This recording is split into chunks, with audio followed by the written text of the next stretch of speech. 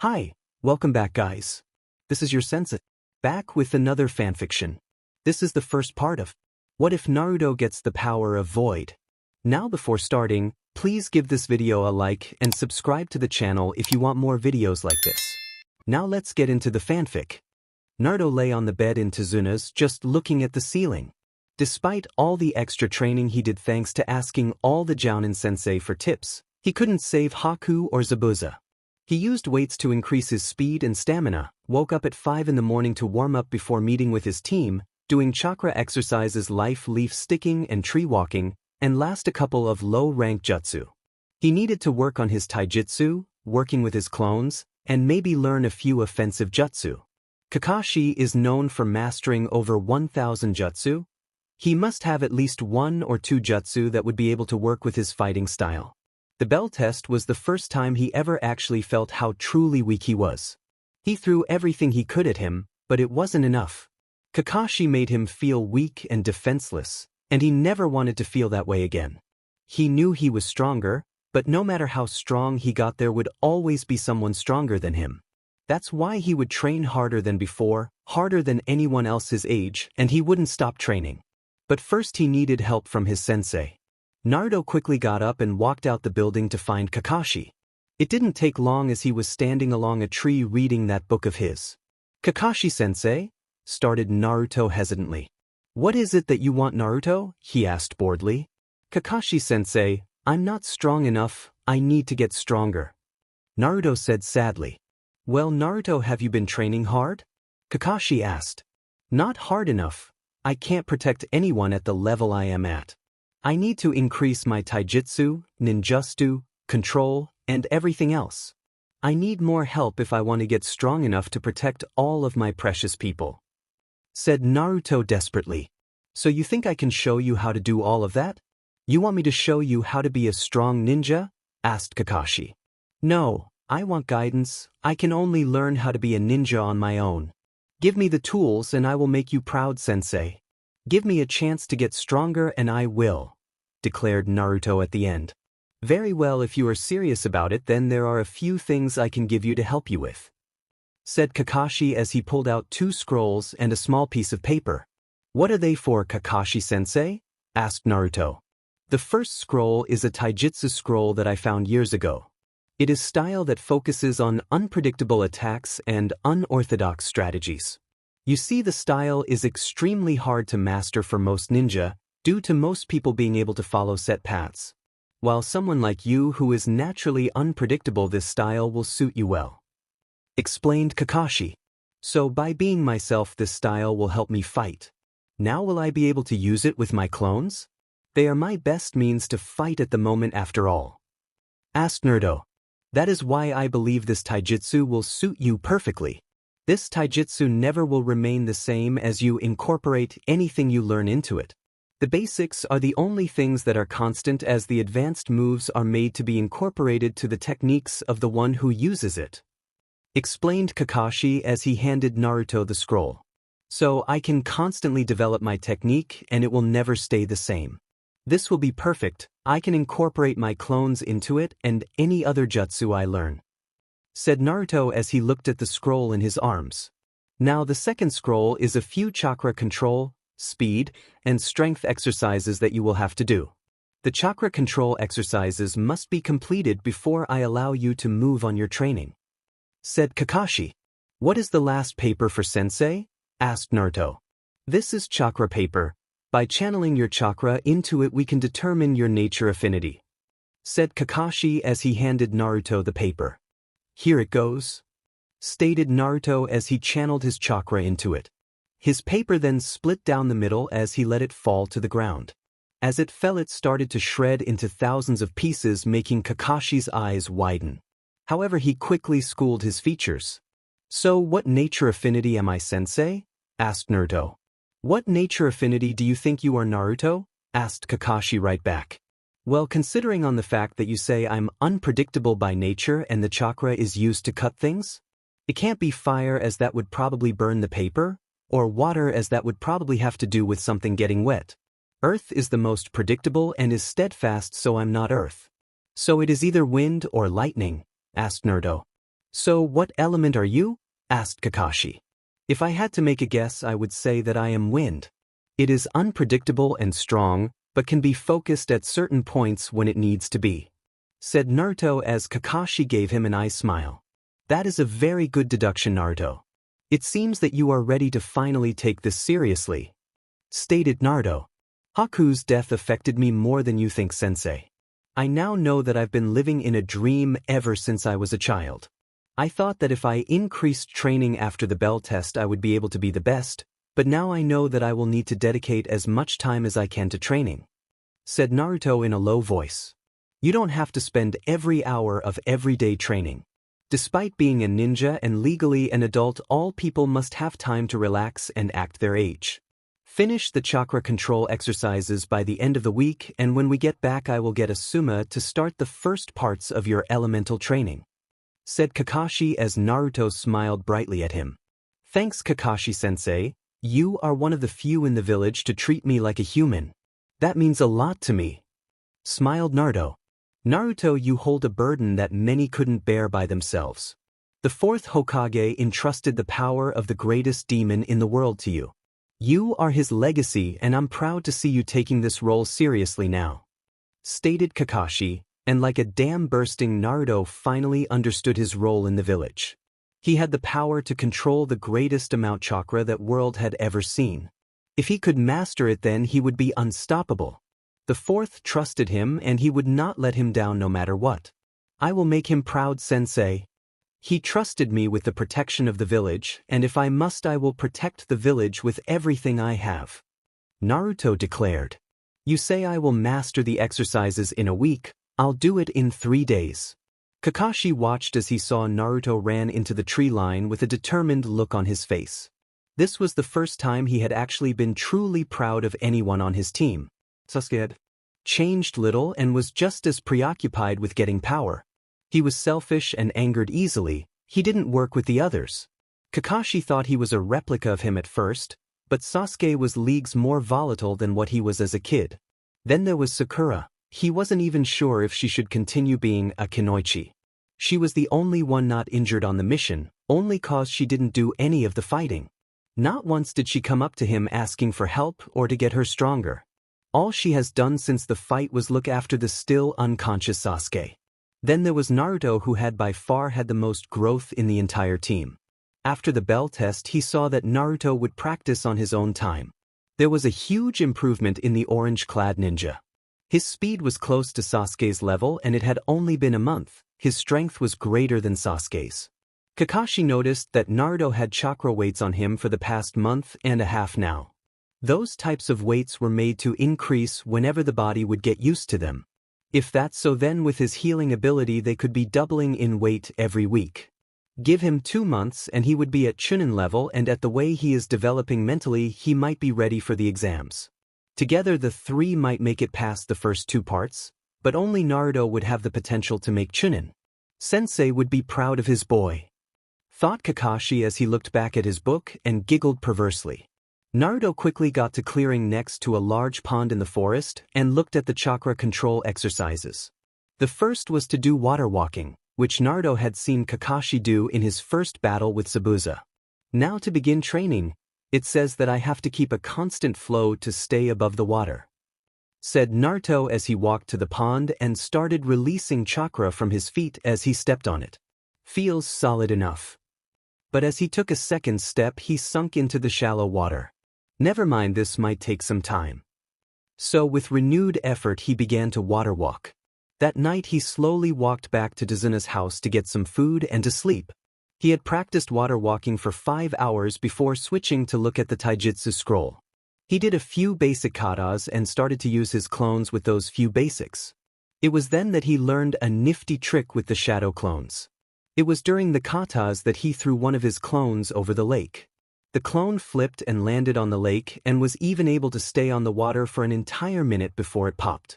Naruto quickly felt everything the clone had felt as he had been concentrating on what the clone had done to stay on the water that long. Afterwards he could stand on water for an entire 3 minutes before losing control. That was when he decided to come back to Tsunade's before testing his new theory tomorrow. He walked in and was greeted by the smiling faces of Tazuna, Tsunami, Inari, and at least he thought Kakashi was smiling. Sakura herself looked like she was ready to explode. "Where the hell were you, Naruto?" she yelled as she ran up and punched him in the head before he could react in his exhausted state of mind. "Why the hell does she always have to punch me? I'm tired of that beach." "Wait, Sakura isn't a beach? Is she? Do I even like her anymore?" asked Naruto to himself as he slowly stood up. He glared at Sakura for a second, releasing a small amount of killing intent. This made her look at Naruto in surprise. He had never glared at her before or even released a small amount of anger to her. As quickly as it came, it was gone, and Naruto sat down and started eating after Tsunami put a plate down for him. He stood up, thanked Tsunami for the meal, and went to bed after saying night to everyone else.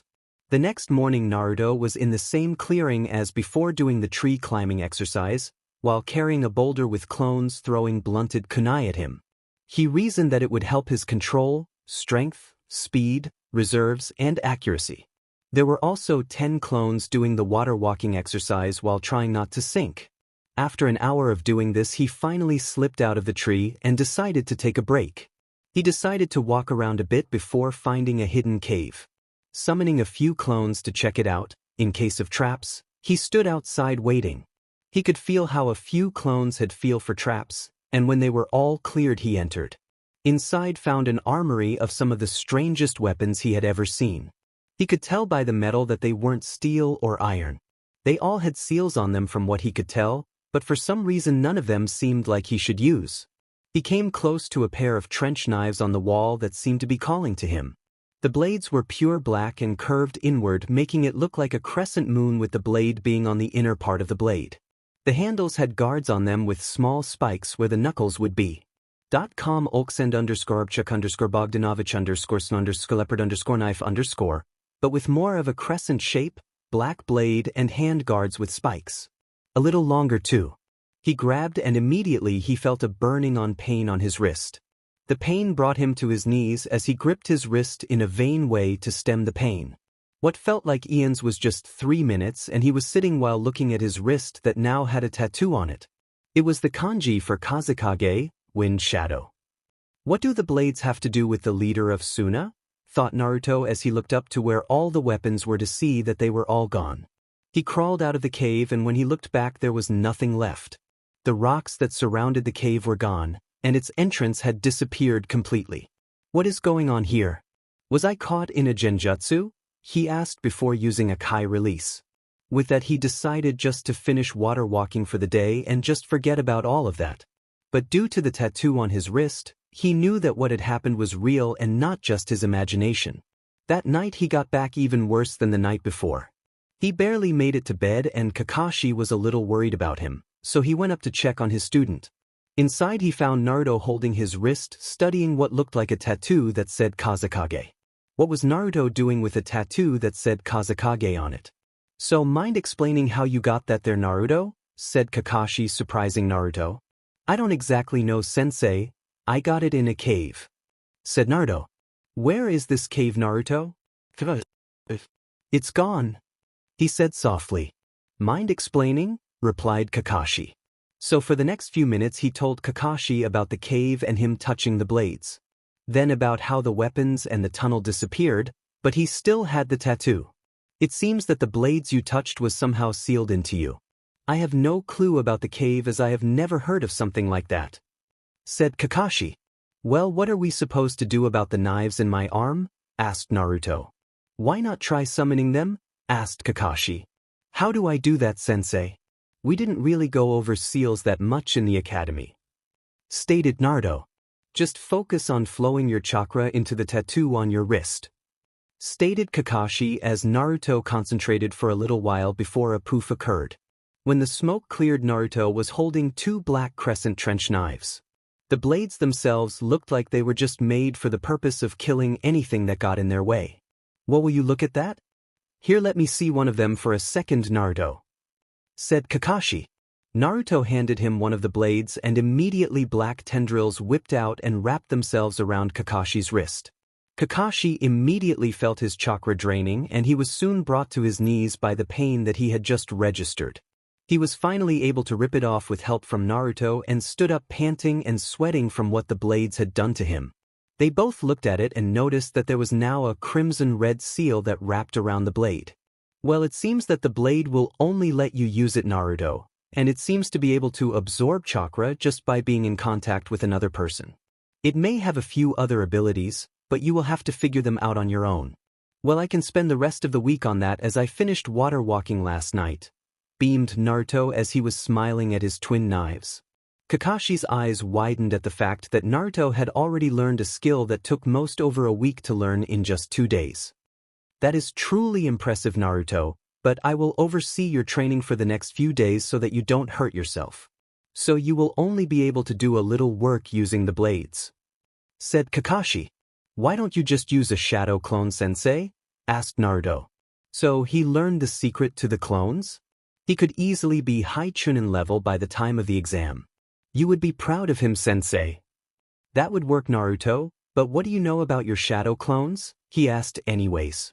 Well, I found that what they learn I learn, so I can decrease my training time, while I can focus on more demanding physical exercises, stated Naruto. That is correct, it is a trick we do not just tell anyone. You must learn it yourself to use this training technique. Sasuke woke up early today demanding answers about the fight. I just thought you would like to know that, stated Kakashi as he went to the door. Well, when will he be back into fighting state? Asked Naruto. Most likely by the end of the mission. Tomorrow I will leave a clone with you so that we can discover some things about those knives of yours, said Kakashi as he left the room. See ya, sensei, said Naruto as he laid down and quickly went to sleep. Meanwhile, at the Legion of Doom. That next morning Naruto was up quickly doing a morning workout regime that he had designed, similar to one earlier, but without the boulder on his back. This time, however, the clones weren't holding back and were throwing as hard as they could. He was told that morning to make sure he had a good workout before they would work on the blade. It was also early in the morning that he ran into Sasuke, who had finally woken up and gotten out of bed. Hey team, how are you feeling? Asked Naruto as he walked into breakfast that morning. Not that it matters to you, Dobe, said Sasuke. Well, get better quickly. I need a sparring partner so that I can test a new style I've been trying to learn, said Naruto. Whatever style you learn won't help you in fight against me, Dobe, said Sasuke. Whatever, Sasuke, I mean whatever helps you sleep at night, replied Naruto smoothly. That's when Sakura decided to add her opinion. Shut up, Baka. Sasuke could beat you in a fight with both his hands behind his back, she yelled at him. Really? You would know this, how, Sakura? I mean, you only know the Academy Taijutsu, 3 weak jutsu, and not a single genjutsu. I just want to know how you are an expert at this stuff, asked Naruto. This had two effects. One, it shut Sakura up, and it got Sasuke wondering what had happened since he was knocked unconscious. Whatever, I'm going to go train. I need to practice a bit with weapons before we head home, said Naruto as he left. Now he was trying to make it to the point that Kakashi had told him to meet at. There was just one problem, and that was the 40 clones chucking kunai, shuriken, or any other thing they could find at him. He finally made it to the clearing and had the 40 clones start water walking while he waited for his sensei. It didn't take long as Kakashi arrived and observed Naruto doing a few katas of his new style, before he stopped and looked at Kakashi waiting for an instruction. Okay, first I suggest you unseal your blades. We will just do a few tests to see if they will suit you in combat, stated Kakashi as Naruto unsealed his blades. Now, I don't know too many styles that incorporated trench knives, but they are similar to kunai. If you want to learn some, I can introduce you to Asuma Sarutobi when we get back so you can learn some things from him, said Kakashi. I'm sure you could teach me just as much, sensei. I wonder if I can do clones while holding these, Naruto thought out loud. Try the hand sign while holding the knives and do the jutsu, stated Kakashi. Naruto made a modified hand sign for shadow clones and called out the jutsu. Nothing happened at first, but Naruto still held the sign, forcing chakra into the jutsu. To Kakashi's surprise, Naruto's shadow split in half and started to rise from the ground. They were both finally as tall as Naruto and started to morph into an image. Soon one could tell they were in the shape of Naruto, but dark and hard to make out. Then they slowly changed color till they looked like exact copies of Naruto. The real Naruto finally let go of the hand sign and started to breath pretty hard. He looked at his two clones in awe. They were actually shadow clones. Well, it seems you can actually create clones from your own shadow. This seems like a Nara type jutsu, but I've never seen anyone be able to create clones from their shadows. Said Kakashi. This has to be one of the coolest jutsu I have ever used. I wonder how hard they are to dispel, or if they are meant for recon as they might be able to merge into shadows to hide. Said Naruto as he examined the two clones that had yet to move from their position. It was when he was standing in front of one of the clones that he realized that he could see himself and Kakashi-sensei from the eyes of both clones. Paths of pain, but severely less variety of techniques compared to him. Hey sensei, I can see through their eyes. Does that mean I have to control them like I control myself? Asked Naruto as Kakashi came over started to observe the motionless clones. This is an interesting technique, Naruto. Try to focus on one of the bodies and see if you can move them. Commanded Kakashi as Naruto closed his eyes and began to focus on the clone closest to Kakashi. Kakashi looked at the clone in the eyes until it blinked and started to move. Sensei, this is weird. Stated Naruto as he moved his clone around for a bit. He was doing a few shadow punches when he felt a sharp pain in the gut. He looked down and noticed the kunai in him, but no blood. In fact, the kunai slowly was pushed out until it was quickly out. Black tendrils flew out and healed the wound quickly. Well, it seems those clones of yours are quite resilient, but can they survive complete destruction? Said Kakashi as he fired a fireball at Naruto, quicker than he could react. The fireball engulfed the clone, and when it was over there was nothing left but a small shadow on the ground. I guess they have a limit to what they can take. Said Kakashi. Not really, sensei.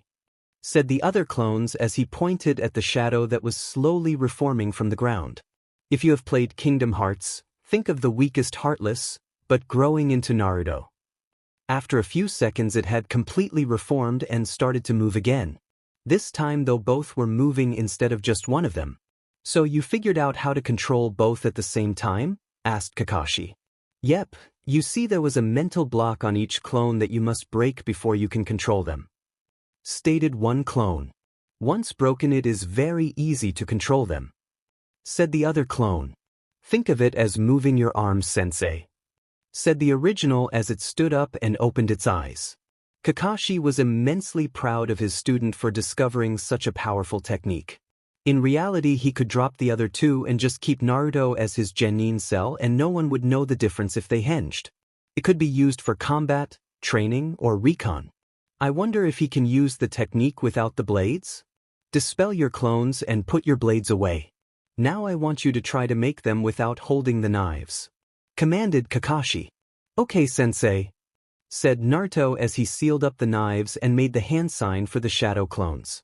He concentrated on making the same clones and started pushing chakra into the technique. Slowly two forms grew from his shadow and merged into the shape of Naruto, but unlike the last time they did not change color. Naruto dropped to his knee panting in exertion of putting chakra into the technique. Just making two incomplete clones had used up 2/3 of his chakra. It seems that your blades make it so that you can channel what appears to be shadow chakra more easily. Here let's test your affinity one more time. Said Kakashi as he handed Naruto another chakra paper. Naruto channeled his chakra into the paper and it did the same as before, but all the pieces of paper quickly turned as black as the night sky. Does this mean that once I have enough control I could use techniques that no one else has ever seen before? Asked Naruto. Well, the Nara clan has techniques that you might be able to use, but you would need permission to learn them first.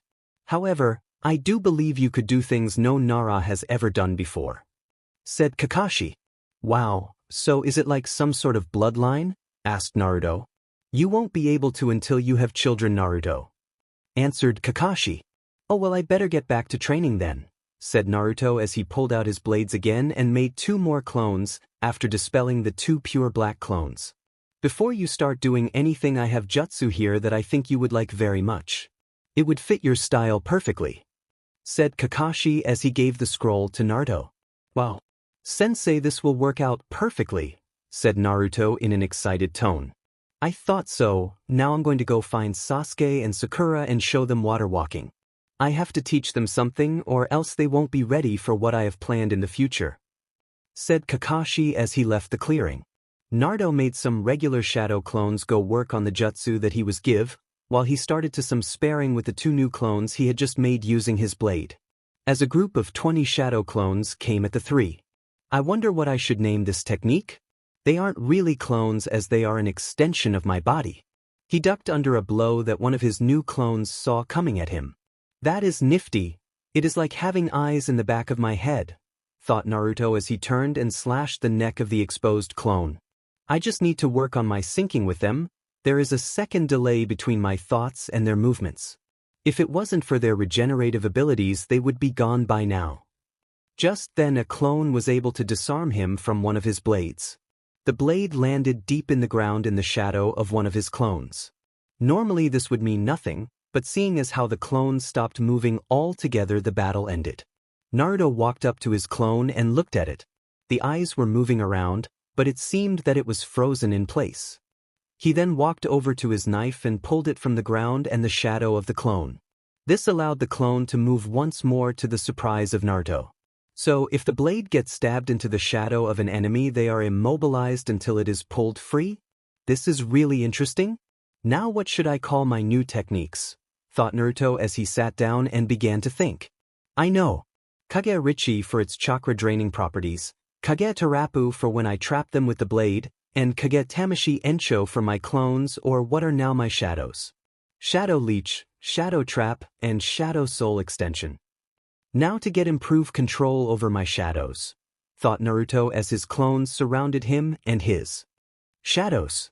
The next 5 hours would be straight exercising, practicing control over his clones, working on his taijutsu style, and his clones working on the scroll Kakashi-sensei gave him. Pretty soon it was the end of the week and they were all ready to leave.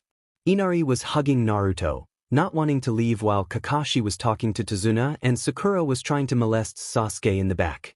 Don't worry Inari, I'll visit again someday. Besides, I'm sure Konoha might need someone like your grandfather in the future, said Naruto, trying to reassure the boy.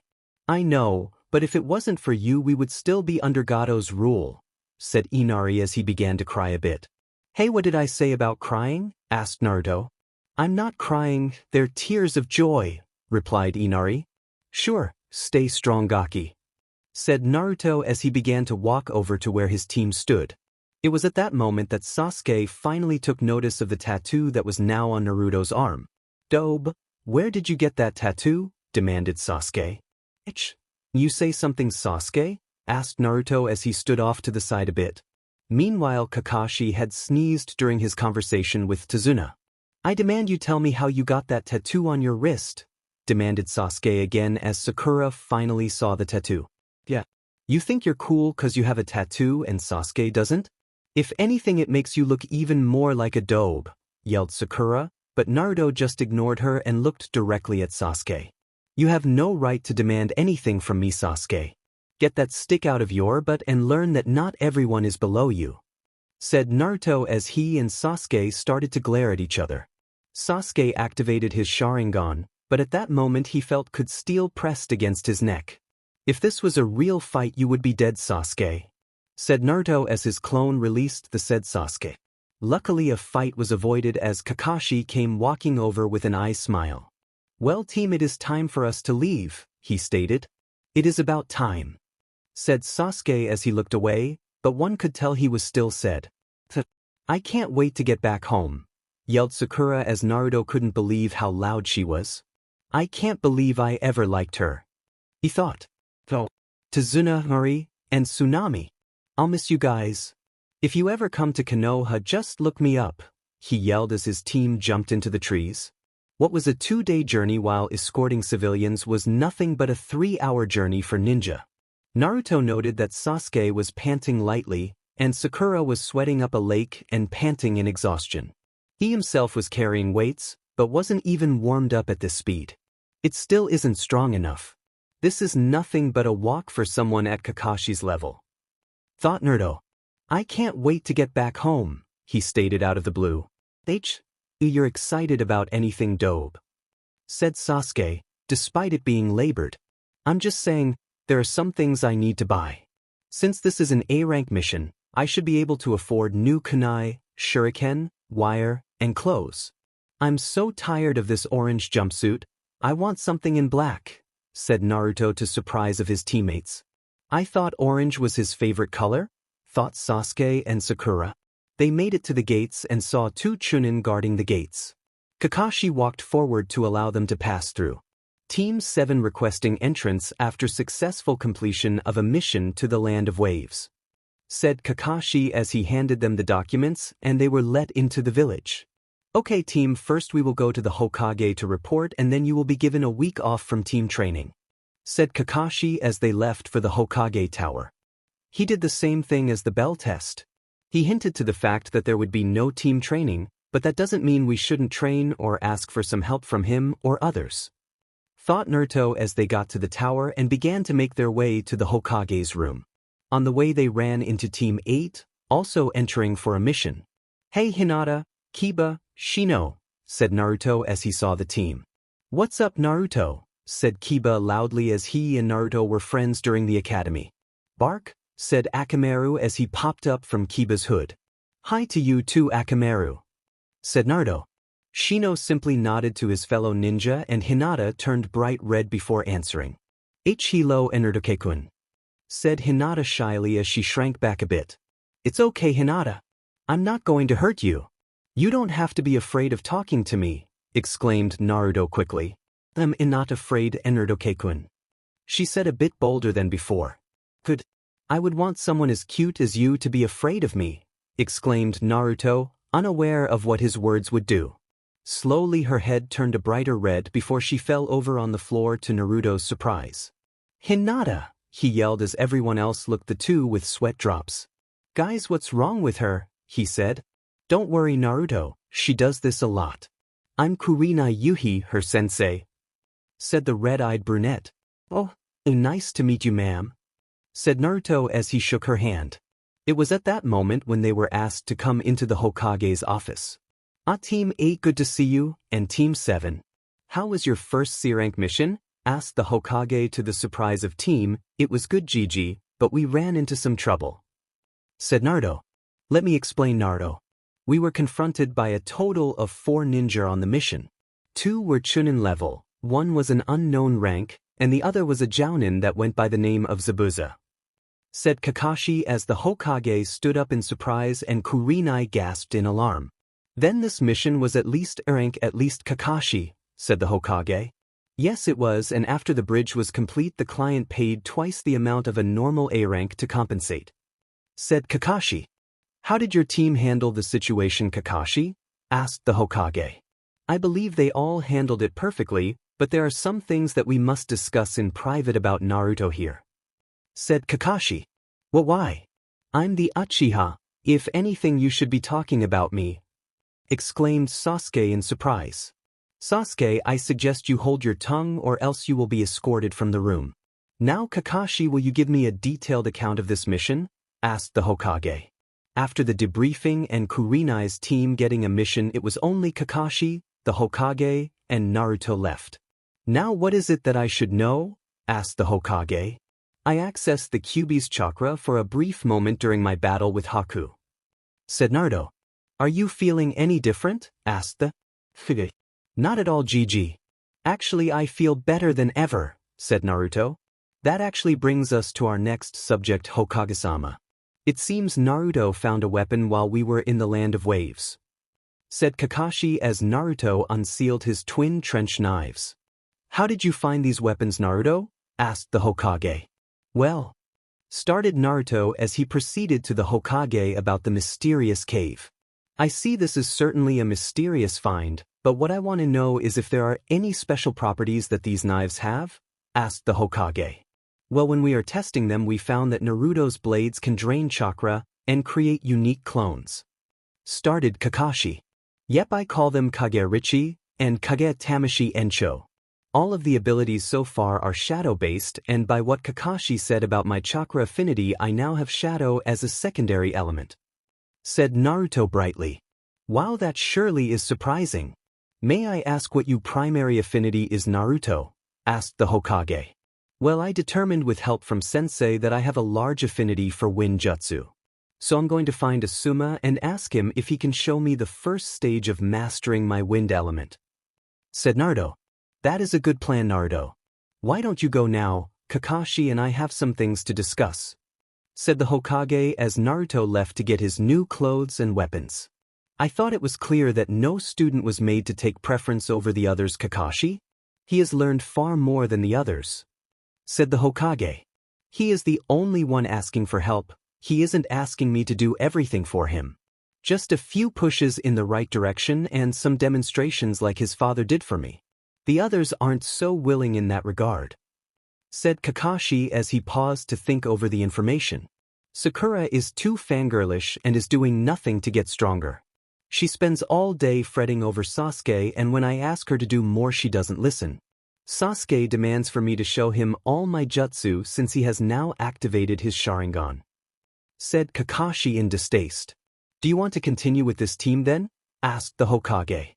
"I'm going to put them in the Chunin exams. If they don't wise up by then I will be forced to drop both Sakura and Sasuke and take Naruto as an apprentice," answered Kakashi. "Very well, Kakashi. I trust your judgment in these matters. Now what about his shadow chakra? Is it similar to a Nara?" asked the Hokage. "It is much denser than a Nara's, but it takes much control when he doesn't use his blades.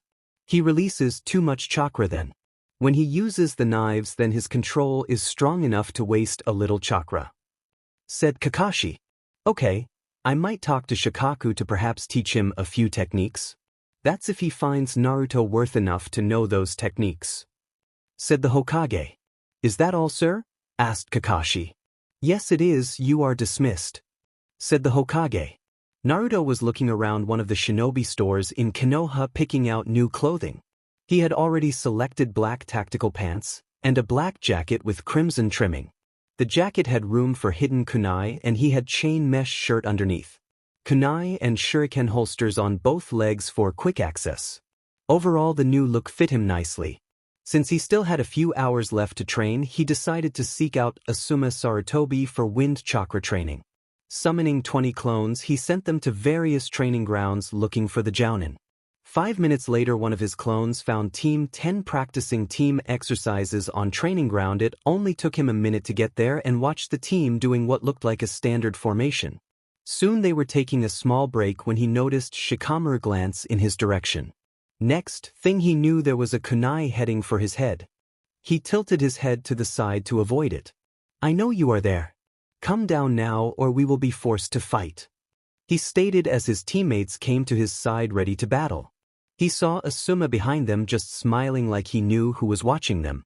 Why shouldn't he? Naruto had asked for aid right after the bell test, so Asuma must have know his chakra signature. You know, this would be a good training exercise, thought Naruto as he did a henge on his face that made him have brown hair, no whisker marks, and a scar across his cheek. The last was he put his headband away. Now for the fun part, he thought as he jumped down in front of them. "So the little kiddies want to play?" he said in a sinister voice and a creepy grin. "Who are you and what are you doing in Konoha?" asked Shikamaru. I'm no one, and why I'm here is none of your business," he stated. "I will ask you one more time. Who are you and what are you doing here in Konoha?" asked Shikamaru again as the three crouched down a bit to start battle. "I will tell you if you defeat me in combat, but if you don't, then your sensei has to do something for me," he challenged in his sinister voice. Before Team 10 could respond, they heard Asuma agree to the terms. Naruto smiled at this information. Now he just needed to beat Team. "Well, let's start then," said Naruto as he jumped back and threw 3 kunai at the genin. The 3 quickly dodged and came running at him with Chuji in the lead and Shikamaru at the back. Naruto saw Shikamaru's shadow coming early and jumped right past it and met Chuji at the front. Ducking under a swing, Naruto brought his knee up and caught him in the gut before spinning around him and blocking a punch from Ino. He grabbed her hand and threw her over his shoulder and ran at Shikamaru, who was defenseless. Thankfully with his new training he was much faster and made it to Shikamaru before his shadow could catch him. Aiming a punch at him, Shikamaru rolled to the side and ducked under a kick that was sent at him by Naruto. Shikamaru sent his own leg out to trip his opponent, but the boy jumped over it and appeared to go for another punch to the face, but at the last second spun in air and hit Shikamaru in the gut with a foot. Shikamaru rolled to the side to cushion the blow, but the boy had already anticipated that and was bringing a hammer blow on him. That was when Chuji reappeared and blocked the blow. Naruto was forced to jump back as Ino sent shuriken and kunai at him. He pulled his own and started to block them as he got distance between Team 10 and him. "Chuji, do it!" yelled Shikamaru as Chuji inflated and se his body parts in and stared spinning at a fast rate before hurtling towards Naruto. Slightly surprised, Naruto dodged to the side and ran at Shikamaru and Ino. However, once again he had to jump back as Chuji came at him again. This time, however, Ino was throwing kunai to make sure he stayed back away from them. Naruto was finally able to get past Chuji and was running right Ino. Preparing a massive haymaker on the girl, he suddenly stopped moving. He looked down with his eyes and saw a shadow coming from Shikamaru. "So this is one of the Nara jutsu?" questioned Naruto as Shikamaru straightened up and Ino and Chuji surrounded him. "Now that you have lost, what is your name and what are you doing in Konoha?" questioned Shikamaru. "Who said I lost?" questioned Naruto as he began to glow brightly. "Art is an explosion," he shouted as Team 10 all leapt back to the cover of the trees. As an explosion destroyed the area close to the clone. As the members of Team 10 regained their orientation, they found cold steel placed against their throats.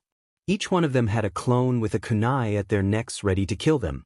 "It seems you have lost," stated the enemy Shinobi. "Now that you have defeated my team, what will you do about me?"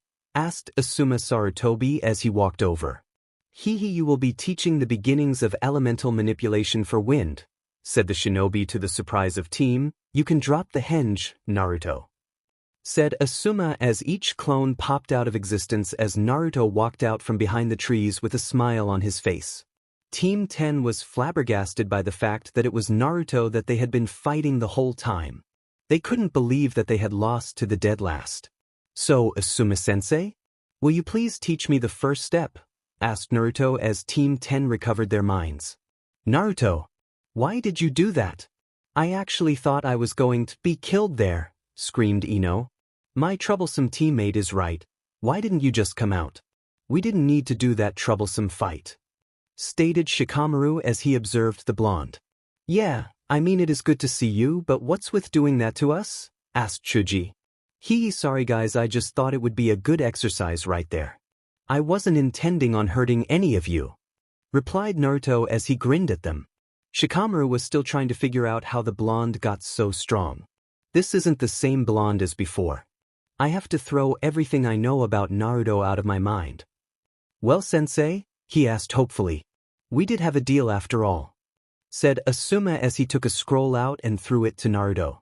Naruto looked at it for a second before looking at Asuma. "I only asked for the first part? You didn't have to give me all of this," said Naruto. "Consider it a gift for completing your first A-rank mission," said Asuma to the shock of his team. "Thanks, sensei," said Naruto as he left to find a place to train. "Did we just get beat by Naruto?" asked Ino as she just realized that it was the dead last. "Troublesome blondes," stated Shikamaru. Naruto made it to Training Ground 7 and started to read the scroll. "So I have to cut a leaf using wind chakra? Sounds easy, but I know it is going to be hard," he thought as he made 50 clones start doing the exercise. 2 weeks later, after a week of team exercising and conditioning. The past week had been horrible for many different reasons. First, Sasuke was starting to notice that Naruto was getting strong, really strong. He was catching up to him on the runs, lifting more, and even outlasting him on chakra exercises. This just made Naruto mad, as Sasuke kept demanding Naruto to tell him what he knew, while Sakura supported him all the time. Second, Sakura wasn't doing anything to really improve and she was holding the team back. Then there were the civilians that kept treating him like garbage, but thankfully they couldn't do anything since he was now Shinobi. Luckily there were some good things like him finishing the first 2 stages of elemental manipulation that Asuma had given him, plus the 2 C-rank jutsu he now knew. He had also learned a powerful technique for his trench knives. He was saving it for when he fought in the Chunin exams, but it was powerful and quick, or he would use it on a powerful opponent. Thankfully, he learned a style quickly using his trench knives, as it was similar to using kunai to fight. He rarely showed them though, and it was never in the presence of Sasuke or Sakura. Right now Team 7 was going to the Hokage's office to get another mission before the Chunin exam in 2 weeks. Kakashi had already told them that they would be participating in it. As they entered, they found Team 8 there standing there at attention waiting for orders. The Hokage smiled at them as they entered the room. "Ah, Team 7, just the people I was looking for. You will be accompanying Team 8 on a mission to eliminate a group of bandits that has camped out by the border of Fire Country. Kakashi will lead the mission with Kurenai as second in command. Kakashi and Kurenai, I would like your input in who should lead the mission if the 2 of you are incapacitated," asked the Hokage. Kakashi and Kurenai started talking for a little bit so that the others couldn't hear them. "I know you will suggest Sasuke as team leader, but I believe Shino will make a better leader as he is more logical and won't just make rash decisions," said Kurenai. "Well, I actually believe Naruto should lead the teams," he said to her surprise. "What? But he was the dead last at the academy. He doesn't think things through and would be a bad leader," said Kurenai. "He is more than capable to be a team leader as he is the strongest genin on my team. More than once he has shown that he grown up and become a more than capable leader for this team," stated Kakashi.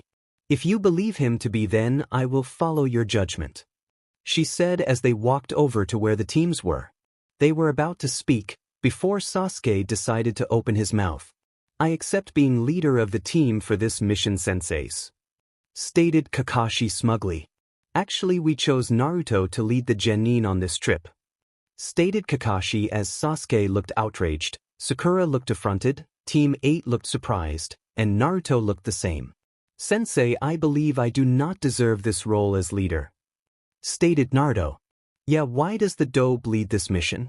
If it should be anyone to lead this mission, it should be me, an Uchiha elite," demanded Sasuke angrily. "That is not why, sensei. I believe it should be Shino who should lead this mission," stated Naruto, once again causing everyone to be surprised. "And that is why you are leading this mission. You can make decisions that will benefit the team as a whole," stated Kakashi. All the while Sasuke looked like he could kill someone. It should be him, the Uchiha elite, that should be leading this mission. He needed to get stronger in order to kill his brother, and that Naruto kept getting in his way. "Destroy the camp.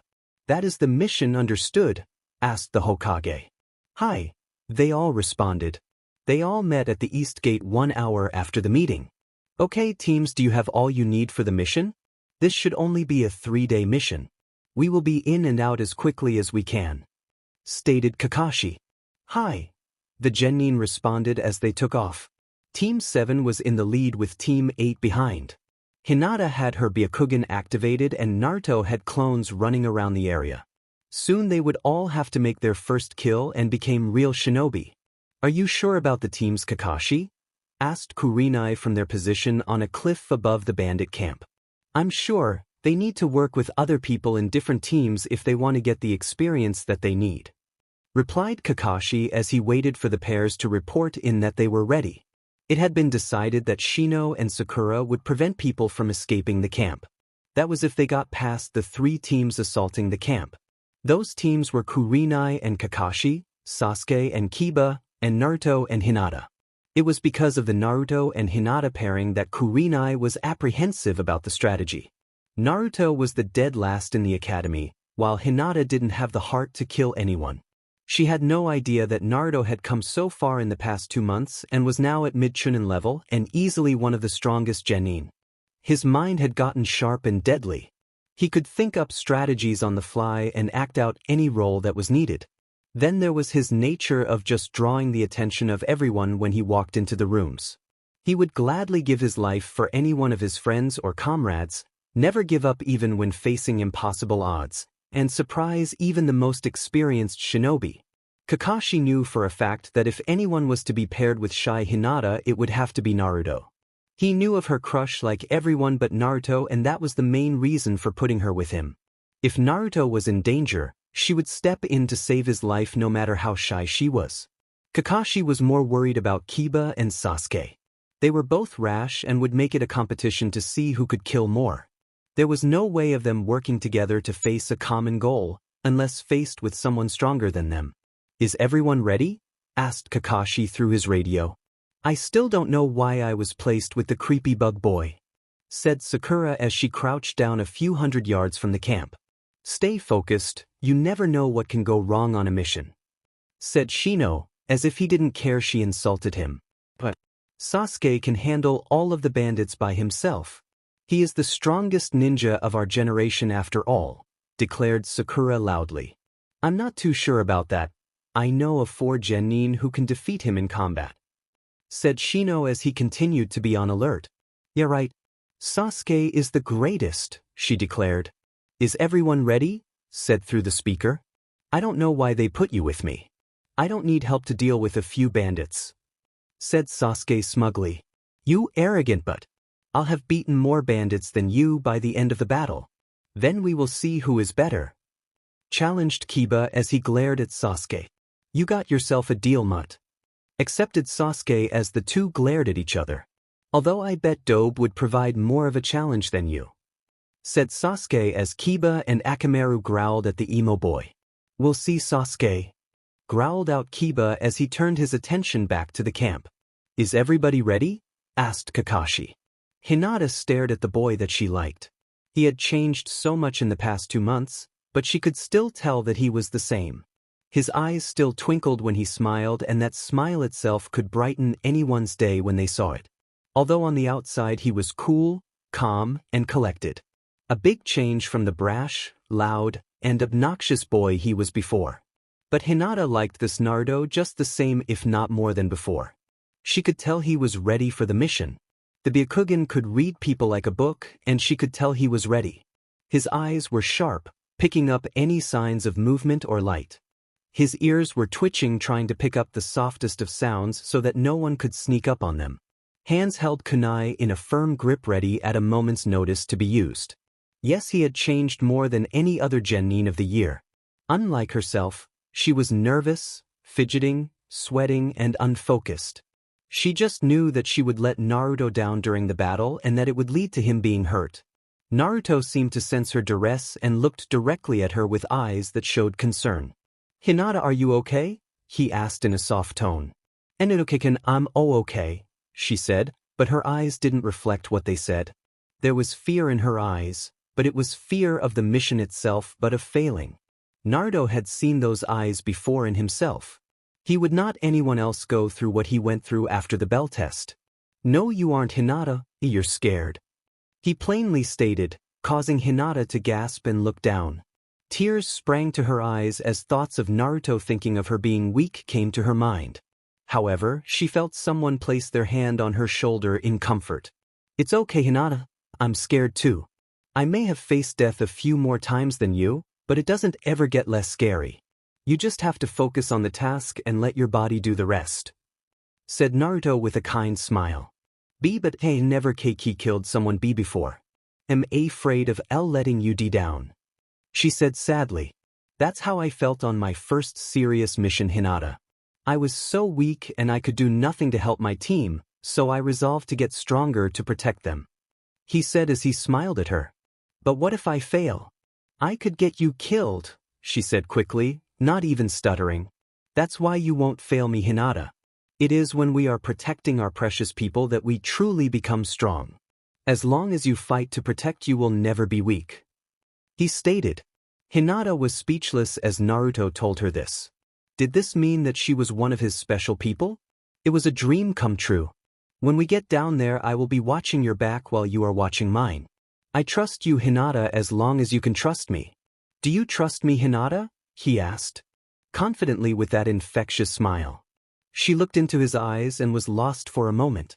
She could feel warmth spread through her body, and in that moment she felt more confident than any other time in her life. Her eyes took on a look of great confidence and responded, "Hi Naruto, I trust you with my life as long as you can trust me." "Good," said Naruto as he smiled at her. Is everybody ready? They heard Kakashi say over the radio. Back with Kakashi and Kurenai. This is Pink and Bug. In position and ready, came the voice of Sakura. This is K9 and Flame. In position and ready, came Kiba's voice. This is Lavender and Fox. In position and ready for Phase 1, came the confident voice of Hinata over the radio. She didn't stutter at all, claimed Kurenai in surprise. And I thought it would take a bit longer for Naruto to break that stutter of hers, commented Kakashi as Kurenai looked at him. You knew this would happen? She asked in surprise. Of course. Naruto has a habit of making the impossible look easy for a 3-year-old. He responded. I'm going to have to thank him at the end of this mission. Kurenai remarked. That can wait. Start the Phase 1, Fox, said Kakashi through the microphone. Here we go, said Naruto as he concentrated for a second before 30 shadow clones hinged as rocks and animals changed back to normal and charged the bandits. They quickly killed off the outer guards, but the noise alerted the rest of the camp and soon there was a melee on the outer edges of the camp. After a minute of fighting the clones all started glowing. Hey Hinata, just remember art is an explosion. Katsu, he yelled as 18 explosive clones blew up at the same time, completely decimating the palisade wall that surrounded the camp and killing or injuring around 40 bandits and rebels. Begin Phase 2, came Kakashi's voice as Hinata, Naruto, Kiba, Sasuke, Kakashi, and Kurenai attacked at once. Naruto summoned 10 clones that surrounded him and Hinata. They landed in a group of 20 bandits and started fighting. Naruto and 5 of his clones were using kunai to quickly kill the bandits, by slashing their throats or stabbing their arts. His new training basically made him too fast for the bandits to see. Hinata was having a bit more trouble fighting the bandits as she was a bit slower than Naruto. Thankfully 5 of his clones were covering her and making sure she didn't get hurt by any lucky hit. Sasuke and Kiba were doing their own thing as Sasuke let loose a massive fireball at the group of bandits and laughed as 12 were burned to ashes. His Sharingan made it impossible to even be hit by such slow bandits. Kiba and Akamaru were tearing through the bandits. The two were like tornadoes through a Kansas dairy farm, however they found less joy in killing than Sasuke. Sakura and Shino were sitting there waiting just in case any bandits made it through their teammates. Suddenly, Shino talked Sakura to the ground as a kunai whizzed by her head. The two looked up and found 4 enemy shinobi standing there looking at the two. Well, it seems that while we were gone some shinobi decided to attack our army, said the smallest of the group, who was the only female. It seems so, said a large bulky man. Who is fighting in the base? Asked a man looking about 22 with black hair. The small girl closed her eyes for a second before responding. There are 2 jounin fighting at the west wing, 1 genin and 1 chunin at the north wing, and there is 1 genin with 1 jounin at the east wing. However, that is just the level of their chakra. Their control suggests a high chunin level, said the girl. 2 jounin at once? Haiden, I want you to take them down, said the black-haired one. Pipi. You just want the easiest one. And here I thought you were tough, you freaking coward, laughed the white-haired one. He was in a black cloak and was carrying a triple-bladed scythe. Yes, it is him. All will be explained at the end of the battles. Might take these 2 genin, Goro go after the chunin and the genin. I will go after the other jounin, said the obvious leader of the group. The other 2 quickly left as the girl looked at the 2 before them. She had orange spiky long hair. It looks like I get the kiddies of the group, she said evilly.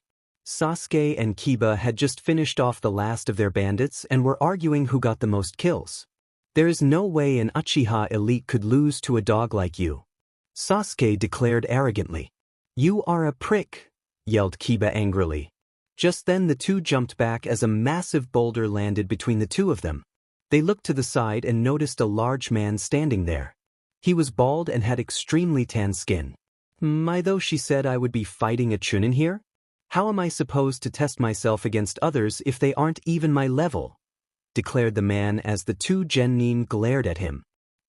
I'll show you just how weak you are, declared Sasuke as he smirked got into a stance. Ha, don't make me laugh, boy. You won't even be able to scratch me, laughed the man as he picked up another boulder with his arms and threw it at Sasuke. Sasuke easily dodged it and deduced that the man may be strong but he was extremely slow. I will defeat him, then I will be one step close to defeating my brother. Kakashi had just finished his last bandit and was cleaning his kunai. This mission went well, he said cheerfully as Kurenai walked over. Yes, we are lucky. Wait, she shouted all of a sudden as Kakashi got wide-eyed at the fact that he could sense 4 Chunin and above chakra signatures heading into the base. The strongest was heading towards them. It took 30 seconds for him to reach them. He was tall, handsome, and had wit hair. Only problems were the evil smile and the giant scythe he carried. So I have to deal with these 2 pathetic excuses for a jounin? He asked himself. Watch what you say, we have more than a few surprises for you, said Kakashi as he revealed his eye and got into a stance as Kurenai did the same. Your blood isn't even good enough for Jashin to take. Maybe my friend might have some more fun with that jounin and the genin, he said as he charged at them. We are the only jounin on the mission? Who is he talking about? Thought Kurenai as she jumped back. They sent a jounin at Naruto since they sensed his chakra levels, thought Kakashi in worry. See Hinata-chan. I told you we could do it, exclaimed Naruto as he pulled a kunai out of a body. Thanks Naruto, I couldn't have done it without you, she said with a small smile as Naruto smiled brightly at her. You did great Hinata, we didn't have a single problem, he said with a smile. Then his smile morphed into a frown as he spun around and blocked a kunai aimed at his head. What is this? I thought I was going to get a jounin, but instead I get 2 wet-nosed genin.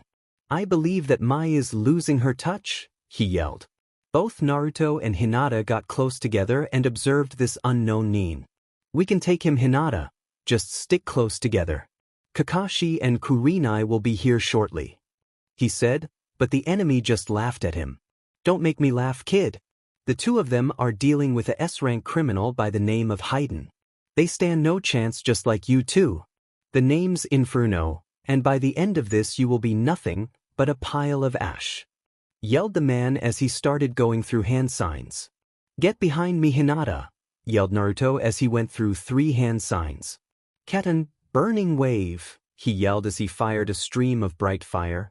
Futon, great breakthrough, Naruto yelled in response as he concentrated the jutsu at the center of the wave of fire. The wind pushed the fire to the side, but made it much more hot. Kid, don't you know that fire beats wind? Asked Inferno as he crouched down. It did good enough. Hinata, stay behind me and look for an opening. Shadow clone jutsu, yelled Naruto as 5 clones surrounded him and they charged the nin with Hinata not far behind. You're pretty fast for a genin, but I'm not a jounin for nothing, he declared as he jumped in the air and fired a large ball of fire at Naruto and the clones. Naruto and Hinata were thrown out of the circle by clones, just before it engulfed them. Okay, Hinata, I will attack him directly while you stay back. When he is distracted, disable him, yelled Naruto as he charged the nin again. Hinata looked in awe as Naruto closed the distance faster than before and engaged the nin. She watched and waited for Naruto to make that opening that she needed, but the nin wasn't jounin for nothing. He played with Naruto just dodging all of his attacks, so Naruto made 6 clones that joined in on the assault. I will give you this, kid, you are easily Chunin level. However, I am a B rank missing nin from IWA. You are clearly outmatched by me, he declared as he sped up and nailed Naruto in the gut with a knee, then spun around and kicked over to where Hinata was. He then destroyed all of the clones. Too easy, foot, said the nin as the body poofed into smoke. Surprise, yelled Naruto as he came from above and nailed the jounin with a powerful heel kick. However, luck wasn't on his side as he turned into a destroyed log. Cursed Naruto as he dodged out of the way of a few fireball. He then was put on the defensive as the nin appeared again. Naruto was letting 1 out of every 3 hits in. His speed just wasn't good enough to keep up with the jounin. The nin delivered a hard knee to his gut and he went flying into one of the tents. Kid has some skill, he started, but was interrupted as Hinata delivered a strike to his extended arm. I won't let you hurt Naruto-kun, she declared as she pressed her advantage and tried to disable him before he regained control to his arm. "Stupid girl," he yelled as he dodged another strike and kicked her feet out from beneath her. Then punched her with his good arm into the ground. Hinata slowly got up and got into her stance. She had cuts on her body and was bruised a bit, but she could still fight. It was then that Naruto joined her side once more. "Good job, Hinata. His arm is disabled now," he said as he smirked and made the ram sign. "Doesn't matter, kid. I'm still strong enough to beat you at your current level," he declared. "Maybe then, but not now. Release," he shouted as his chakra weights were removed. "Here I come," yelled Naruto as he disappeared. "What?" exclaimed the Nin before he was punched in the gut. As he was kneeled over, he felt a knee hit him in the gut, sending him upwards. There he was met with a clone that delivered a hammer blow to his face. Naruto appeared by Hinata and started to roll his shoulders. I have to train more with my weights off. It hurts my body too much to move at those speeds," he panted out. "Thank you, kid," shouted the man as he slowly stood up. His head was bleeding and his clothes were cut up, but he was still fine. "Dimin. There is no way I can catch him by surprise again like that. It is time to bring out my knives," he thought. "Bring it," yelled Naruto as he rolled up his sleeve to reveal his tattoo. "Meet my shadows," yelled Naruto as he was obscured by a puff of smoke. Naruto was now standing there holding twin trench knives with the crescent moon design. Hinata could tell they were special as she could see the chakra in them, but the Nin just laughed. "Your blades won't help you now. I'm going all out against you kids," yelled the man. "Kaget Tamashi Encho," yelled Naruto as two clones grew out of his shadow that was created by Inferno's fire. "Let's go, Hinata," he yelled as the four charged the Nin. "Katun, fists of malice," yelled the Nin as his fists became covered with fire. Naruto's shadows reached him first and engaged him with their blades, but the fire from the fists was somehow able to black the knives. "The fire is so dense that it can block anything," he yelled as he slammed a fist into one of the shadows. It flew backwards with a large burn on its body. Naruto joined in with the shadow and were able to dodge his attacks. They also managed to get a good cut across his leg. The Nin was hard-pressed to land a hit as Naruto and his shadow could see him at two angles. If Naruto was attacking, the other would defend perfectly. It was then that Hinata came into the fray from behind, but the Nin expected that and dodged. However, her strike went right to Naruto's shoulder. Since he was wide open, he could do nothing to dodge the blow. He was launched across the clearing and slowly tried to stand up. Thanks to his momentary loss of concentration, his shadow stopped for 1 second, but that was all it took for it to be destroyed by a burning fist through its chest. Naruto got up and charged the Nin, fully intent on helping his friend. Hinata herself could do nothing but dodge the burning fists. Each time he swung, he got a little closer to hitting her. It was at that moment that she tripped off a rock and watched as the burning fist traveled straight at her chest. She watched as the fist got closer and closer, so she closed her eyes expecting the worst. "Please. I went down trying to protect Naruto," she thought. However, she felt nothing hit her, but did hear a grunt, scream of rage, and a splash of warm liquid on her face.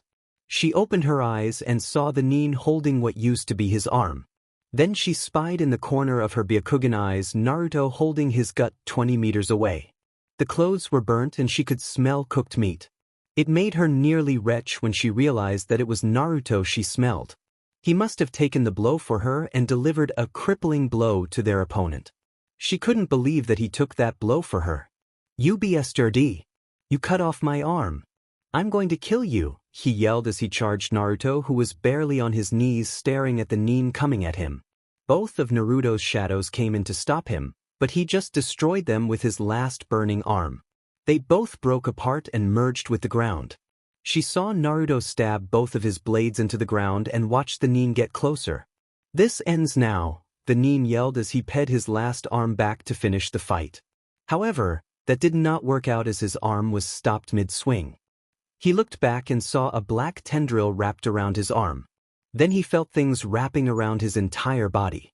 He struggled in a vain attempt to free himself from the tendrils that were slowly covering his whole body. "What did you do?" he yelled as he was dragged to the ground. The dark ground that showed nothing but a pit of darkness. Naruto looked up and met the eyes of the nin and smiled. This is my Kage Sifuku.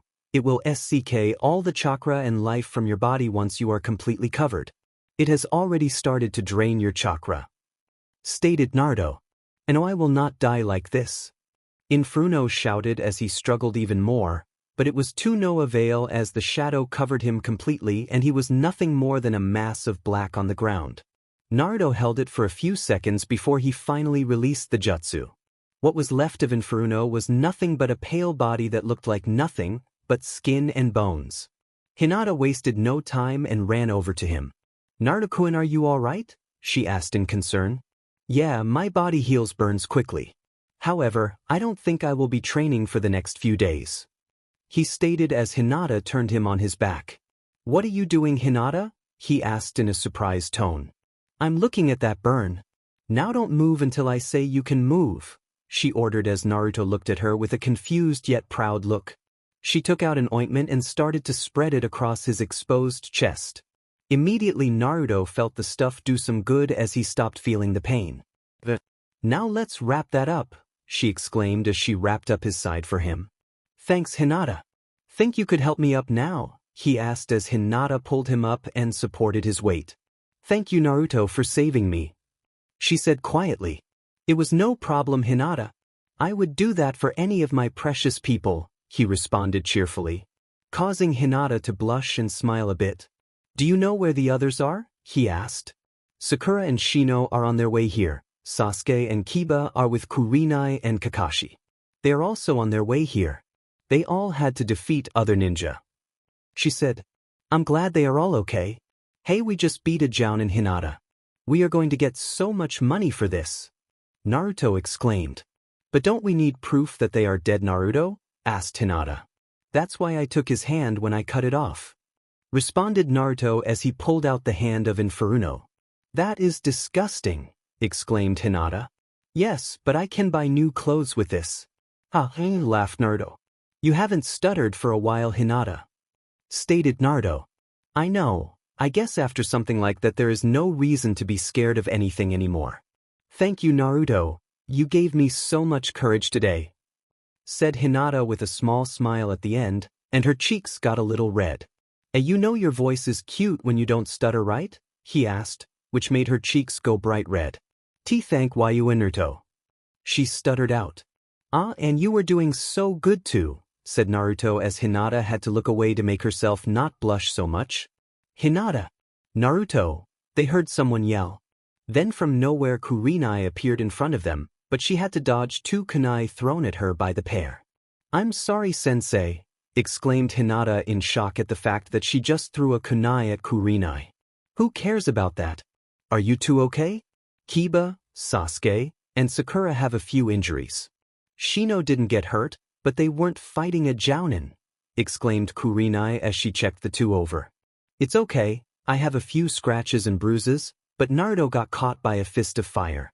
It burned him pretty badly, but it has already started healing and I put my ointment on it before bandaging it, explained Hinata. What happened to the Jounin? Asked Kurenai. I killed, albeit it was a lucky attack. You should have seen Hinata. She was awesome. If it wasn't for her, we would be dead, exclaimed Naruto. Congrats, Hinata. You two did great. I'll wait for the full story when we reach the others, said Kurenai as they began to walk back to the others, with Hinata still supporting Naruto. Hinata, do you think you can not mention my trench knives? I don't want Sasuke to know about them unless he has to, asked Naruto. Of course, Naruto-kun. I don't even like Sasuke too much, he's too mean, she said as Naruto smiled. Thanks, Hinata-chan. You are the best, said Naruto as they entered the clearing where the others were. Well, it looks like the dobe had some trouble with his ninja, stated Sasuke with a smirk as he saw Naruto's bandages. Yeah, I bet Sasuke didn't even have to sweat while he fought his opponent, exclaimed Sakura as Sasuke smirked and Kiba rolled his eyes. In fact, it was through sheer luck that Sasuke landed that killing blow to the back of the man's neck. The man thought he could endure 2 Getsugas and not move an inch. It was during that point that Sasuke was able to pierce his neck with a kunai. Although they got the crap kicked out of them beforehand, Weren't you paying attention to what I told Kakashi-sensei? We barely won that match and it was through sheer luck that we won, said Kiba as Sasuke glared at him. Well, at least none of you got killed. How did you guys handle your opponent Shino? Asked Naruto. The girl was too brash and engaged Sakura in taijutsu. She didn't notice any of my bugs crawl on her and begin to SCK her chakra. After defeating Sakura, her chakra was all but gone. Collapsed and I cut her throat, said Shino in a monotone voice that made Sakura wince, but Naruto smiled sadly at him. He saw Shino's eyebrows twitch and look at the dead body of the Nin, indicating that he was upset about taking a life. Well, how did Hinata and you do, Naruto? Asked Kiba. It was tough. He was stronger, faster, and more experienced than us. Luckily he didn't take us seriously at first and we got some blows on him. Then he got serious and kicked our butts. Hinata distracted him while I got lucky with a finishing move. Hinata did awesome during the fight, said Naruto. You forgot that you were fight against a B-rank Jounin level ninja from IW that goes by the name of Inferno, said Kakashi as he stood up. This information caused everyone to look at Naruto and Hinata in surprise and anger. Kurenai was the only one who didn't look shocked as she found out from fighting that immortal freak. Sasuke was said, it was a no-name loser who fought against a Jounin and won. He also fought alongside that freak Hinata. What is it that gives him so much power? IT should be mine, not his, thought Sasuke as he glared at Naruto. Wow, you two beat a Jounin level ninja? That is amazing. We should get Team 10 around and celebrate something like that, said Kiba as his dog was barking in excitement and Shino nodded in agreement. They got lucky. Didn't hear him? He said that he defeated him with a lucky attack, shouted Sakura. Kakashi could only shake his head at two of his students. He would have dropped them by now if it didn't stop Naruto from taking the Chunin exams. Well, seal up the bodies and get ready to move. We will leave for Konoha tomorrow morning, said Kakashi as he turned around. Wait, Kakashi-sensei. How did your battle go? Asked Naruto. Your lucky leader Sama told me not to kill anyone. He just wants to test out that Jinchuriki in your team. Next time we meet, you will die PP, said the man as he retreated. Our opponent retreated after he found he could not win, stated Kakashi as they all sealed up their bounties and left for their own campsite, unaware of the one bandit that had escaped after witnessing Naruto and Hinata fighting. The next day, just after entering Konoha. So, sensei, how do we turn in bounties? Asked Naruto. You have to have a Chunin level ninja or above turn it in for you. I can't help you today, as I have to report to the Hokage. You are all free to go for now, said Kakashi as he and Kurenai ran to the Hokage's tower. Well, Sasuke, I'm going to get my sister to turn this bounty in for us. Want to go? Asked Kiba. As long as I get credit for the kill, stated Sasuke as he followed him. You can just collect that girl's bounty, Shino. My parents have enough money as it is, said Sakura as she didn't want to spend any more time with the creepy bug boy. Shino nodded and left for his own home, leaving Naruto and Hinata alone. Well, Irika is in class, so I don't know anyone who would do it for me. Do you know anyone, Hinata? Asked Naruto hopefully. Well, I could ask father, she said quietly. Well, let's go to your house then and ask him, said Naruto. Okay, but I'm not sure if he will, said Hinata as she led the way with Naruto following her. She had a blush on her cheeks as she was alone with Naruto once more. I don't know why he wouldn't. I mean, you just defeated a Jounin level ninja as a genin. What father wouldn't be proud of that? Asked Naruto as Hinata grew courage from his words. They soon made it to the Huga compound and were let in by the guards after seeing Hinata. They made their way through the building until they reached a door to a small building. This is father's study. You have to take your shoes off to enter, Naruto, she told him as he did what he was instructed to. He knew that the Hugas were a respected clan and it would be smart to act his best. Hinata knocked on the door and waited for her father to say she could enter. After a few minutes they heard a person call for them to enter, so enter they did.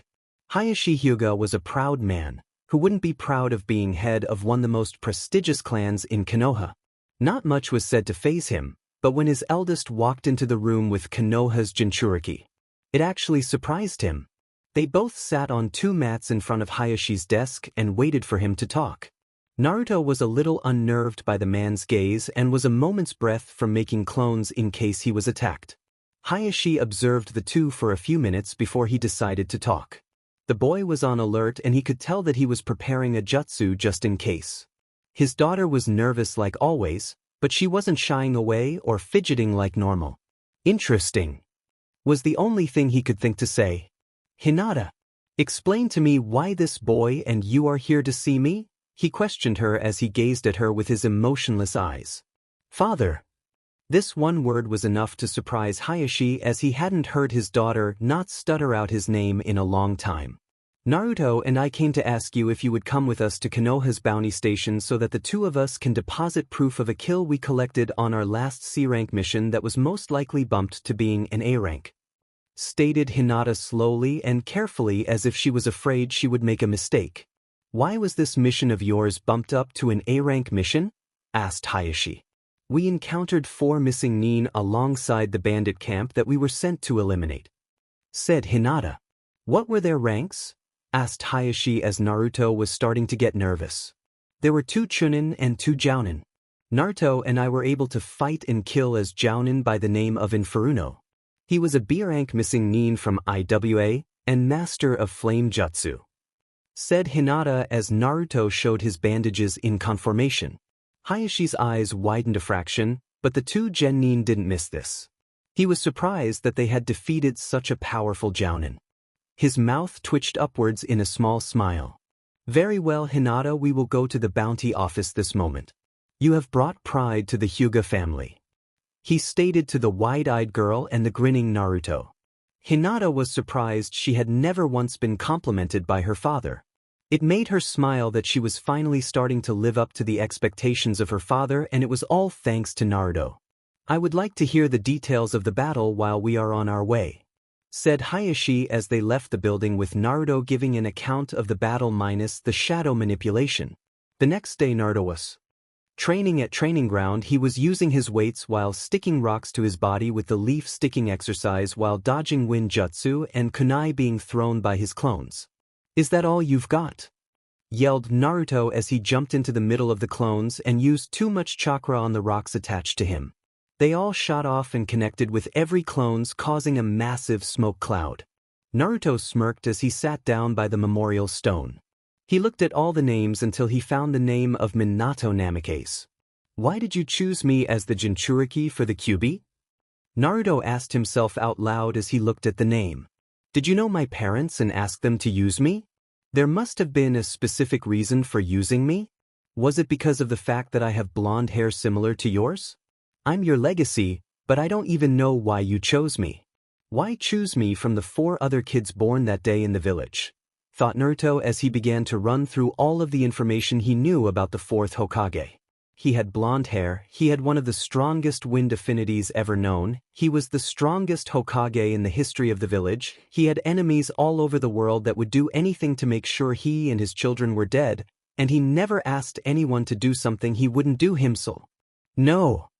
Naruto whispered as he finally made the connection that was staring him in the face. It all made sense why there was no record of him being born. It was a cover-up to protect his life from Minato's enemies. Why Kakashi always called him the 4th's legacy.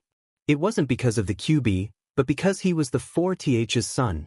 Tears leaked from his eyes as he figured out the truth. I need to talk to someone. Anyone, I just need to talk to them, he thought as he jumped from Training Ground 7 just as Sakura and Sasuke showed up. I wonder where that loser is going? Asked Sakura.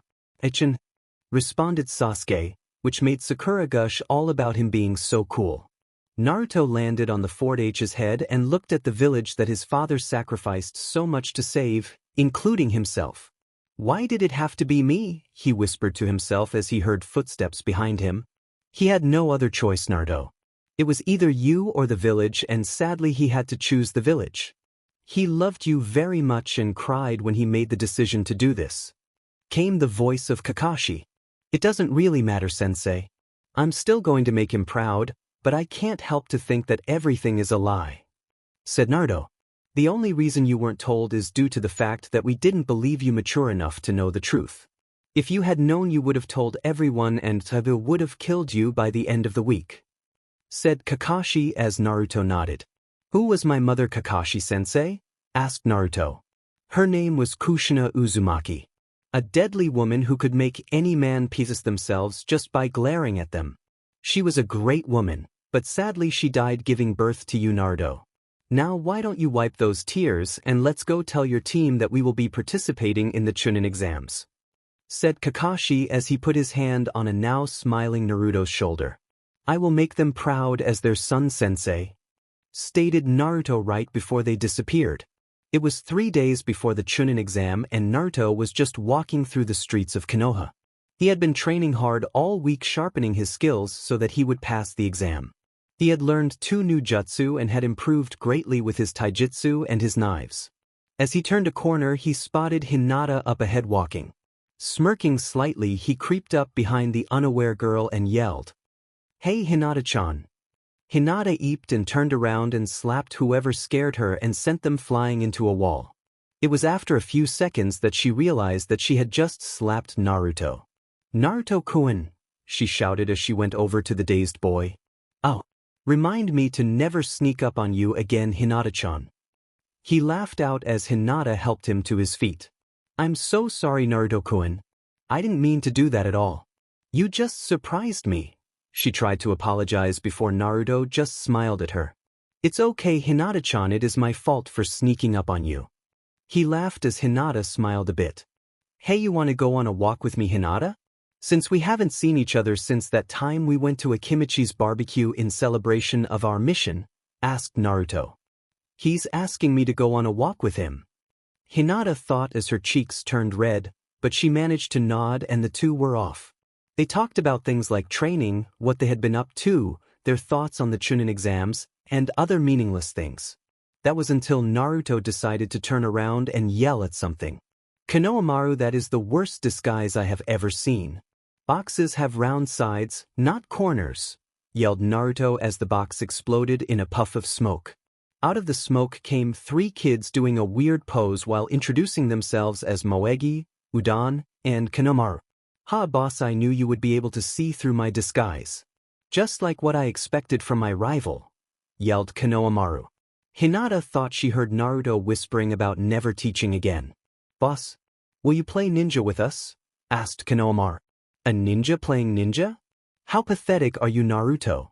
asked Sakura as she turned the corner and walked in between Naruto and Hinata. "Hey boss, who is this? Is she your girlfriend?" Konohamaru asked Naruto. "Hell no. Not in 1,000 years," yelled Naruto as Sakura looked at him in annoyance, while Hinata blushed a bit. "Well, that's good. If I were you, I would hook up with the Huga girl. She isn't flat-chested like Pinky there," said Konohamaru as Sakura looked like she was about to explode and Naruto and Hinata were both blushing. Konohamaru, run," yelled Naruto as Sakura charged at the poor boy. They followed him behind a corner and found Konohamaru being held up by a boy in a black suit. There was also a 15-year-old girl off to the side watching. Kankuro put the kid down. "We don't have time to be playing games," she stated. "Don't worry, Tamari, I'm just going to teach this kid a lesson for running into me," said the boy as he raised his arm. "I wouldn't do that if I were you," stated Naruto as he drew his kunai. Hinata got into her own stance and Sakura just looked confused. "Yeah? What are you going to do about it, kid?" asked Kankuro as he raised his arm to strike the boy. That was when he felt the touch of steel at his throat. "Stick around and I'll show you," whispered Naruto's clone as it pressed the kunai tighter against his neck, drawing a little blood. Immediately Kankuro dropped the Konohamaru, as he scurried behind the original Naruto. The clone immediately let go and poofed out of existence. "Damn it, Kankuro, I told you not to cause trouble," shouted the blonde, but the boy paid little attention as he grabbed the pack that was on his back. "This will only take a minute, Tamari." "That was nothing but luck right there," shouted boy. "Give it up. I could do that all day against someone like you. Besides, the red head in the trees doesn't look too happy," said Naruto as both Tamari and Kankuro both looked deathly pale as they looked to the trees and spotted a red head in the tree. He reappeared in between the two groups in a cloud of sand and glared at Kankuro. "Enough, Kankuro. You are pathetic, said the redhead with no emotion. They started it, stuttered Kankuro out. Shut up or I will kill you, said Gaara as Kankuro immediately shut up. Sasuke, get out of the tree, you look stupid, yelled Naruto as they all looked up to see Sasuke leaning against a tree while glaring at Naruto. He jumped down and glared at Naruto, while Sakura had hearts in her eyes about how awesome Sasuke was being. Dobe, let me handle this. What are you doing here in Konoha? He demanded in an arrogant tone. Duh. They are here for the Chunin exams that take place in 3 days. Come on Sasuke, we're taking the exams too, said Naruto as Sasuke just looked like an butt. That is correct. Temari and Kankuro, Baki-sensei wants to see us immediately, said Gaara as Naruto and Hinata turned away. Wait, what is your name? Asked Gaara. Why would you care what his name is? He was the dead last at the academy, while I was the rookie of the year. My name is Sasuke Uchiha, stated Sasuke arrogantly, while Naruto made gagging sounds to Hinata's amusement. Not you. The one with blonde hair, ordered Gaara, as Naruto looked up and smiled at him. The name's Naruto Uzumaki, nice to meet you Gaara, said Naruto. Your strong mother will enjoy spilling your blood, stated Gaara with an insane smile, as he left with his brother and sister. What a nice young man, exclaimed Naruto cheerfully as he turned around and walked away with Hinata. Meanwhile, everyone was looking at him as if he was crazy. As soon as they passed a corner, Naruto looked at Hinata. Promise me that if you have to fight him in the exams that you quit, Hinata? Asked Naruto suddenly. But what's wrong, Naruto? Asked in concern and surprise. Something about him gets my stomach upset. Stay away from him please, Hinata, asked Naruto as Hinata nodded, trusting his judgment. Good, let's finish this walk then, said Naruto as he grabbed her hand and dragged her around, while talking about all the secret passages he knew. Naruto, Sasuke, and Sakura were all walking into the Ninja Academy. The exams were to be held on the 3rd floor. So why were there 15 people trying to get into a classroom on the 2nd floor? Before he could do anything, Sasuke walked up to and announced the trick to everyone there. Seriously? Didn't you know that this must be like a test to weed out the groups not good enough to pass? Asked Naruto as the kids guarding the door charged their team. However, a boy that Naruto had seen once or twice before while exercising intercepted the kick with no difficulty. He's faster than me without my weights, thought Naruto. It is not wise to do fighting in such a cramped area, stated the boy. He had black hair cut like a bowl, huge eyebrows, and was wearing green spandex. Lee, wasn't it your idea not to show our skills too early? Asked a girl who walked up. In Naruto's opinion, she looked like a panda. Their last teammate was a Huga, but unlike Hinata, his eyes weren't filled with kindness. His eyes were cold and held hints of hatred in them. He reminds me of Sasuke, but a much better check on his emotions, thought Naruto. Come on, let's head to the 3rd floor, before we attract any more attention, said Naruto as they turned away from the other genin and headed for another staircase. However, they didn't get far before they were confronted by the black-haired genin with big eyebrows. Hey, are you by any chance Sasuke Uchiha?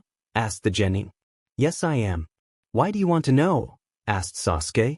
My name is Rock Lee and I want to challenge you to a friendly spar, exclaimed the Rock Lee loudly. Sure, I don't have much better to do. However, you won't be beating me, he said as they entered a gym. Just like a regular genius. My dream is to defeat a genius of your caliber. I will prove that hard work is the greatest strength of a shinobi, exclaimed Lee. Sasuke, we don't have time for this. We need to be at our best for the exams or we could lose them, said Naruto, but Sasuke just scoffed and stared at Lee. It won't take long for me to beat this loser, said Sasuke as he slid into his stance. Fool. Lee is even faster than me. You have no chance against him, thought Naruto as he got ready to intervene so no one got hurt. Naruto's fears were no unfounded though, as it didn't take long for Lee to break through Sasuke's defense. If the match had continued, then Sasuke would have been too hurt to participate and everyone on Team 7 would have been forced to quit before they even started. Luckily, Guy had intervened before anyone was hurt. Although Naruto kinda wished that he hadn't, as that illusion that the two spandex-wearing ninja used had scared his fragile little mind more than any other amount of torture. As they were leaving, Naruto decided to confront Sasuke on what he had just done. Sasuke, that was the stupidest thing I have ever seen. You are lucky that we are still allowed to participate. If you had been hurt, then I would have killed you myself, said Naruto in all seriousness. Shut up, baka, shouted Sakura, before she found a knife at her throat. Shut your harpy mouth, Sakura, he growled out to her.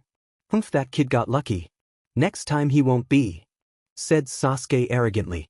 Next time you are going to be dead, Sasuke. Naruto growled out as he pushed by him up the stairs. Sasuke resisted the urge that he had to plunge a kunai deep into his teammate's back as they walked up the stairs. No, Naruto is needed for now, at least until I make Chunin. After that I will stage his death. No need for weaklings in my village, thought Sasuke as they made it to the room. Outside, Kakashi was waiting for them to show up. So I see that you decided to take the exams. Be wary, people die on these exams when they underestimate opponents. Do not make that mistake and you will all do fine, stated their sensei before he was gone in a puff of smoke. As they entered, they were confronted by the glares of many different genin from different villages. Overall, they put on a pretty menacing appearance, although Naruto just wanted to laugh in all of their faces. Hey, looks like Team 7 is also taking the exams, came the voice of Kiba. Duh. I told you that 4 days ago, replied Naruto as he shook Kiba's hand. Well, some of us tend to forget things that aren't important, replied Kiba. Yeah, sure. Hey, Hinata-chan. Did you learn that new technique you have been working on in the past 3 days? Asked Naruto as Hinata smiled at him and slowly shook her head. No, Naruto-kun, but I am coming very close to finishing it, she said with a smile. That's good. I'm sure you will do it, Hinata-chan, said Naruto, before they were interrupted. Troublesome, it seems that all the rookie teams are taking the exam this year, stated Shikamaru as he walked up with Chuji and Ino following them. Hey, Ino pig, what's with the face? Mad that I'm on the team with Sasuke-kun on it? Taunted Sakura. No, I'm just not too sure about taking the exams, she answered. Huh, well, I got Sasuke-kun on my team to protect me from being hurt, said Sakura. I really want a new team, said Naruto as he grabbed both Chuji and Shino. What do you say, boys? Team 20, the massive Bug Fox team, asked Naruto to the two guys, who just looked at him like he was stupid. Fine. I just can't take these two anymore, said Naruto as most of the rookies, besides Sasuke and Sakura, smiled at him. You should all learn to be quiet, stated a voice from behind the group. They turned around and were faced with a white-haired genin that was wearing glasses. He looked friendly enough, but looks could be deceiving. What do you mean? Asked Sakura. It means that we are attracting too much attention and should learn to be quiet, said Naruto as they looked at all genin glaring at him. Well, anyway, I have a lot of information on these exams. You see, I have taken them 6 times now and have gathered a lot of information on genin. If you want, I can give you some information on some of the genin in the room, said the genin. First off, we don't even know who you are. Second, how do we know that your information is reliable? Asked Naruto as the others nodded in agreement. I'm sorry, my name is Kabuto Yakushi, and well, my information isn't totally reliable as it comes from these cards that I use to gather information on.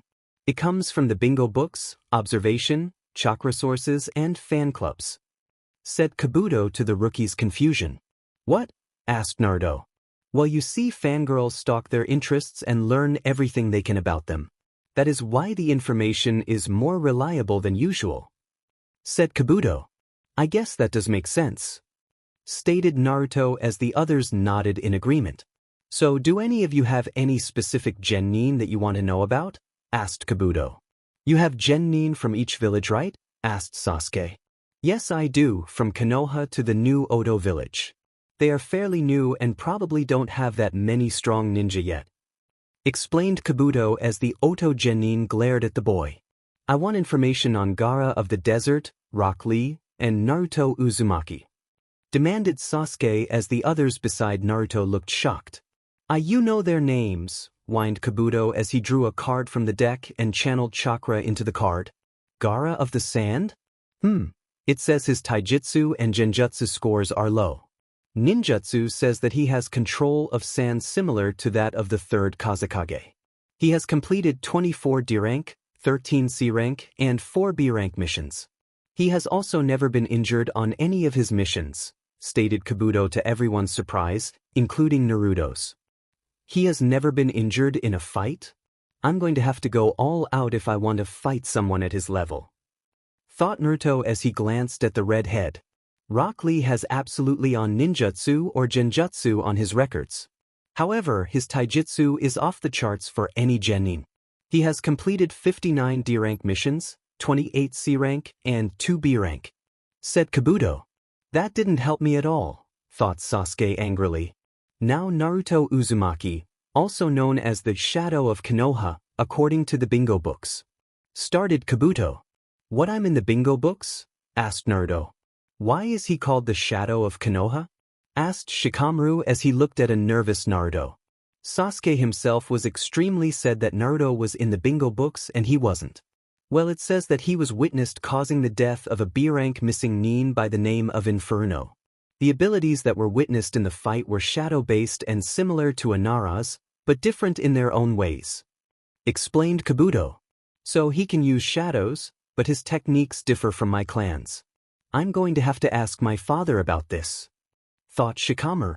He is wanted alive in the village of Iwagakure for questioning. It is unknown why he is wanted for questioning. His taijutsu skills are mid-chunin, ninjutsu is mid to high chunin, and genjutsu is non-existent. He has completed 23 D-rank missions and 2 A-rank missions, stated Kabuto as the others looked at Naruto in awe. Just then 3 blurs entered their vision. Kabuto ducked under a punch and smirked at the 3 ninja that had come after them. Just then his glasses snapped in half and he bent over and puked. Put this in your cards. The team from Oto is going to win this exam, declared the obvious leader. Just then a kunai landed in between them. There will be no fighting during the exams unless told otherwise. Now sit down in a seat. Welcome to the Chunin exams, stated a ninja as others started to poof into the rooms. So the Chunin exams have started. I am the proctor for the first exams. The name is Ibiki Marino. The first part will be a written test on skills that are important for a ninja to know. There are only 10 questions. Each person gets 10 points off the beginning, started the proctor. End a written test, thought Naruto as he still wasn't good at tests. This is going to be too easy. Cha, thought Sakura. Thoughts similar to these two rang through the room. For each question you get wrong you will lose a point. If you lose 3 points you will fail the test and your team will also fail, stated the proctor. What? Why is it that the whole team fails if one person fails? Asked an IWA Shinobi. Because ninja teams are teams and you cannot proceed unless you have a full team. Now there will be no cheating. Each time you are caught cheating you will lose a point, stated Ibiki. Strange. Why would he tell us that cheating is prohibited as long as we don't get caught 3 times? Unless he is expecting us to cheat. Well played, you trench coat wearing troll, thought Naruto as he smirked at the proctor. What is that gaki smirking at? Thought the proctor as he scanned the nervous genin. When you are done, we will ask you all the 10th question. Once you have the test you may begin, barked the trollish-looking man. Naruto got his test and immediately knew that cheating would be the only option. Only problem is that he didn't know any information gathering techniques that could be used in this situation. Well, he did say that you could only lose points by answering incorrectly, thought Naruto as he sat back. In the corner of his eye, he could see Hinata taking glances at him in concern. She must be worried about me. I mean, she is the only one that knows almost all of my secrets. So Naruto just smiled at her, letting her know that he was fine. Sakura was already half done with her test and had time to actually think. These genin look so much tougher than me. They look at me like I'm nothing but a piece of meat. I wouldn't even be here if it wasn't for Sasuke and Naruto. Though as she looked at Sasuke and noticed he had his Sharingan activated. So he is cheating? I thought that we would get kicked out if we were caught 3 Tim. Of course we are supposed to cheat. What about Naruto though? I know he's strong, but does he have a technique to cheat effectively? Thought Sakura in concern.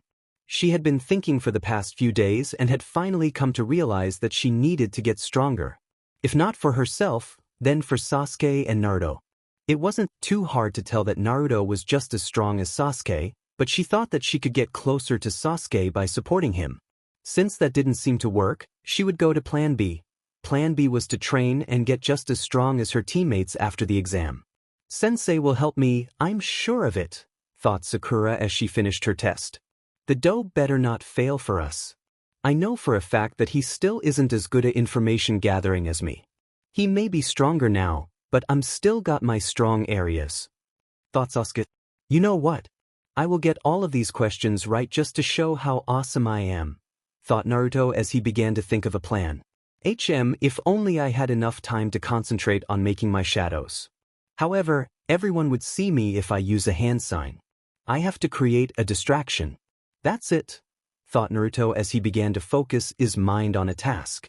2 minutes went by before his plan came to fruition as a large cloud of smoke appeared in the room covering everyone's eyes. In that moment Naruto made his modified hand sign and created a shadow of himself to sink amongst the room and copy other people's tests. Before the smoke cloud lifted, he dispersed the clones again, causing yet another smoke screen. He had already found Sakura with his shadow and was looking at the test. Dang, that woman is smart as hell. Too bad she doesn't do anything physical, cause she would be pretty good. Well, now nothing left to do before the test is over, or maybe I can screw with some competitors using my shadow, thought Naruto as a devilish grin covered his face. What is that kid Naruto Gaki smiling about? Asked a number of proctors, Ibiki, students, and friends were thinking when they saw that grin. Suddenly a series of totally random events started to happen across the room. Chairs were tipped, papers were thrown, and pencils were broken. A number of the more observant shinobi, or ones with a dojutsu, could see a blotch of chakra racing along the floor. The ones with the Byakugan were even more surprised seeing that it had its own chakra network. How can something like that have a chakra network? Asked Neji as he followed it with his eyes. Shikamaru himself had seen the black mass move stealthily across the floor and immediately started figuring out what it could be. It could be an enemy ninja or a technique that makes something invisible. Although it seems like a shadow is just moving across the floor like my clan's jutsu. He looked behind him and saw a smirking Naruto just eyeing the chaos with a sparkle in his blue eyes. So this must be one of those shadow techniques he has. It is both similar and different from my own. Whatever, it is too troublesome to think about. It didn't take long for teams to get kicked out of the exam. Many of them were new genin just doing it cause their teammates thought they were cool. Ibiki watched in concern of the large group. There were 3 things that seemed strange to him about this year's exams. 1, there were 2 foreign Jinchuriki in the room if intelligence was anything to go by. 2nd, it seemed that there were at least 25 extra teams than usual in the exam this year. 3rd, he was sure that he recognized 1 or 2 shinobi from Kumo, but he wasn't sure. If my guesses are right, we will have more in the 2nd exam than ever before. I feel bad for those rookies if they make it past me. 20 more minutes of failed tests and small pranks by a certain blonde brought about the 10th and final question. Put your pencils down, it is time for the 10th and final question of the test. It will be asked orally and does not require either pencil or paper. Now you have 2 choices on this part, stated Ibiki, pausing to create dramatic effect. He finished. You can either choose to quit the exam now or you can choose to take the question. Started Ibiki before he was interrupted. Well, that is stupid. Of course we are going to take the next question, shouted Kiba from the back. However, spoke Ibiki as if he wasn't interrupted. If you get the question wrong you will fail the test and never have the option to become a Chunin ever again, finished Ibiki as he smirked at the faces of the surprised genin. What? Shouted about 70% of the genin in the room while the others seemed to be thinking about what he said or were too scared to talk. How can you do that? There are people here who have failed the test before and are taking it again, shouted IWA genin. Well, they never had me before, my test.my rules, stated Ibiki as the IWA genin looked devastated. Now if any of you are going to back out, Raise your hands and your team and you will be escorted out," stated Ibiki as immediately 3 hands shot into the air. Soon teams were leaving in mass while many of those that remained looked like they were about to panic. Naruto sat back analyzing everyone in the room. He could tell the man was lying by the way he talked. Besides, he would still become the Hokage even if he were a genin. Rank did not actually show the level of one's strength. It seems like Sakura and Sasuke are determined to move on. Maybe there is hope for the two of them in the future, thought Naruto as he looked around again and saw Hinata fidgeting. Dang. Hinata is probably worrying about Shino and Kiba to see through his lies. I have to do something before it is too late, thought Naruto as he saw Hinata begin to raise her hand. Hinata was scared. She wasn't scared for herself, but her 2 teammates. What if she got the question wrong and they were sent back because of her? She couldn't face the shame of failing them. "I'm sorry," she thought before she began to raise her hand. Just then a loud bang alerted the room to Naruto's presence. "I won't ever quit. Not until I'm dead will I ever quit in my dreams. I don't care if I am a genin forever, as rank doesn't measure someone's strength. It is just a term, let actions justify oneself. So go ahead, give me the second question, 'cause I will pass it just like everything else in my way," shouted Naruto in a determined voice. At this, everyone in the room drew courage from Naruto in his act of courage. Anyone who was close to quitting now had determined faces on them. Naruto was staring at him with a small smile and a blush on her face. Demon Kid wiped all of the doubt out of them. Dang, Anko is never going to let me hear the end of this, thought Ibiki as he glared at the genin. Is there anyone else who is going to quit? Asked Ibiki, but the resolve in their faces told him that they were all ready. Well then, for all of you that decided to stay, congrats on passing the first part of the Chunin exams, declared Ibiki as he smirked at the surprised faces of the genin. What about the 10th question? Asked a Kumo ninja. There was no 10th question. In the ninja world you will have to make decisions that are life and death. If you are not willing to put your life on the line, then there is no way for you to be a Chunin, explained Ibiki. There will be times that you are asked to gain information. If you are caught, you will be expected not to give up any of your village's secrets. I am a living example of this, stated Ibiki as he removed his bandana to show the cuts on his head. Soon the proctor for the second started. The man before the windows of the building blew up and a round ball flew into the room before exploding. A banner popped up saying, "Welcome," and a girl wearing a very revealing outfit was standing in the middle. "All right, you maggots. My name is Anko Mitrashur and I am the proctor of the second exam." Wait, you left 36 teams past this year, Ibiki. You must be losing your touch, exclaimed the slightly crazy proctor. Maybe the contestants this year are just better than most, suggested Ibiki as he glanced at Naruto. Well brats, congrats on making it this far, but it all changes. Follow me and I will take you to the location of the next exams, stated Anko as the genin didn't move that much. Slowly they followed her through the village. Along the way they could talk to each other and discuss plans. Hinata was slowly following her team, thinking about how she had nearly ruined it for them. I should be known it was a trick. If it wasn't for Naruto-kun, I would have given up. Hinata, she eeped as Naruto appeared on her side. Naruto-kun, why aren't you with your team? Asked Hinata quickly. Well, I wanted to talk to you, Hinata. If that is okay, I wanted to make sure that you were okay, stated Naruto as he smiled at her, causing her to blush. I'm okay, it's just I was so afraid of failing my teammates. I would gladly risk my life, but I could never risk their lives for my own reasons, said Hinata. I know you will, Hinata, and that is why I couldn't let you do that to yourself. You are one of the most important people in my life. Hopefully you won't have to make such a decision, said Naruto, oblivious to the blush on Hinata's face. You are one of the most important people in my life too, Naruto, said Hinata softly. She too was oblivious to Naruto's new blush. If we have to fight in the next exams, Hinata, I want you to know that you can always ask me for help, said Naruto. Thank you, Naruto. Hopefully we won't have to worry about that, Naruto, smiled Hinata. Unknown to the two of them, they were being stared at by a team of Kumo ninja. So the mission is to kill the container for the Ichibi and kidnap a Huga then? asked a tan man. Yes, the Raikage has requested him to be killed due to him killing 3 teams of Genin 3 months ago. The Huga we will worry about after we have killed him. I was given a seal that will transport her to a team outside Konoha," said a teenage girl with blonde hair. "That boy she is talking about looks familiar," stated a blonde teenager. "He kinda does, however do not dive too deep into it. Our missions are to kill Gaara of the desert and capture the Huga heir," said the blonde girl. "Why do we need the help of the other 3 Genin teams? The 3 of us are Chunin. Won't the Genin just get in the way?" asked the blonde teenager. "We were ordered to have them assist us on the mission. They will be around just in case any other teams decide to interrupt our mission," explained the girl. "Okay, I understand, Yujito," said the blonde as they stopped talking and followed the. "Sasuke, what do you think Naruto and Hinata are talking about?" asked Sakura.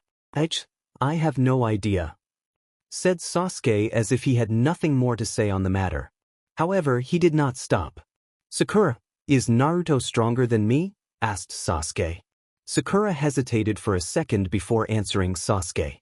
"Well, you are Sasuke, you are after all the Rookie of the Year.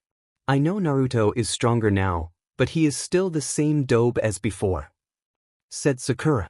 "I don't know what to think anymore. He is stronger than me now. I've always wanted to be strong to kill that man, but now I'm not sure what to think anymore. I will ask him for help. If he gives it to me, then that will be the end of it," said Sasuke as he walked up to the group in front of Anko. "Okay, maggots, this here is the Forest of Death," she said, gesturing to the wall behind her that had signs warning people from entering. "Here you will be taking the second exams. For the next 5 days your teams will be competing for a scroll that one of the opposing teams will have. Each team will receive either a Heaven or Earth scroll. The goal is to achieve one of each scroll," said Anko. "What happens if we open one of the scrolls?" a Genin asked. "That is strongly advised against, but if you want you can at your own risk," stated Anko. "So this is the Forest of Death? Doesn't look too bad," stated Naruto. However, he was interrupted from proceeding by a kunai that scratched his cheek. "The brave ones are the first to die, Gaki," said Anko as he appeared behind Naruto with a kunai at his neck. However, to her surprise, Naruto exploded in a cloud of smoke. "I guess you are right, Proctor," said Naruto as he handed her the kunai she had just thrown at him.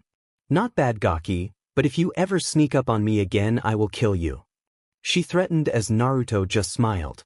"Okay, brats, I want one person from each team to come up and grab a scroll at the front. Then we will have a 30-minute rest before the second exams." "Wait, what are we supposed to do about food?" asked Chuji. "You're a ninja, just hunt something down," replied Anko. 30 minutes later, all of the teams were ready. Each and every one of them had a reason for being there. Some were there to prove themselves, test themselves, pride, or orders. Yet every one of them would be unprepared for the horrors of the forest. With a quick whistle across the fields, teams raced into the forest. Surprisingly, Sasuke had given leadership to Naruto for the exams. A mile into the forest, Naruto decided to stop them. "Why did we stop?" asked Sasuke as Sakura nodded in agreement. "We need to discuss a strategy now that we are in here. We can either go to the tower and ambush other teams, or we can try to hunt a weaker team down," stated Naruto. "I say we try to find another team, that way the competition has a better chance at being weaker," said Sasuke. "Okay, that sounds good. Now we have to deal with a certain mole in the trees," said Naruto as Sasuke nodded and Sakura looked confused. "Crap, did they notice me?" thought a shinobi in a yellow jumpsuit. He was right as he had to jump down to avoid a cluster of kunai thrown at him. "So you kids were able to notice me, huh? Doesn't matter. Hand over your scrolls and I will let you all go," said the shinobi as Naruto started to laugh. "You think you can take us? Sasuke here alone is Chunin level, Sakura is mid-Genin, while I am also Chunin level. Now I say you run before we are forced to kill you," stated Naruto as they all pulled kunai out. "You will mistake that," said the shinobi as he threw 3 shuriken at them. "Doubt it," stated Sasuke from behind the masked shinobi. His eyes widened as he was kicked in the back across the clearing.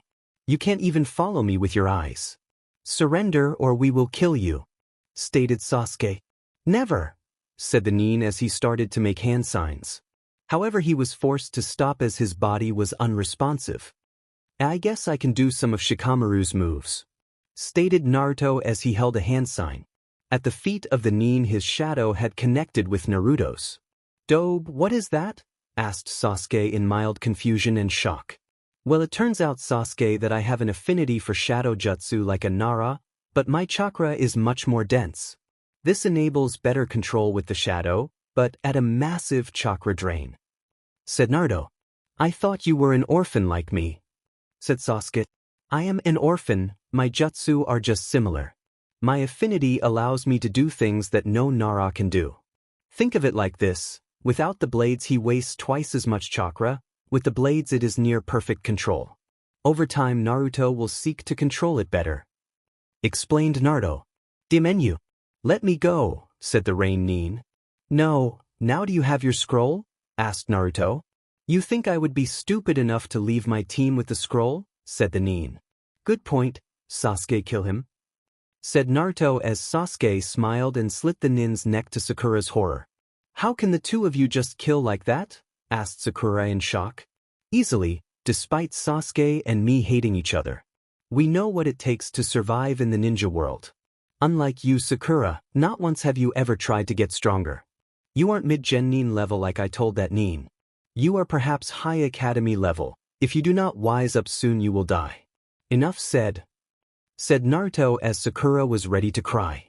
I do not hate you, said Sasuke softly. What? Asked Naruto in confusion.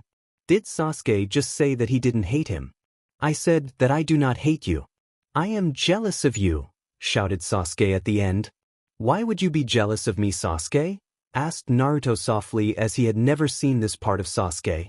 Everyone likes you. You are getting stronger and stronger when I am staying at the same level, shouted Sasuke as Naruto just blinked. You think everyone likes me, Sasuke? How could you say that when you have 70% of the council kissing the ground you walk on?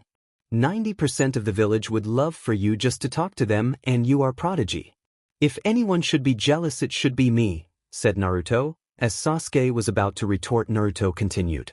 I am hated by most of the village for something that I had no control over. It wasn't until this year that I began to get stronger, and that was to protect you too and the ones that are precious to me. I wasn't taught at an early age like you were, and I don't know what it is like to lose my family, but that is because I never had one. They both died on the day I was born, said Naruto. Sasuke was looking at his teammate in shock. Who could have known that his life was just as hard if not harder than his own? Maybe there is another path? I know about your brother Sasuke. What he did that night to you and all of the Uchiha. After I found out I was planning on being your friend, but you shut everyone off from you.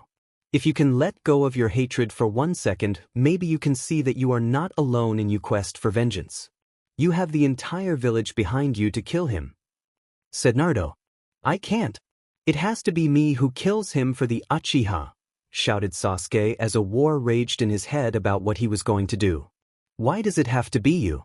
If you would just ask for help, your chances would increase greatly, explained Naruto as Sasuke just looked conflicted. Why are you helping me now? Asked Sasuke after he had finally calmed down. Because I don't want someone so similar to me to fall into darkness like I nearly did. Revenge can lead to many things and happiness is not one of them. You will fall into the void and never escape, stated Naruto. I don't know, Naruto. I don't know what to think right now, answered Sasuke. You don't have to decide for now. For now let's put the past behind us and look to the future, said Naruto as he extended his hand to Sasuke. Deal, said Sasuke as he smirked and shook his hand. Yes, I have now decided to make Sasuke good as I have thought of something new in the story. I will be leaving clues in the context to point to where Naruto's shadow powers come from. It does not come from an anime, but a video game that kicks butt. Now let's go find us a scroll, said Naruto as they jumped into the forest. Sasuke had a smile on his face, while Sakura was little saddened, but determined. Then that monkey, thought to set off Orochimaru as he dodged a few shuriken being launched at him. You see, Orochimaru had tried to infiltrate the exams, but had failed due to a lucky patrol spotting him. Now he was running from a team of 6 ANBU with orders to finally kill him. I may not be able to mark the Uchiha today, but when I finally invade he will be mine and so will his Sharingan. Thought Orochimaru as he ran past the walls of Konoha. Hinata was downright scared at the moment. Her team had just witnessed the Sand team, more specifically the one Naruto warned her about just brutally. We need to leave before they notice us, stated Kiba as Shino nodded in agreement. Let's get going, said Hinata. However, they soon froze when they saw Gaara looking in their direction. Mother is not satisfied. Maybe she will be after I take their blood, said Gaara as his teammates looked at him in shocked and looked at Team 8 jumped out knowing that their presence was detected.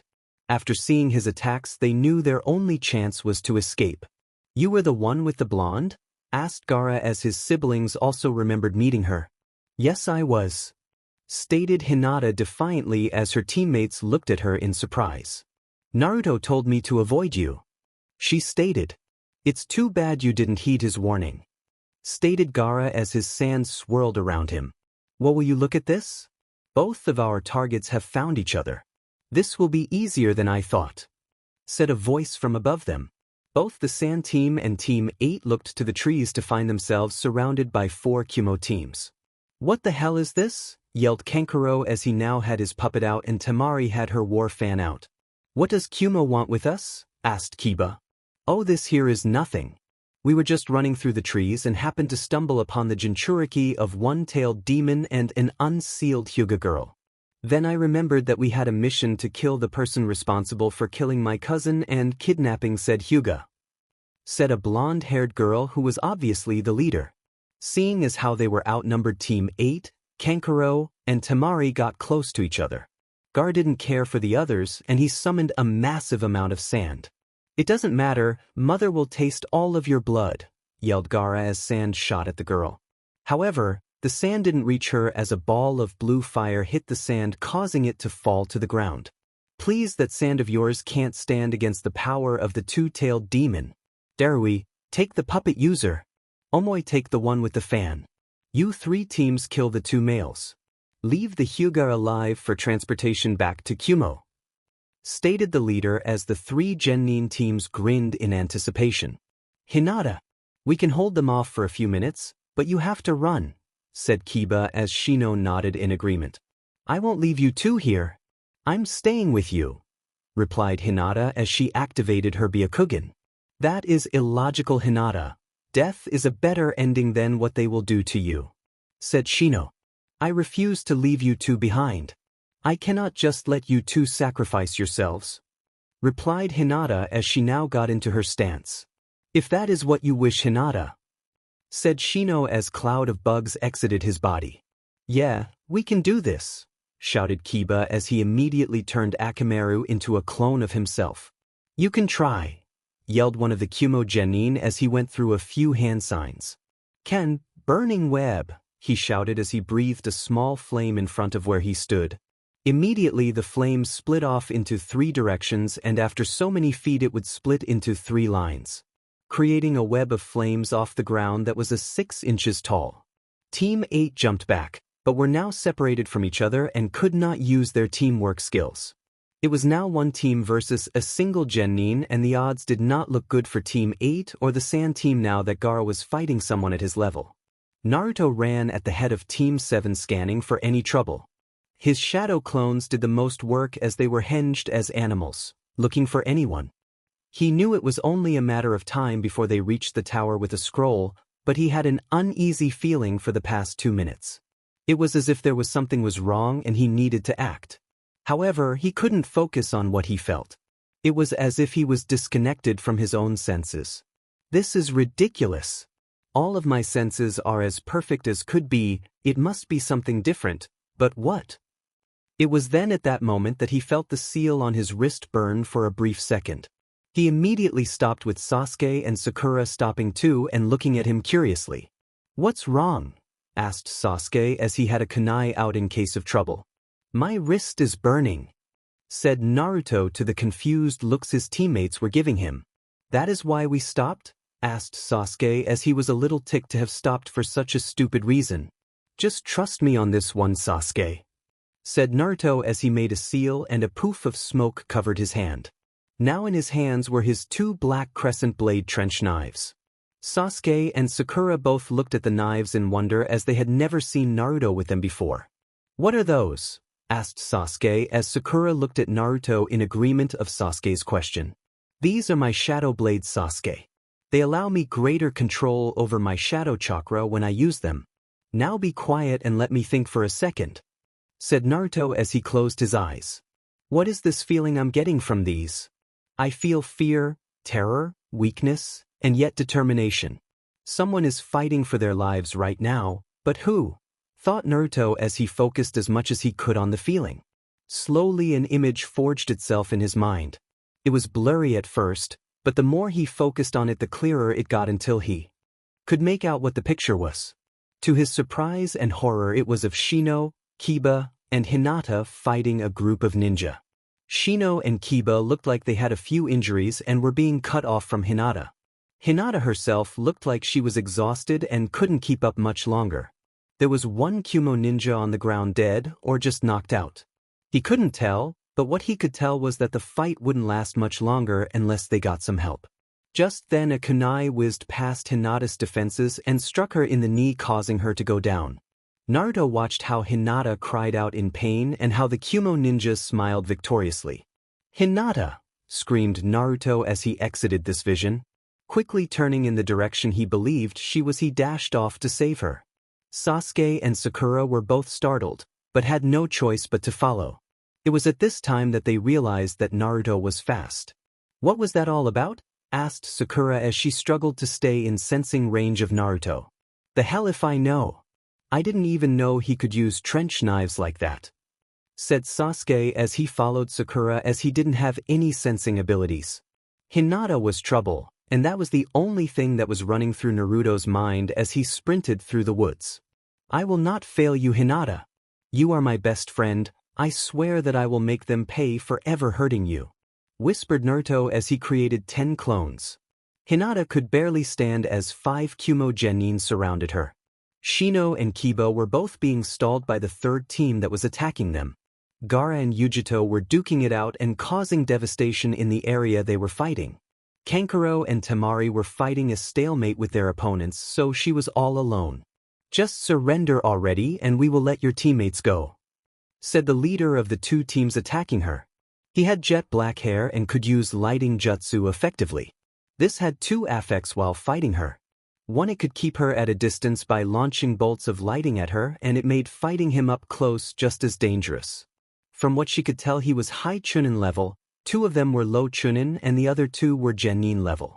Luckily she had scored a fatal blow to an overconfident genin who thought fighting her in taijutsu would work. "I'm not giving up," Hinata stated with all the courage she could muster. She was running on fumes and favoring her right leg as her left was stabbed by a kunai. The only way she was getting out of this was if help arrived. "I was hoping you would say that, princess," said the Chunin level genin. Electricity gathered in his palms as he prepared a jutsu. Hinata got focused on him as he brought his hands into the sky. That would be her downfall as the 4 other genin threw kunai in a circle around her. "Raton, screaming prison," shouted the nin as he shot a bolt of lightning at one of the kunai. The bolt arced between each kunai, creating a crisscross pattern with Hinata in the middle. True to the name of the jutsu, Hinata screamed in pain as lightning circulated through her body. She couldn't move, think, or speak as the pain was unbearable. The only thing she could see was the sick twisted grin the genin had while he continued to feed chakra into the technique. "I hope you like this technique. It is meant to trap and incapacitate people for a given amount of time. Soon you won't be able to move or scream, but you will be able to feel everything that happens to you," he said as Hinata collapsed to the ground, unable to stand or scream anymore. The Kumo ninja finally disabled the jutsu and walked over to the semi-paralyzed Hinata. "It's a good thing too, as I'd like for you to feel everything that I do to you while my teammates take care of everyone else," he said as Hinata watched him in horror as he grabbed her hair and lifted her to his eye level. "After all the Raikage only wants you alive. He never said we couldn't do things ourselves to such a pretty girl like yourself," he said with a sick smile. "Hinata, yelled Kiba as he rushed past his opponent. He didn't make it far as another Kumo ninja intercepted him and kicked him into a tree right next to an unconscious Akamaru. Shino joined his teammate and again they rushed towards Hinata. Shino's bugs flew out and blocked a kick by the same Kumo nin, and Kiba launched forward. However, just before his fist made contact with the nin who was holding Hinata, a bolt of lightning hit him in the chest. Screamed Kiba as he was shot back into a surprised Shino. Together the two landed in a heap and struggled to get to their feet. Just then a barrier of lighting flew up around them, trapping them. That barrier will keep you too busy. Why don't you just sit back and enjoy the show? After Kuwa has his way with her, everyone else will get a go. That is unless Yujito-sama finishes early with that sand brat. Said the nin who was holding up the barrier. Shino, are your bugs draining this barrier? Whispered Kiba as soon as the nin turned. Yes, but it will take a little time for them to do so. He said sadly. By that time, said Kiba sadly as he looked down. Yes, replied Shino as a tear slid down below his sunglasses as he too looked away. Hinata could only watch in horror as the Kumo nin pulled his pants down along with his underwear. She tried to close her eyes, but they didn't respond. The only thing she could do was cry as he ripped off what remained of her sweatshirt. She looked down as her tight shirt was revealed beneath. She would not look into the eyes of this sick monster. Didn't know such a small girl like you could hide such things in a sweatshirt. This will be much more enjoyable, for me that I, said the nin before he fell silent. The next thing she heard was the sound of something heavy hitting the ground. Kuwa, she heard one of the Kumo nin scream. She opened her eyes to be met with the sight of the nin who was about to RP her, holding his neck as blood flowed from his neck. She looked up and saw to her surprise and joy, Naruto standing over her with both of his trench knives out and a dark look on his face. I'm sorry for not getting here sooner, Hinata, he said as he glared at the 7 Kumo nin who were facing him. Naruto glared at the 7 Kumo nin around him. Judging by their looks, he had just killed the strongest of their group. If any of you lay so much as a finger on Hinata, I will rip you to pieces, shouted Naruto as he got into his stance with the trench knives at the ready. How you just got lucky with killing Kuwa. Dmed idiot always stops paying attention when he is about to get some fine-looking butt, said one of the Kumo nin. Naruto glared at that nin as he started channeling chakra into making 2 of his shadows. You can believe that, or you can come at me and die, said Naruto. Demon Kaki Leaf nin, yelled one the other Kumo nin. He ran at Naruto with 2 kunai drawn. Unfortunately, he didn't make it far as he suddenly stopped moving and hunched over. Slowly the body lifted up and his fellow nin could see a trench knife sticking in his stomach. It was attached to an arm that was all black and sticking out of a shadow. Slowly the shadow began to rise and take shape in the form of Naruto. The shadow sliced the nin's neck to make sure he was dead and joined his leader along with the other shadow that formed up beside Naruto. What the hell are those things? Asked one of the Kumo nin. Doesn't matter. He won't be able to stand up to all 6 of us. I will stay back and launch my jutsu on the original. Each one of them will get 2 of us to fight, said the leader of the group. This was the same one who had imprisoned Kiba and Shino earlier. Raton, bolt, shouted the nin as he shot a bolt of lightning at Naruto. The 3 Narutos jumped in different directions and charged the enemy. Naruto blocked the blades of a katana from the genin, protecting the new leader.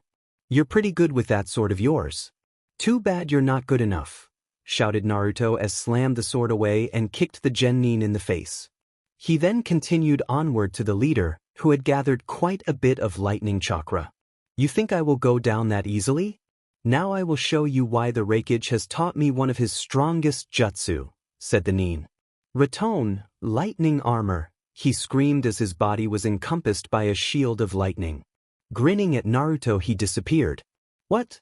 Thought Naruto before he felt a strong punch to his gut that sent him flying back. Naruto slowly pulled himself up and saw the boy grinning at Naruto with a face that clearly said that he was going to win.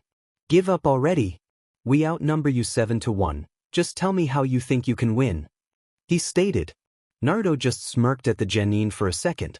You are a fool if you believe having such a powerful jutsu makes you invincible. Besides, it's only 7-3. stated Naruto as a giant ball of fire flew through the air towards the new leader and two of the genin.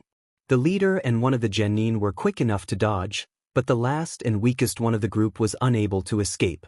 A scream ripped through the air as he was burned alive. Nice for you to finally get here, Sasuke. Sakura, I want you to free Shino and Kiba and then get Hinata to safety. You aren't any use to us at your current level, ordered Naruto as Sasuke nodded. But Sakura trailed off as Naruto glared at her. Move it, Sakura, yelled Naruto. Sakura quickly bolted for the imprisoned Shino and Kiba, while Naruto just got back in his stance and waited for the Kumo Nin to attack. Dobe, what is the plan here? That kid is using a jutsu unique to the new Raikage, asked Sasuke as he pulled out a kunai. You will take the 2 on the far left. I will take the 4 on the right. My clones should be able to handle them. Personally, I want to kill this BGMI for what he said about Hinata, said Naruto as he glared at the Kumo Nin. What are their abilities? Asked Sasuke. One uses weak water jutsu and is Genin level. The other uses earth jutsu and is low Chunin level. You better be able to handle that team, said Naruto as if he was challenging the Uchiha heir. Just look out for yourself, Dobe, said Sasuke. Meanwhile, the Kumo Nin leader glared at the 2 waiting for them to come up with a plan. It didn't matter if they did, as he was confident that he would be able to crush them with his power. Enough, shouted the leader as he charged at Naruto. I got this, go, shouted Naruto as Sasuke leapt away. The leader closed in on Naruto before he could react and caught him right in the chest with a massive punch. However, Naruto didn't even move as the leader looked down at his hand that was now sticking out of Naruto's back. He smirked as blood gushed out of the room, and Naruto shuddered for a second before he became still. That smirk changed, however, when Naruto's body began to turn black and sink into one of the tree's shadows. That's a nifty jutsu, eh? Said Naruto from behind the leader. It is, especially considering that you don't need hand signs to do it, said the leader. Just one of my many talents, said Naruto as he waved his trench knives and crouched down. I can see that. I can also see that you have 2 more of those clones fighting the other 3 while we have our battle. What is your name, Leaf Shinobi? Asked the leader.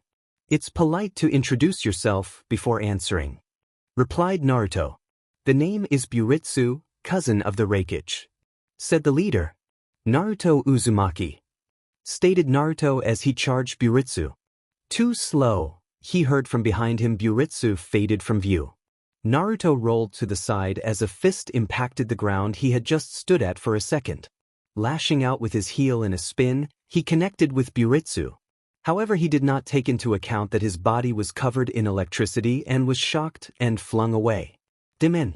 That is one hell of a defense, thought Naruto as he stood up.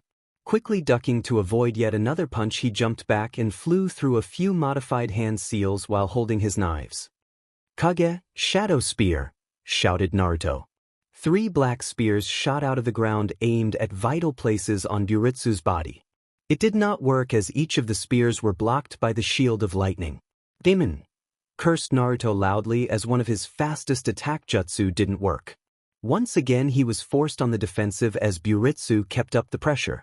Slowly Naruto began to give way and was forced to release the weights he had. This didn't do any good as he still couldn't pass through his defense. This is one of the greatest fights I have ever had. It is too bad I'm going to have to kill such a strong opponent, said Buritsu as Naruto tried to think of a strategy. In the corner of his eyes he could see that the barrier holding both Shino and Kiba finally gave way, but not from any external factors. He must be running out of chakra, exclaimed Naruto in his mind. However, he was unable to make do on that threat as he felt a great wave of force crash into him. Naruto flew through the hair and smashed through 3 trees before finally stopping. He coughed up blood as he got to his knees. The blow had destroyed a few organs and broke a few bones. It also made him dispel his shadows and his blades disappeared into his seal. You were a worthy opponent, but you lost focus and will now die at my hands. What is this? I didn't think you would be able to move for at least a few hours after an attack like that, asked Buritsu. The sudden change in where the conversation was going caused Naruto to look up despite the pain. There he saw Hinata standing there between him and Buritsu. She favored her one leg and was shaking like a leaf. "I won't let you hurt him," she declared. "It doesn't matter what you let me do. You can barely stand as it is," yelled Buritsu as backhanded her and sent her flying over to where Naruto was. She landed less than a foot from Naruto and the two looked at each other for a second before Hinata shuddered. Hinata?" asked Naruto carefully as he watched her eyes look at him for a second before they rolled up into her head. Her body went limp and still as if she were asleep. Naruto's mouth hung open as his brain processed what he had just witnessed. Hinata, his best friend, the girl he was developing feelings for, the only person he could talk to, and the gentlest person in the world was dead. His eyes grew wide as he crawled over to her. He grabbed her hand and let a few tears roll from his eyes as he watched her lifeless body. The girl should have just stayed down on the ground. "I wouldn't have had to kill such a beautiful girl. It is a shame as her body would have been a prized possession of mine," said Buritsu with no emotion. Naruto grit his teeth and felt a great anger flow through his body. His aches and pains began to go away. "How dare he hurt my Hinata?" he screamed at the end of his question and suddenly everything went red.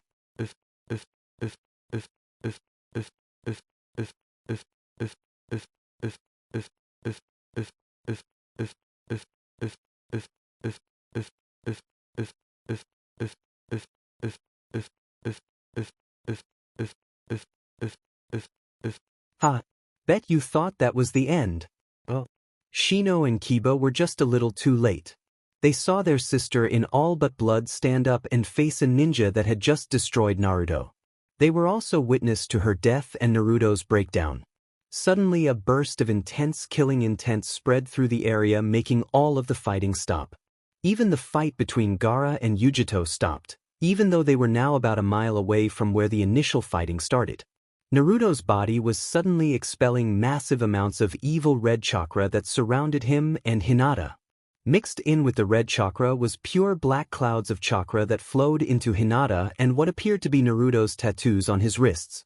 Naruto's body began to heal up and his eyes turned from bright blue to dark red. His hair grew wild and his fingernails grew into long black claws. He slowly stood up into a crouch and a chakra tail ejected out of his lower back. "What is Naruto?" asked Kiba.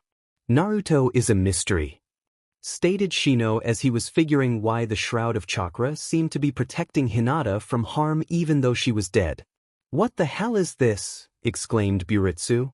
"I will kill you," shouted Naruto as he charged at Buritsu at speeds matching his. But not before killing the last of the genins trying to deal with him. Buritsu met him head-on and clashed fists with the enraged genin. To his surprise, his lightning was disrupted and he felt his knuckles being burned by the evil chakra.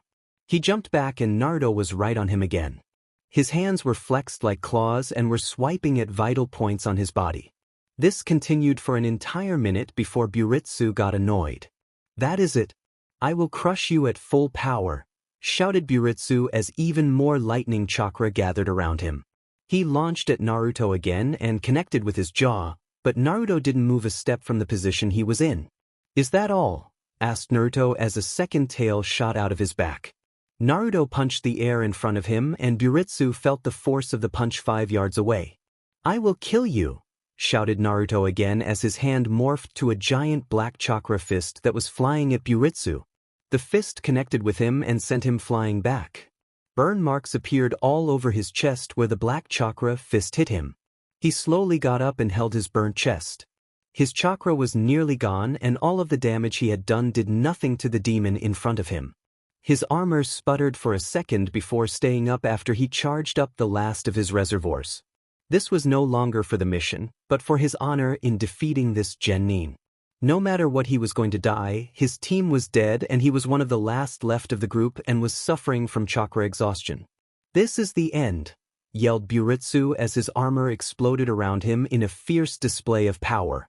"For you that is," yelled Naruto as his crimson cloak started to change to more of a black cloak. His hand was completely covered in the shadowy black chakra as he charged one last attack. The two raced at each other with as much chakra as they could gather. Their fists connected with a great blast of black and blue chakra as they struggled to overpower each other. Just then Naruto's black attack doubled in size as he smirked in victory.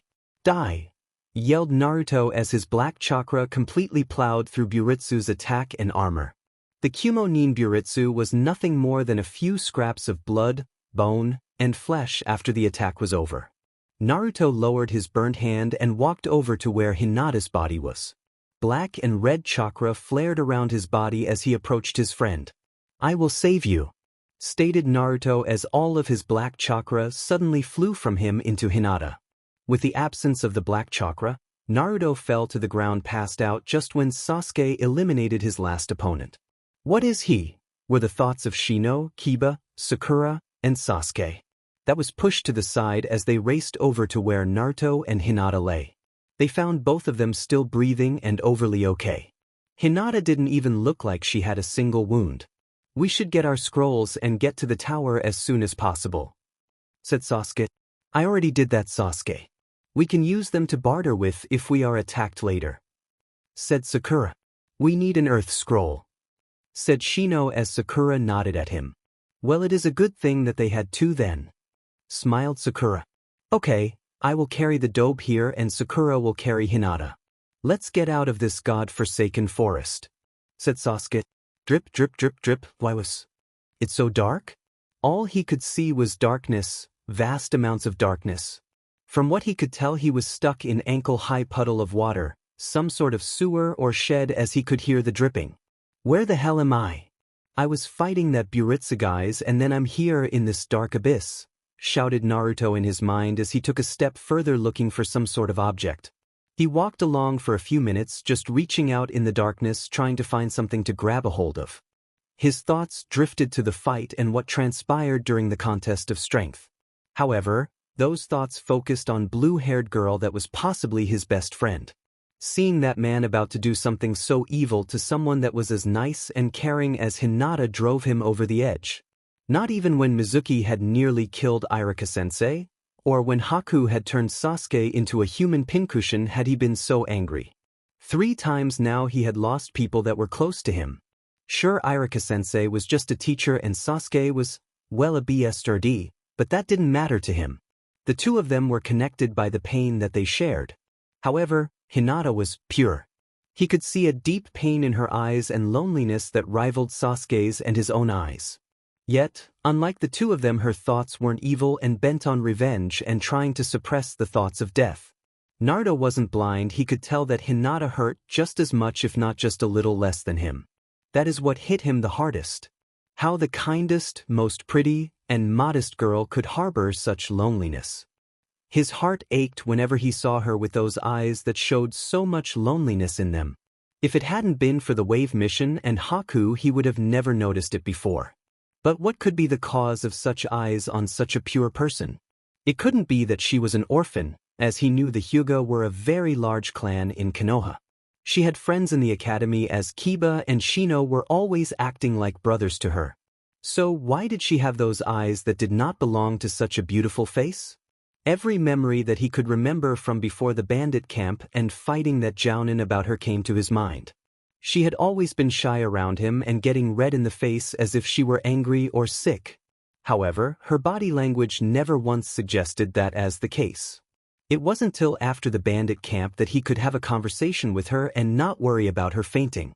So why did Hinata's safety and well-being weigh so heavily on his mind, while people like Sakura, Irika, and Gigi not affect him so much if they were in such trouble? Just then Naruto heard a deep chuckling come from the dark. Naruto turned in circles as his eyes struggled to adjust to unyielding darkness. It seemed as if the chuckling came from everywhere at once. Even Zabuza and his mist didn't instill this much fear into Naruto. However, he wouldn't bow down just because he couldn't see this person who was mocking him in the dark. "You are a foolish boy. Your dreams mean nothing and you lack the will to do what needs to be done," boomed a voice from the darkness that came from everywhere at once. "Who the hell are you? Come on out and I will show you how much will I have," yelled Naruto as he gripped as much inner strength as he could. "As if you could. You lack the understanding to see what is in front of you. Despite all that you have done, you will never be a real ninja," yelled the voice as Naruto spun around in terror. "Dimenu." You have no idea who I am. I will become a great ninja and become Hokage, yelled Naruto. You are weak and meaningless.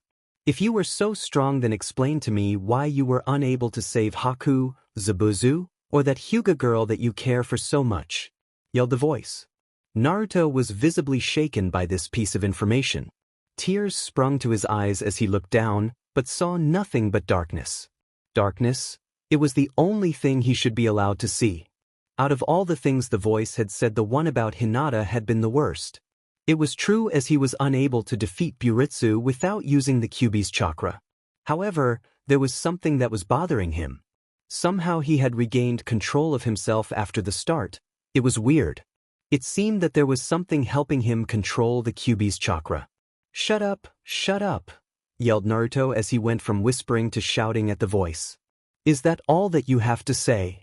Your father was twice the ninja that you were. What is keeping you going? Why have you not given up? Yelled the voice. What does it matter to you if I keep going or not? I will not give up as long as there are people who depend on me for safety. I have the power to become someone who can save the lives of those he loves. I will protect them till the day I die, and nothing is ever going to stand in my way, yelled Naruto.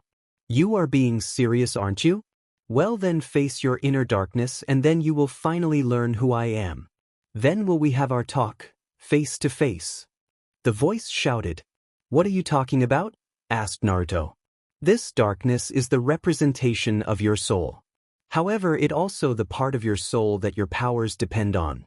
Before you received you knives, this used to be nothing more than a sewer, but now it has changed, explained the voice. How did it change just by receiving my knives? Asked Naruto. Those knives of yours contain the spirit of a great warrior. Ion's old and the savior of his people that has fought far more battles than anyone else on this planet. It is from him that your shadow capabilities come from. You will meet with him and he will decide whether or not you are indeed worth of his powers, said the voice. Okay, when do I meet this great warrior? Said Naruto with sarcasm. To his surprise, two great red eyes appeared in the darkness just in front of him.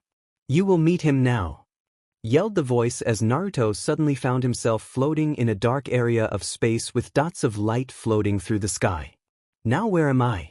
Demon voice acting like it is an all-powerful being, yelled Naruto as he looked around. What he saw behind him was a massive green, white, and blue orb. The colors intermixed with each other, and he could honestly say it was beautiful. Just then a bright light appeared on the planet that forced Naruto to cover his eyes. When he looked again, he saw the masses of white circling a massive obtrusion on the orb that was a red color. Soon, spreading from the obtrusion, it seemed death and destruction. The masses of white had disappeared to become blackened, and the green masses slowly turned brown and a disgusting purple, all originating from the red obtrusion. Like a virus, it spread until over half the orb was covered by what Naruto could only describe as death and sorrow. What was once beauty was nothing but a diamond struggling to maintain its beauty. Is this my soul? Asked Naruto. No, young one, this is not your soul. Came a voice that resonated as if it came from everywhere once again. It was different than the other voice though. The other was filled with hate and malice, while this one was filled with wisdom and sadness. Great, another voice. Any chance you will actually show yourself? Said Naruto as his surroundings changed once more. Now he was on what seemed like a stone road with massive statues and temples on the sides. Vegetation seemed to have wreaked havoc on some of the statues and temples. The statues themselves were of armored things. He said people because he was not sure if they were men or something else. They had only 3 fingers and elongated heads with no mouths. Where am I now?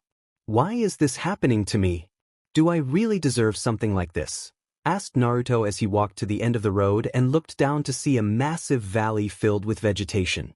This used to be the home planet of my people eons ago, before any even lived on your world.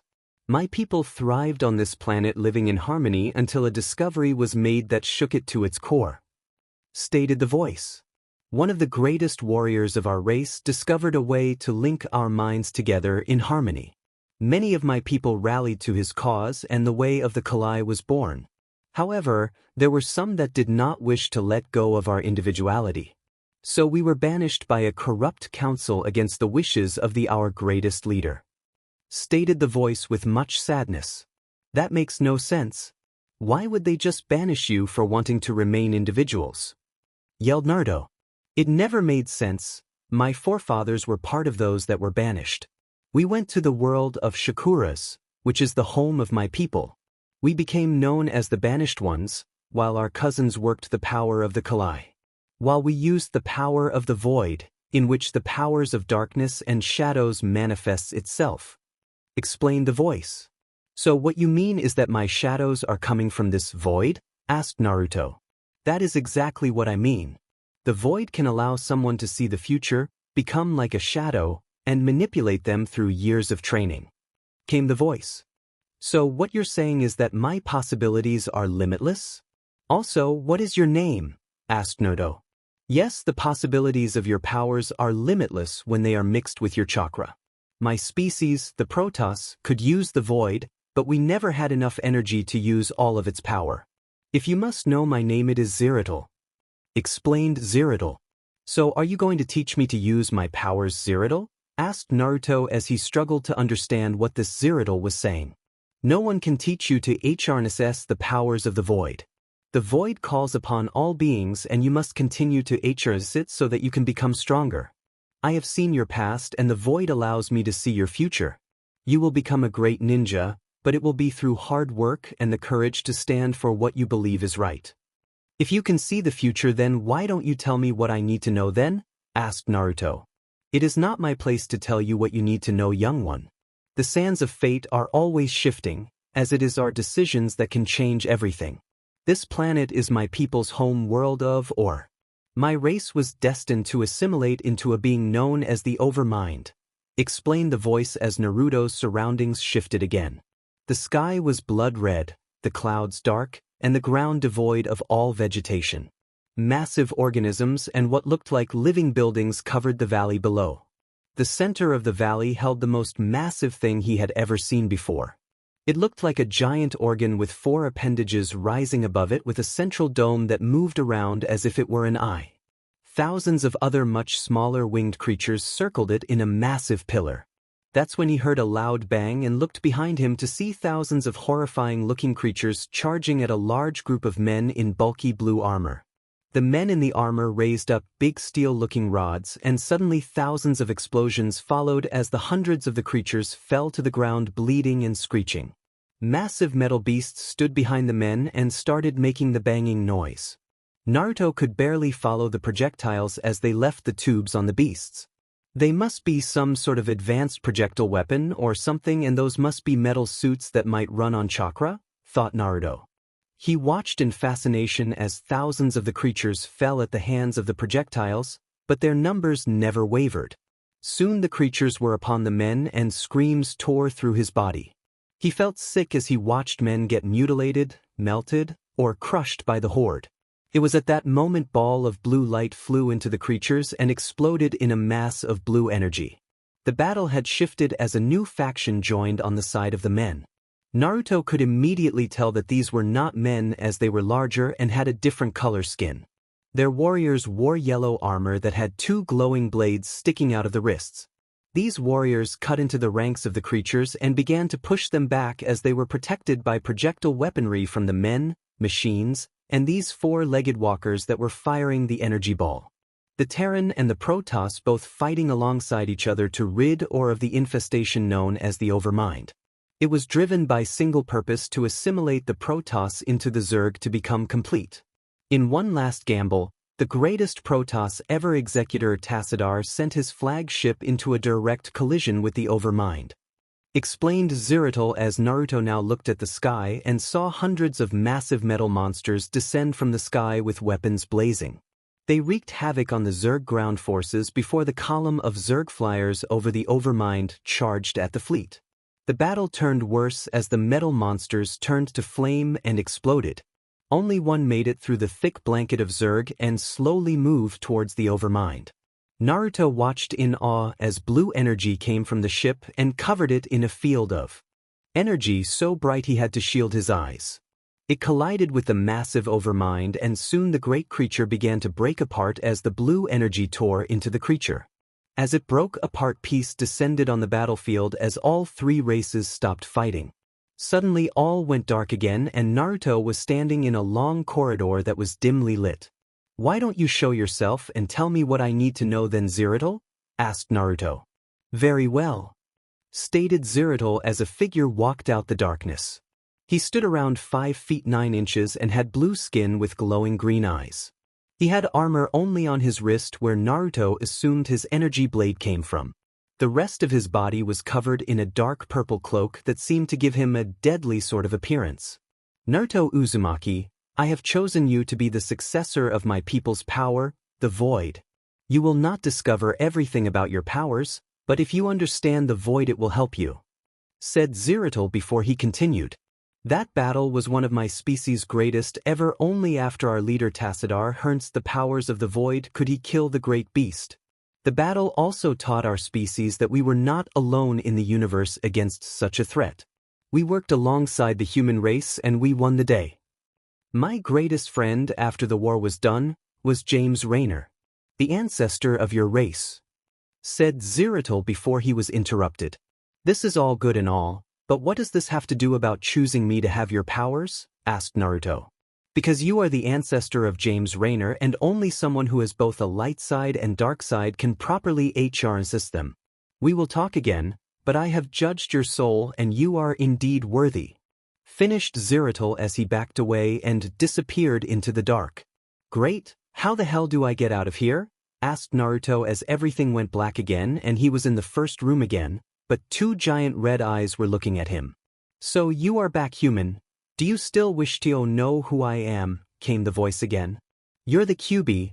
I didn't know before, but after realizing that Zeridal was in my mind, then I only had to use process of elimination to know that those eyes belong to you, furry," said Naruto boredly as he just wanted the hell out of here.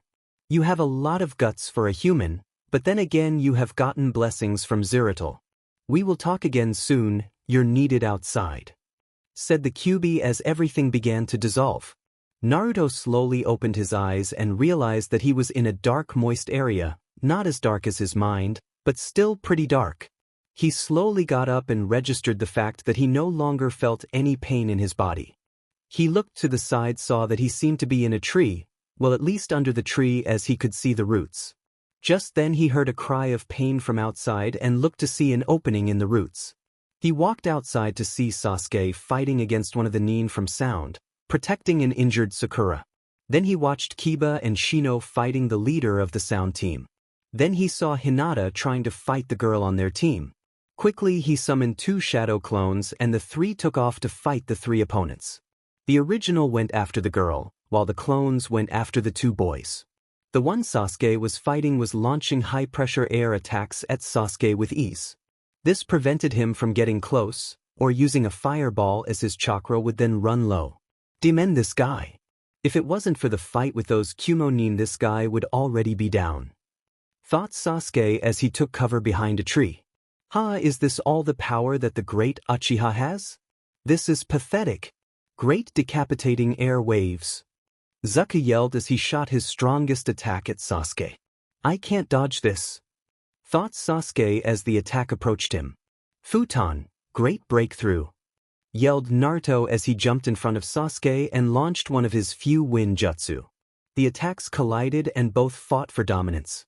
It was a stalemate until Naruto's clone pushed every bit of chakra that it had into the attack. Nothing happened for a second, but then Zuka's attack changed directions and the power of both attacks combined smashed into him. "Kill him, then help get Sakura on her feet," said the clone before it poofed out of existence.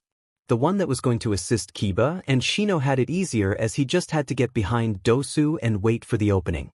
During this he had noticed that Shino's eyes weren't covered by sunglasses. Shino, sensing Naruto, quickly gave him that opening by throwing a kunai at Dosu. He moved to block the kunai, but didn't notice Naruto drop down from above and slam a kunai into the base of his skull. "Well, that was easy," said Naruto as he smiled at the battered forms of Kiba and Shino. "That's because you've been asleep for the past day," yelled Kiba as he hit the clone on the head, causing it to dispel. What the hell was that? Asked Kiba in shock as he never saw a clone like that. That was just a clone, stated Shino as he took out another pair of sunglasses to replace the ones Dosu had broke. How many of those do you have? Asked Kiba. How many fleas do you have? Answered Shino with another question. Kiba answered back with a rude remark, starting off another one-sided argument. Hinata was faring surprisingly well against Kin. The girl was genjutsu specialist and could throw sunban with accuracy. Her genjutsu didn't work as Hinata's Byakugan could see through all illusions. The only drawback in the fight was that she was still a little injured from her fight with the Kumo Nin. Her teammates said something happened to Naruto that allowed him to heal her. That was what had her confused the most. They said Naruto had become something else that was completely focused on protecting her and killing the Nin that had done those attacks to her.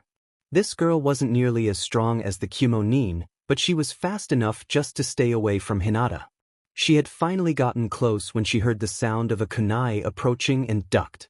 The kunai sailed over her head, directly into the Kin's throat. Hinata got back up and watched with a little pity as her opponent slowly collapsed to the floor. Just then she felt a pair of arms wrap around her body from behind. Instinctively she broke the hold and spun around while sending a juken strike into the gut of the one who grabbed her. Only after she hit her attacker did she realize her mistake as Naruto was on the ground holding his gun, with a small grin on his lips. I should have realized. You would be too on edge to try and hug you, Hinata, he said as he got to his feet slowly. Naruto, she screamed as she grabbed a hold of him and hugged him tightly to her body, all the while apologizing about hitting him. Shino and Kiba were smiling at their sister as she kept trying to apologize to Naruto about hitting him. Sasuke was reluctantly holding Sakura, as he didn't seem to care about Naruto and Hinata. Hinata, I'm okay, it only stung a bit and I'm a quick healer, said Naruto as he held Hinata as she hung on to him. I'm sorry, you just got up from being hurt badly and I didn't want you to be hurt anymore. She mumbled into his chest, but he heard it all. Don't worry, you didn't hurt me, Hinata, said Naruto as he pulled her a bit closer.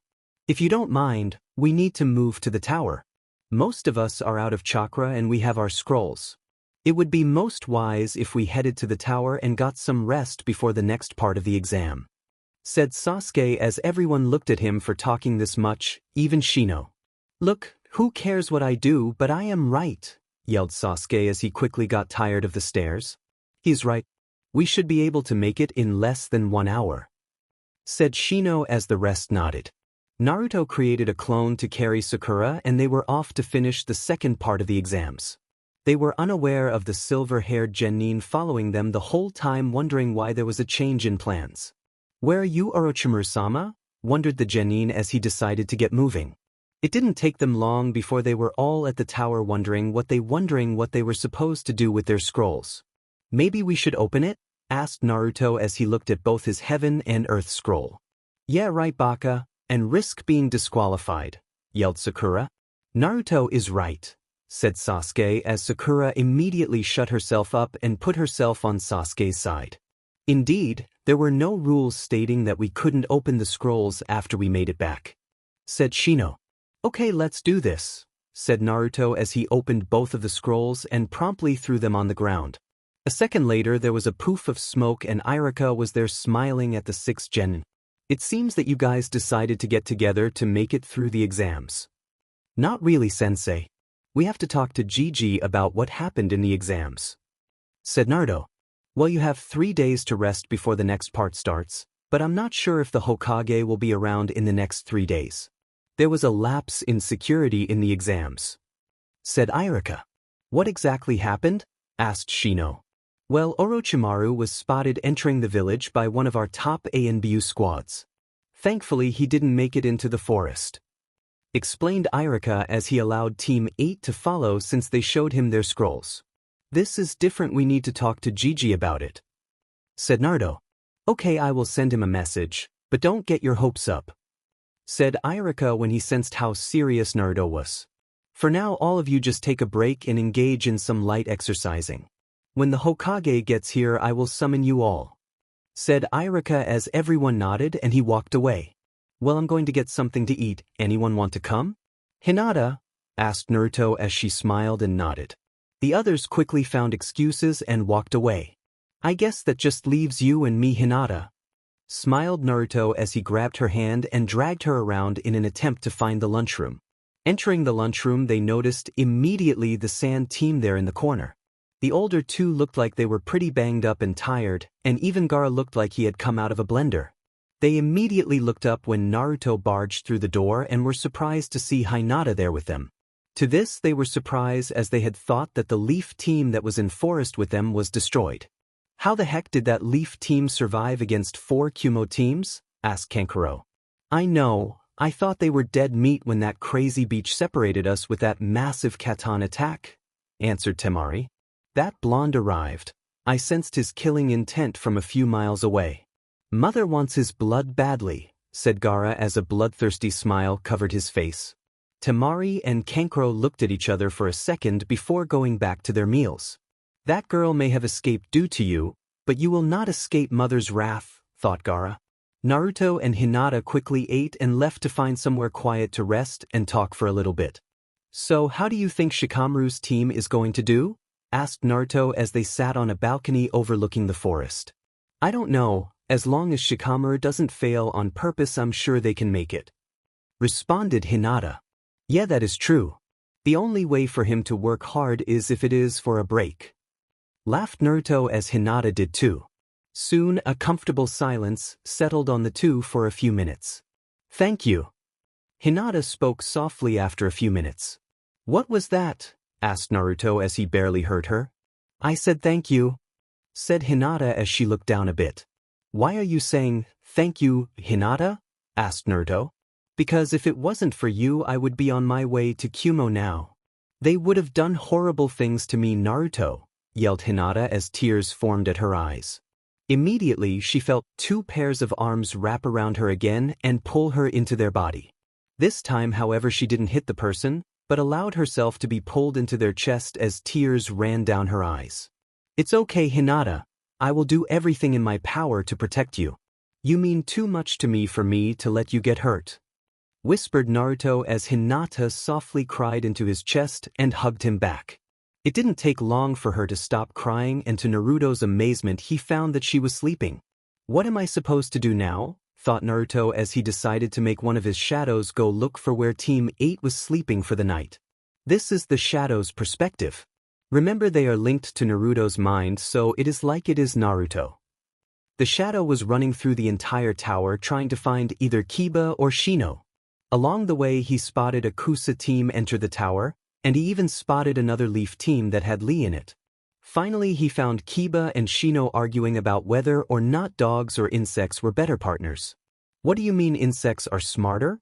Yelled Kiba as Akamaru barked in agreement. Guys, sorry to break this up, but I was wondering where the room they assigned you was?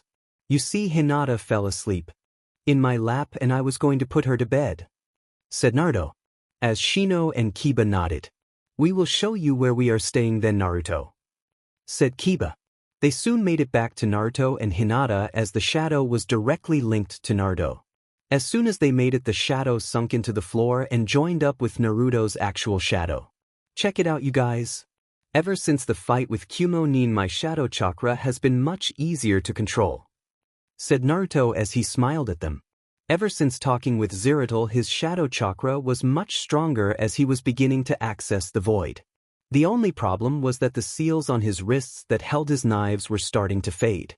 If you want, we can take Hinata for you, offered Kiba as Naruto shook his head. Well, I would, but she won't let go, stated Naruto as he tried to pry her arms from him, but only managed to make her squeeze harder. That is a problem, stated Shino as he turned around and motioned for Naruto to follow him. The ironic thing about going to Team 8's room was that it was only 2 doors down from the balcony. If I had known that, I would have been good by myself, said Naruto as he put Hinata down in her bed. He tried to pull away, but was quickly brought down harder than before as Hinata squeezed the life out of him while mumbling about her Naruto, to his embarrassment as Kiba and even Shino started laughing. Well, we will be back later, Naruto. Now don't do anything a gentleman wouldn't do, and you are welcome to stay here for tonight, laughed Kiba as he and Shino left the room. Don't leave me, said Naruto as he was once again pulled into Hinata's chest. Ding. Well, might as well get comfortable, thought Naruto as he laid his head on the pillow and just watched Hinata. I will never let anyone hurt you, Hinata. I don't know what I have been feeling lately, but I know that you are more than a friend to me, thought Naruto as he slowly drifted to sleep. Kiba and Shino were still laughing an hour later as they were in the rec room sitting around. Did you see how Hinata was suffocating him? Laughed Kiba as Shino chuckled a bit. Yes. Do you think we did the right thing by leaving him in there? Asked Shino, as he was well aware of Hinata's feelings for Naruto. Of course we did. Heck, we're better matchmakers than even Ino, exclaimed Kiba. Shino, however, just got a sweat drop on his face as he saw someone approach Kiba from behind. What was that mutt? Yelled Ino, scaring the crap out of Kiba. What did you call me? Yelled Kiba as he glared at Ino. I called you a mutt mutt. Now what did you say about being a better matchmaker? Like that is any of your business, said Kiba as he turned around. A pity as he didn't see Ino lift her leg and plant it between his legs. Now, mutt, if you don't want me to work more of my feminine magic, I suggest you tell me what you meant by that statement earlier, said Ino in sickly sweet voice, making Kiba gulp. You win. Hinata fell asleep holding Naruto, so we helped him put her to bed. When we were leaving, Hinata grabbed Naruto in her sleep and wouldn't let him go, so we left them there, said Kiba as Ino looked surprised at that. So Naruto is here? That means Sasuke also passed the test. Anyway, what room are they in? I want to see this for myself, said Ino. I will lead the way, again, said Shino as Ino happily followed him. Kiba slowly picked himself up and followed after the two, while Shikamaru and Chuji saw their teammate leave and decided to follow. So how did you guys get your scroll? Asked Kiba as Shikamaru and Chuji caught up with him. Well, Shikamaru was trying to find a weak team to fight, so earlier today we found a large group of slaughtered Kumo ninja. Luckily one of the teams still had a scroll, so we took it and made it here, said Chuji as he ate some chips. I'm still wondering what could have killed all of those shinobi, said Ino as they caught up to her and Shino. It was Naruto, said Shino out of the blue. What did you say? Asked Shikamaru. Those Kumo nin were after Hinata, so they attacked us. We were only able to kill one of the 9 before Naruto showed up to save Hinata from a fate worse than death. Sasuke killed one and Naruto killed the rest, said Shino. How? Those ninja would have been between low Jounin and low Chunin rank if they were here to steal Hinata, stated Shikamaru. I don't know what it was, but Naruto did something that pushed him beyond the levels of all of those ninja. The amount of killing intent was the greatest I have felt in my life, stated Shino. Yeah, it was like I could just see my life ending. He was covered in a red and black chakra cloak that seemed to burn everything it touched, said Naruto as Shikamaru had a look of contemplation. It sounds like a Jinchuriki, but the leaf couldn't have one as all of them are accounted for, but the Kyubi, breathed out Shikamaru as he had just figured out one of the village's greatest secrets.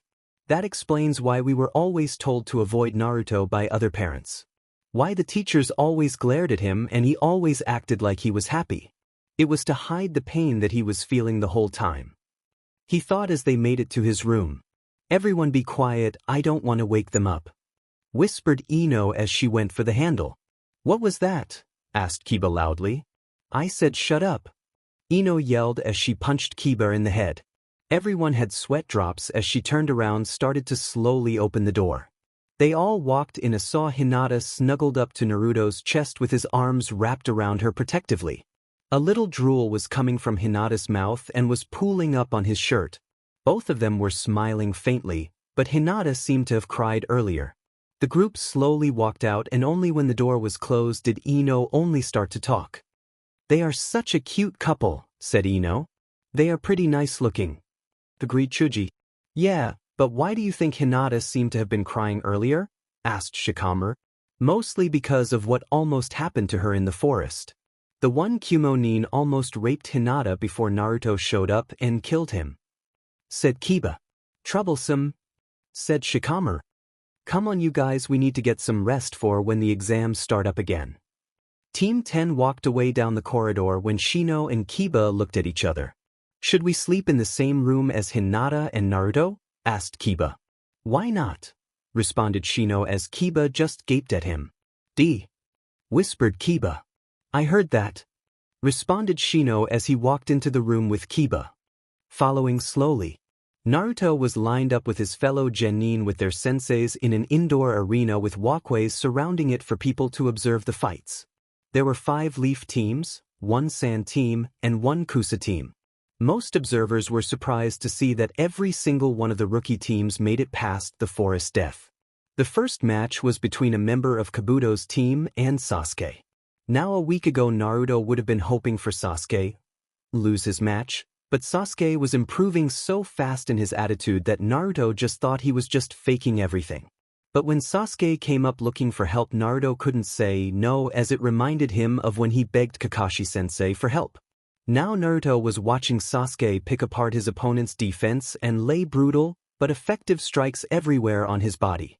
His opponent couldn't even land a hit on Sasuke to drain his chakra. The match ended as Sasuke's opponent exposed his back to Sasuke and a kunai landed lightly on his neck to show that if Sasuke wanted to he could have killed him there. The next match was between Shino and one of the Kusa-nin. The Kusa-nin was wearing full bodyplate armor, which ruled out the possibility that this genin relied on speed. Immediately this genin charged at Shino, who didn't dodge till the last second by rolling out of the way. The Kusa genin charged head first, unable to stop his momentum, into the wall. The blow didn't seem to hurt him at all as he charged once again at Shino. What followed was a high-risk match, as if Shino made one mistake he would lose for sure. After a few minutes, the Kusa genin was visibly sweating and slowing down to the point at which he seemed to be nothing more than a brisk walk. Naruto paid little attention as Shino was explaining to the genin how his bugs had been draining his chakra since he first tried to attack Shino. He had already heard all of this when he was talking to Hinata the day before. He was closer than ever with Hinata ever since the day they awoke to find each other in their arms. It was awkward at first as both didn't know what to say to each other. It was Hinata who surprised Naruto as she just muttered a few words before just snuggling up to him even more. Those words that she had muttered were, "Screw it, you're warm." It was kind of funny as he was thinking the same thing, and he was relieved when she didn't immediately regret doing that. That was what made him decide to ask her on a date after this part of the Chunin exams. The next match made him want to laugh at the irony. It was between Ino and Sakura. This match was mostly a joke, but Sakura was able to distract Ino for 1 second, and that was all it took for the two to knock each other out. Since Sasuke had started to change in behavior, maybe Sakura might start to take her training seriously for once. I just can't wait for my match. I just finished an awesome technique last night and can't wait to test it out, exclaimed Naruto as Kakashi smiled at him. Was it a wind or shadow jutsu? Asked Kakashi. It is a shadow jutsu that is similar to the Shunshin, but it is a full-out teleportation technique. The time to reappear only makes it effective to escape a death situation and not to attack quickly, said Naruto. That is interesting. Can you use it without your knives? Asked Kakashi. Surprisingly, I am now able to use most of my shadow jutsu without the knives now. I guess I'm just gaining more of an understanding of where my shadow chakra is coming from, said Naruto as he heard Kyuubi in the back of his mind berating him on downplaying Lord Zeridal's information. That was also a funny thing, as Naruto had visited Zeridal and Kyuubi last night and had discovered that Zeridal was like a god to the bijou for some reason. That was also where Naruto had learned the ability to blink, as Zeridal called it. Well, that is a surprise. I suggest you ask Shikamaru for help after this part of the Chunin exams, suggested Kakashi. I was definitely considering it, said Naruto as he watched the match between Kiba and Kankuro. I've been wondering what that thing on his back does exactly. I guess I will find out now, thought Naruto. Kiba quickly had Akamaru change into a clone of him, as they too had no idea what type of jutsu Kankuro used. Using their Getsuga, Kiba and Akamaru were able to corner Kankuro into a corner. They both attacked at the same time, seemingly to have the effect they wanted. Kankuro was on the floor, thoroughly beaten up. Kiba turned away from the downed Kankuro, and that was when he struck. Senbon flew out of his mouth into Kiba and Akamaru's body. His body slowly stood up, Slowly pieces of cloth fell off to reveal a puppet underneath. The pack that Kankuro stashed away at the start of the match exploded and the real Kankuro was now standing behind his puppet. Some words were exchanged that seemed to shock Kiba, but it didn't matter as the battle progressed with Kiba dodging the blades of the puppet. It soon became apparent that neither Akamaru and Kiba could keep up. Apparently the Sunban in them were designed to slow down Kiba's responses. The battle after that was one-sided as Akamaru was out of the fight and Kiba had multiple lacerations across his body. The only choice was to withdraw, and that is exactly what Kiba did. The match ended with the proctor signaling for the next to start. The next match brought a smile to Naruto's face, for it was the other genin from Kabuto's team and himself up. He jumped down to the center of the arena and awaited for his opponent to step down. All of Kabuto's teammates creeped him out, but this one seemed pretty twisted for some reason. "Hajime!" shouted the proctor as Naruto jumped back and launched 3 kunai at the ninja. The ninja weaved through the kunai and approached Naruto. It was then where it seemed the ninja turned into a mass of flesh that wrapped around Naruto. "I turn all of my bones into cartilage and control them. If you don't surrender, I will break your neck," whispered the ninja into Naruto's ear. Naruto just smirked in response. "I have a better idea," he said as suddenly he disappeared in a mass of shadows, only to reappear in a mass of shadows on the other side of the arena. "There is no way you will be able to do that again," stated Naruto as 3 of his shadows grew out of the ground around him. They all took out kunai and charged at the ninja. Despite being extremely flexible, the ninja couldn't dodge all of the attacks and was bleeding pretty badly from the kunai wounds on his body. Finally, one of his kunai found its way into one of Naruto's clones, but it didn't stay there long as the clone just repaired itself. "Kage no Shifuku!" yelled Naruto as his 3 shadows broke apart and flew at the ninja from the floor. The ninja was trapped as the shadows had wrapped around his body. "What the hell is this?" asked the ninja as he tried to wiggle his way out of the shadows, but they kept readjusting. "This is my shadow subjugation. Surrender, there is no way you are winning this match," said Naruto. "To hell with that," yelled the ninja as he tried even harder to escape. "Kage Richi," said Naruto as the shadows started to glow a slight blue as the ninja's chakra was SCKD from him and put into Naruto. Soon the ninja was on the ground completely out of chakra.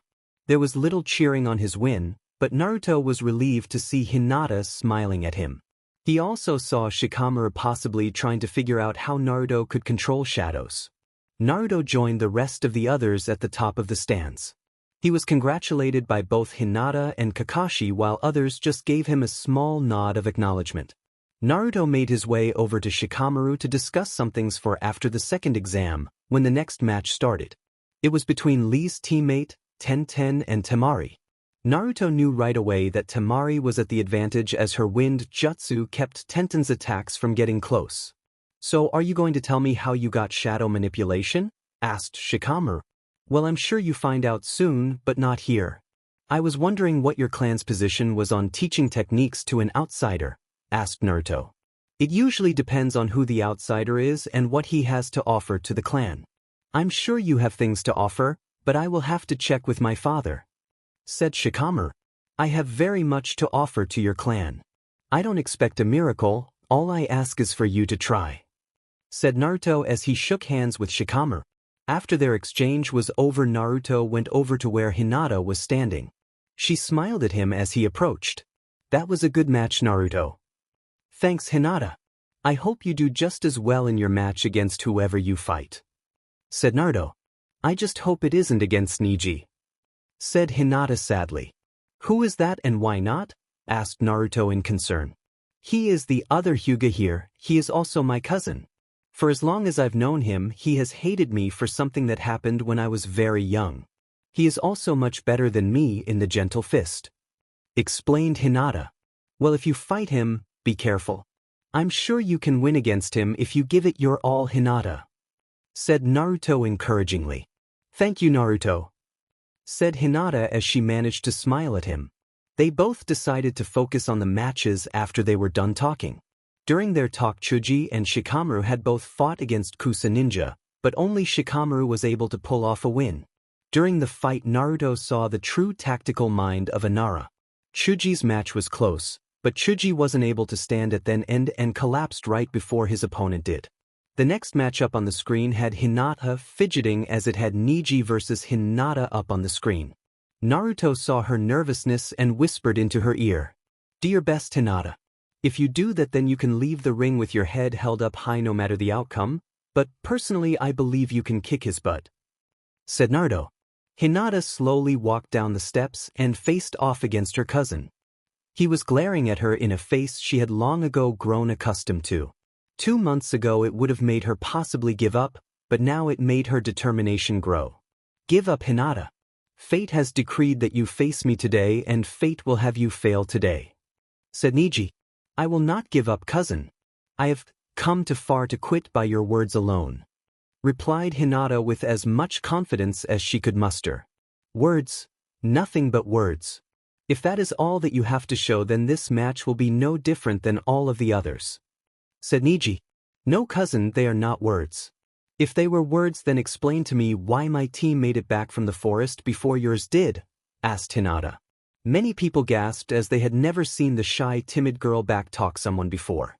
Naruto was openly laughing at what his crush had just said. Who would have known that just a few choice words would give her such a backbone?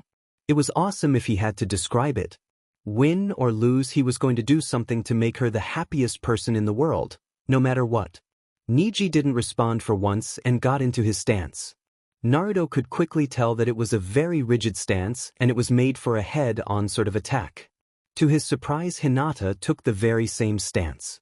He had never studied her stance before, but now that he noticed that it was way too rigid for someone like her to use.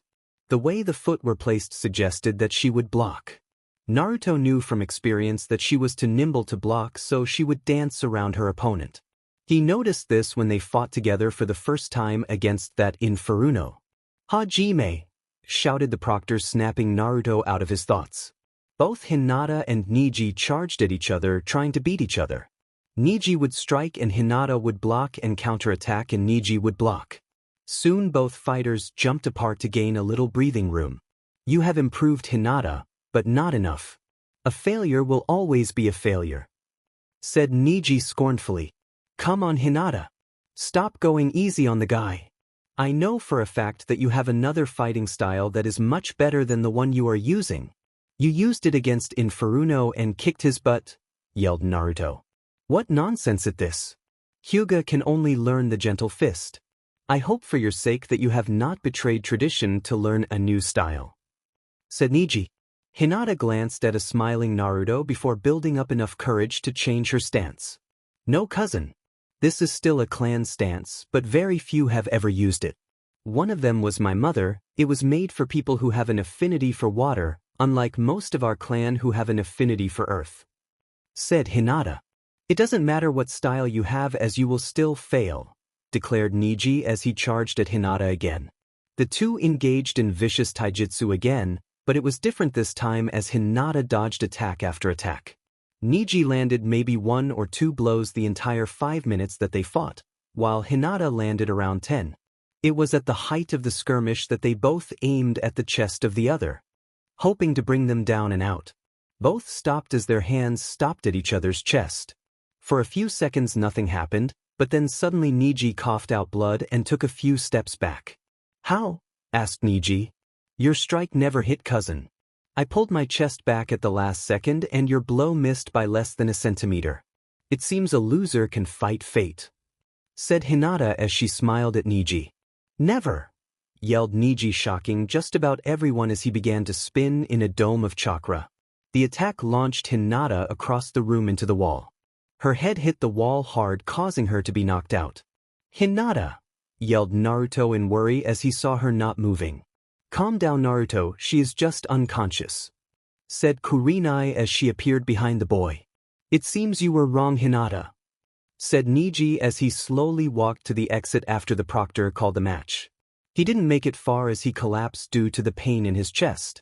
Medics rushed the room and quickly grabbed both Neji and Hinata.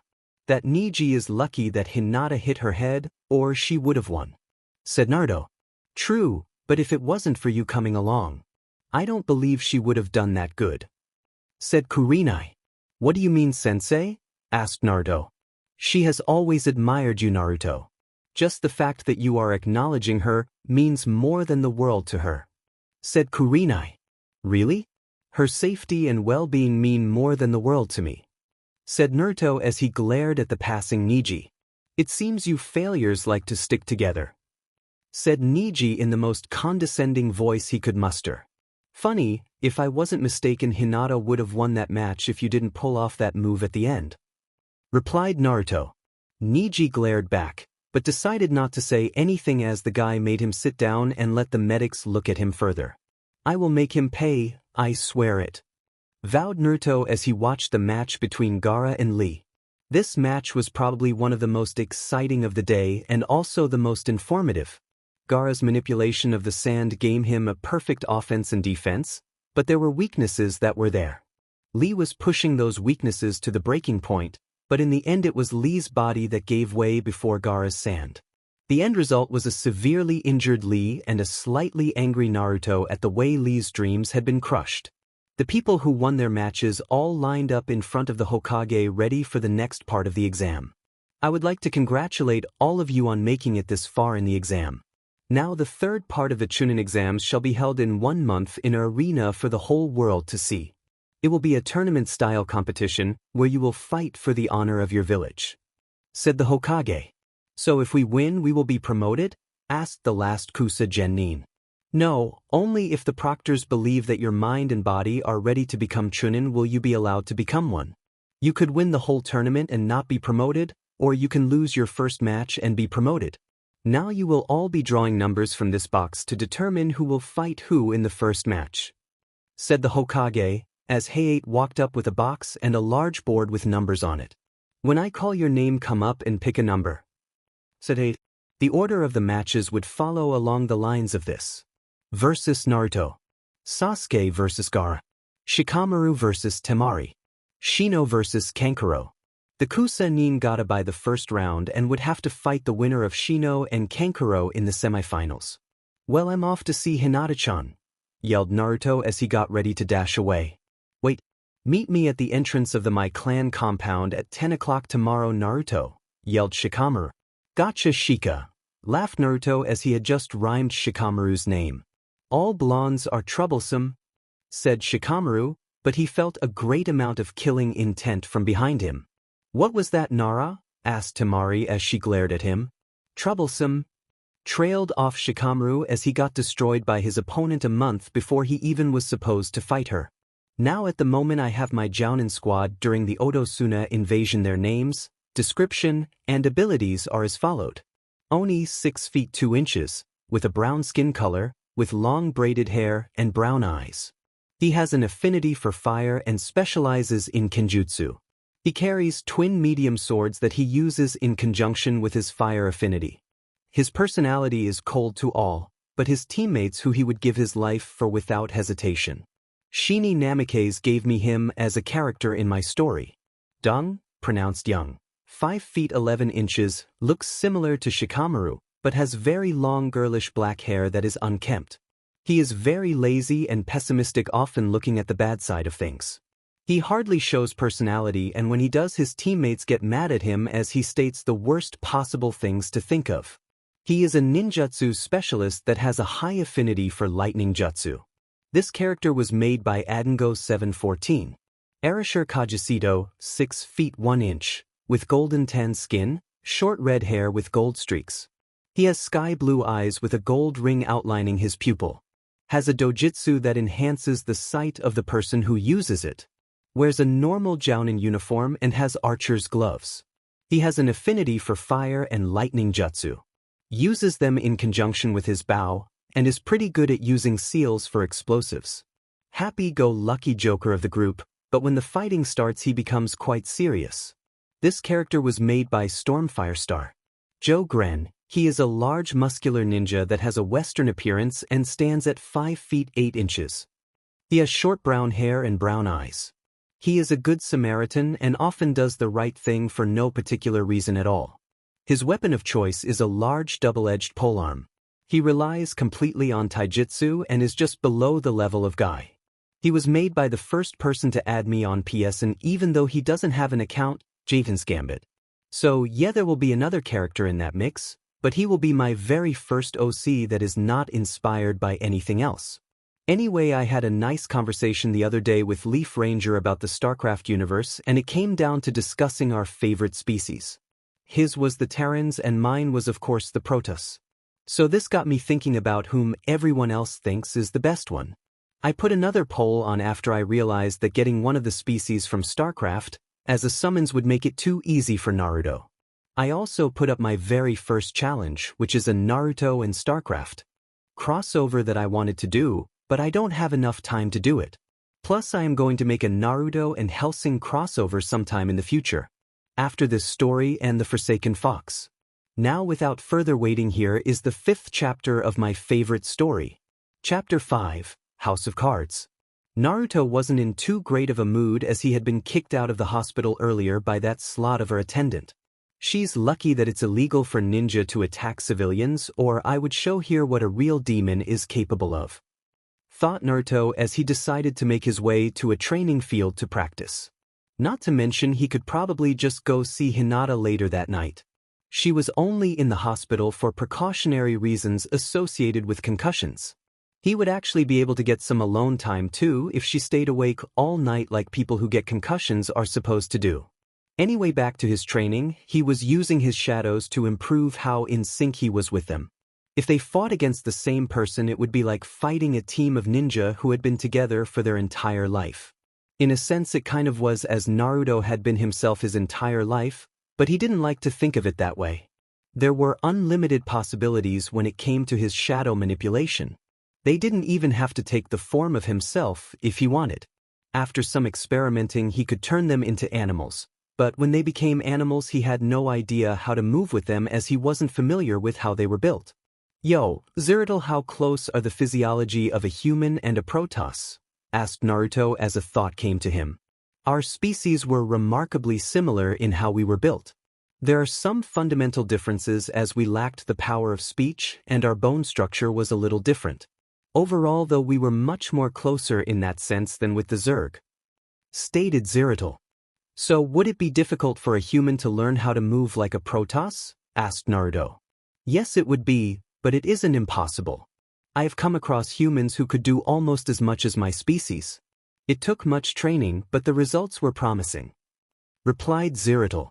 Well then let's hope this works, said Naruto out loud as he made a hand sign and focused on one of his shadows.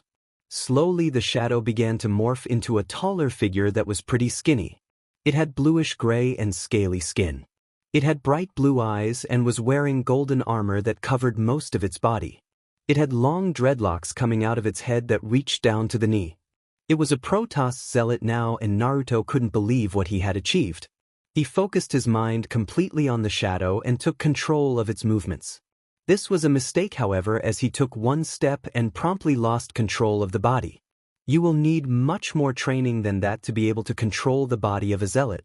The leg structure is quite different, so moving is much more different and the balance is weird too, said Zeridal. Thanks for the help, but being able to turn my shadows into zealots will be really intimidating. Plus, by the looks of you guys, you were made for close-range combat and being able to move fast, said Naruto out loud. You do realize that you have been talking out loud this entire time? Said Zeridal in his mind. Well, how else am I supposed to talk to you? Asked Naruto out loud again. I am in your mind. All you need to do is think it and I will hear it, replied Zeridal. Oh, that makes sense, thought Naruto. Yes, not get back to training. I want you to focus on the physical aspects of your training. Get stronger, faster, and work on your wind chakra control. Then with the Naras you will focus on shadow manipulation, said Zeridal. That sounds like a good idea, Zeridal, thought Naruto as he made a bunch of shadow clones to work on wind manipulation while he stuck a large boulder on his back and proceeded to be chased by a bunch of his clones. It was all dark along the rooftops of Konoha as Naruto moved from building to building in the shadows. He knew that there were many ninja on patrol in the village since there were numerous other ninja from enemy villages in the village. Not to mention the Sandaime had flipped out when he discovered what had happened to Hinata in the Forest of Death. However, there wasn't anything he could do about it since it was during the Chunin exams and no one was actually taken by Kumo. So here was Naruto moving along the shadows completely out of sight. He wasn't too fast moving through the shadows, but he had learned that he was completely undetectable like this. Especially at night, as during the day one could easily spot his shadow moving across the ground. However, at night he just blended along in the darkness, moving unseen through the endless void. He eventually arrived outside Hinata's room and looked inside to see Hinata staring at him through the window. However, she couldn't tell it was him as she was just looking out into the darkness. Her eyes shot open, however, when she saw a mass of darkness begin to rise out of the roof from the building across the street. She was about to scream out when she saw that it took the appearance of a certain blonde that she knew and loved. Although she would never be able to bring herself to say it to his face. She opened the window and allowed him to jump into her room from across the street. "What are you doing here, Naruto?" asked Hinata. "Well, I wanted to see how you were doing, Hinata. I was worried for you. It was bull how that BSRD beat you. I would have been here sooner, but the attendant wouldn't tell me what room you were in and demanded that I leave," said Naruto in a clearly annoyed voice. "That's okay, Naruto, but why did you come see me now?" asked Hinata. "Well, I knew that you would be up now. Plus it allows us to talk to each other and not have to worry about anyone else interrupting us," said Naruto with a smile. This in turn made Hinata blush deeply as she realized that it was true that they were all alone. The things going through her mind would even make a Spaniard blush with embarrassment. "You okay, Hinata? You were spacing out for a second," asked Naruto as she sputtered out an answer. "I'm okay, Naruto," she said shyly. "You have no idea how long it took me to get across the village to see you. I told the Hokage about what happened and he has twice the amount of shinobi protecting the village, so I had to use one of my shadow jutsu to get here," said Naruto as he sat on a chair. "Is that how you came out of the shadows? On the roof?" asked Hinata. "I learned it before the Chunin exams, but I haven't been able to use it much. It makes it impossible to sense me, but you can still see the shadow when it moves across the ground, so it doesn't work during the day," explained Naruto. "But at night it is invaluable as you can practically sneak into anywhere using it as long as there are shadows," said Hinata as she lay down on the bed and looked at Naruto. "That's true, Hinata. So I have been meaning to ask you something since we got out of the forest," said Naruto nervously as a blush came to his cheeks. "What is it, Naruto? You can tell me anything, I won't judge you," she said as she gave him a smile. It was then that Naruto realized that he had to do something before he asked her the big question. How could he ever possibly allow her to go on a date with him if she didn't know some of the most important things about him? He had to tell her now before he went any further. This would have to include the QB, his father and mother, and a very sage like being inside him from another planet and time. "Well, there are some things I need to tell you before I ask you the question I was going to initially ask you. You see, there are some things about me that most of the village knows except the people of our generation and younger," started Naruto as he glanced at Hinata to see her looking at him questioningly. "Whatever it is, I'm sure it will not change the way I think of you," said Hinata as she softly smiled at him. "Just let me tell you first before you already decide, Hinata. You know how the QB was killed by the Yondaime 13 years ago?" asked Naruto, but he was silenced as Hinata began to hug him. "I already know, Naruto. You were chosen as the savior of our village and yet most of it treats you worse than trash," cried out Hinata as Naruto's eyes widened in surprise. "What? But how did you know?" asked Naruto as he could honestly not believe that Hinata knew this whole time and was still his friend. "I overheard people talking about you, Naruto. The things they said about you made my blood boil. They have no idea what type of person you really are," cried out Hinata. "But I lied to everyone. Why don't you hate me for not telling you myself?" asked Naruto. "Because I understand how you can be so afraid of rejection, Naruto. Each day that pain festers in me and there is nothing I can do about it," she said as Naruto hugged her back. "There are two more things I need to tell you, Hinata. Then I will ask you a question that I want you to answer with knowing all of the facts," said Naruto as Hinata nodded her head. Now the Yondaime is perhaps one of the most noble Kage there ever was, and he would never ask anyone to do something that he wouldn't do himself. I have always wondered who my father was, and one day it hit me like a ton of bricks. Why would the Yondaime take some random kid from the streets and put so much trust in him? Started Naruto as Hinata went wide-eyed in realization. You see, he didn't choose some random kid. He chose the one kid he knew he would always be able to trust. That one kid was his son born just before the Kyuubi attacked.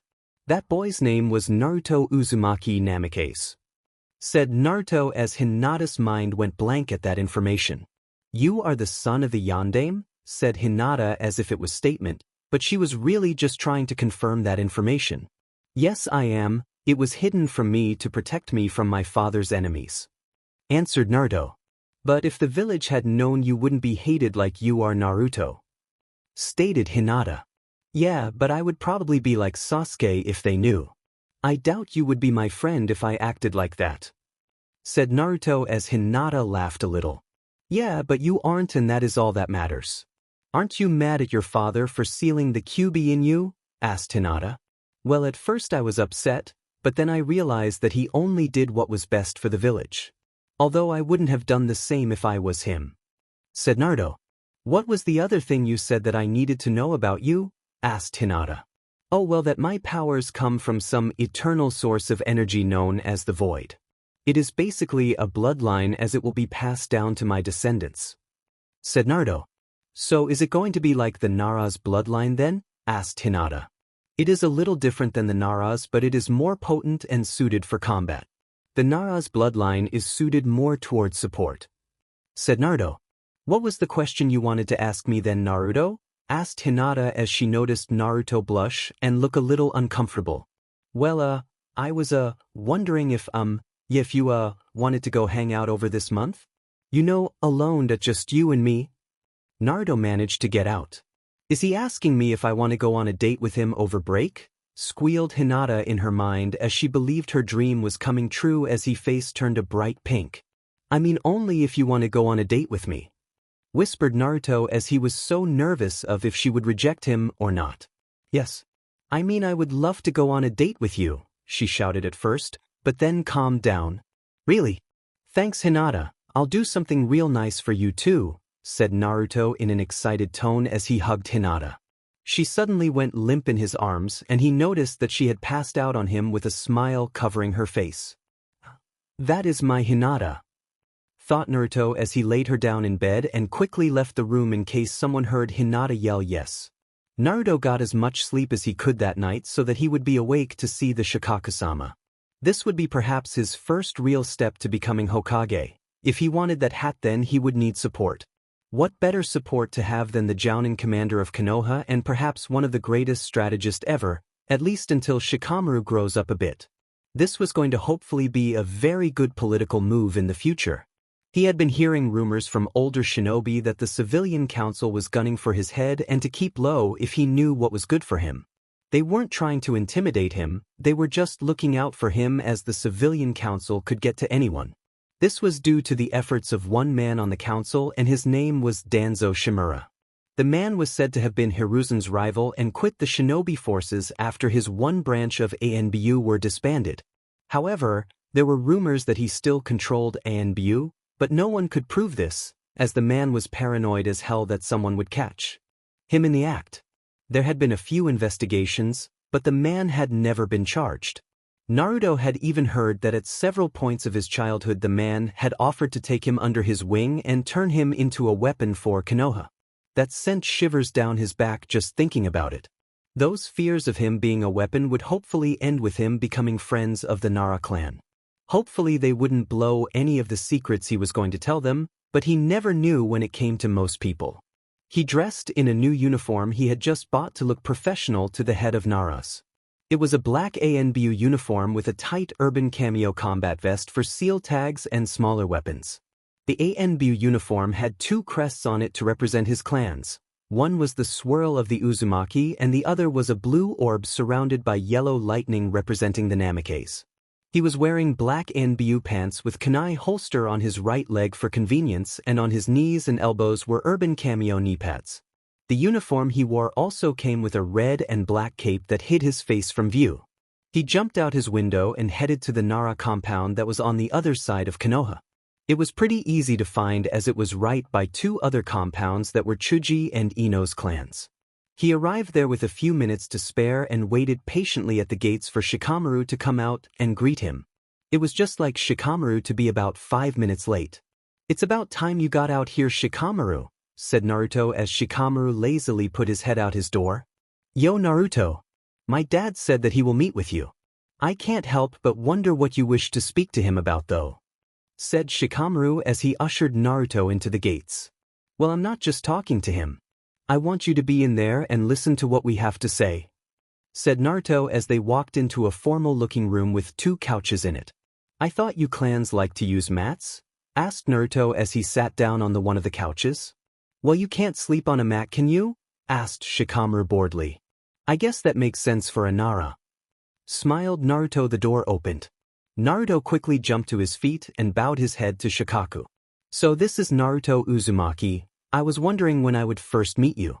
Shikamaru has said some pretty strange things about you lately," said the older Nara. "Nara-sama, I have come here to discuss 2 things with you today. I believe what I have to offer will be quite beneficial to your clan," stated Naruto. "Really? This doesn't have anything to do with your sudden use of shadow techniques, have anything to do with this?" asked Shikaku in interest.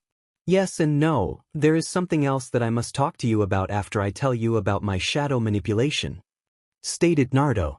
"Okay, then what is it that you want to discuss then, young Uzumaki?" asked Shikaku. "I would like to ask for an exchange of techniques and training so that I may improve and so may your clan. I have a large collection of techniques that I am pretty sure are not being used anywhere else," stated Naruto as Shikaku studied him for a second.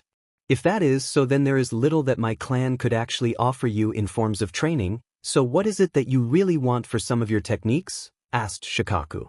"You are right, I know for a fact that neither you or I will be able to use all of each other's techniques, but I believe that in exchange for a few modified versions of my technique's order of protection by an influential clan of Konoha can go far for someone trying to become Hokage," stated Naruto.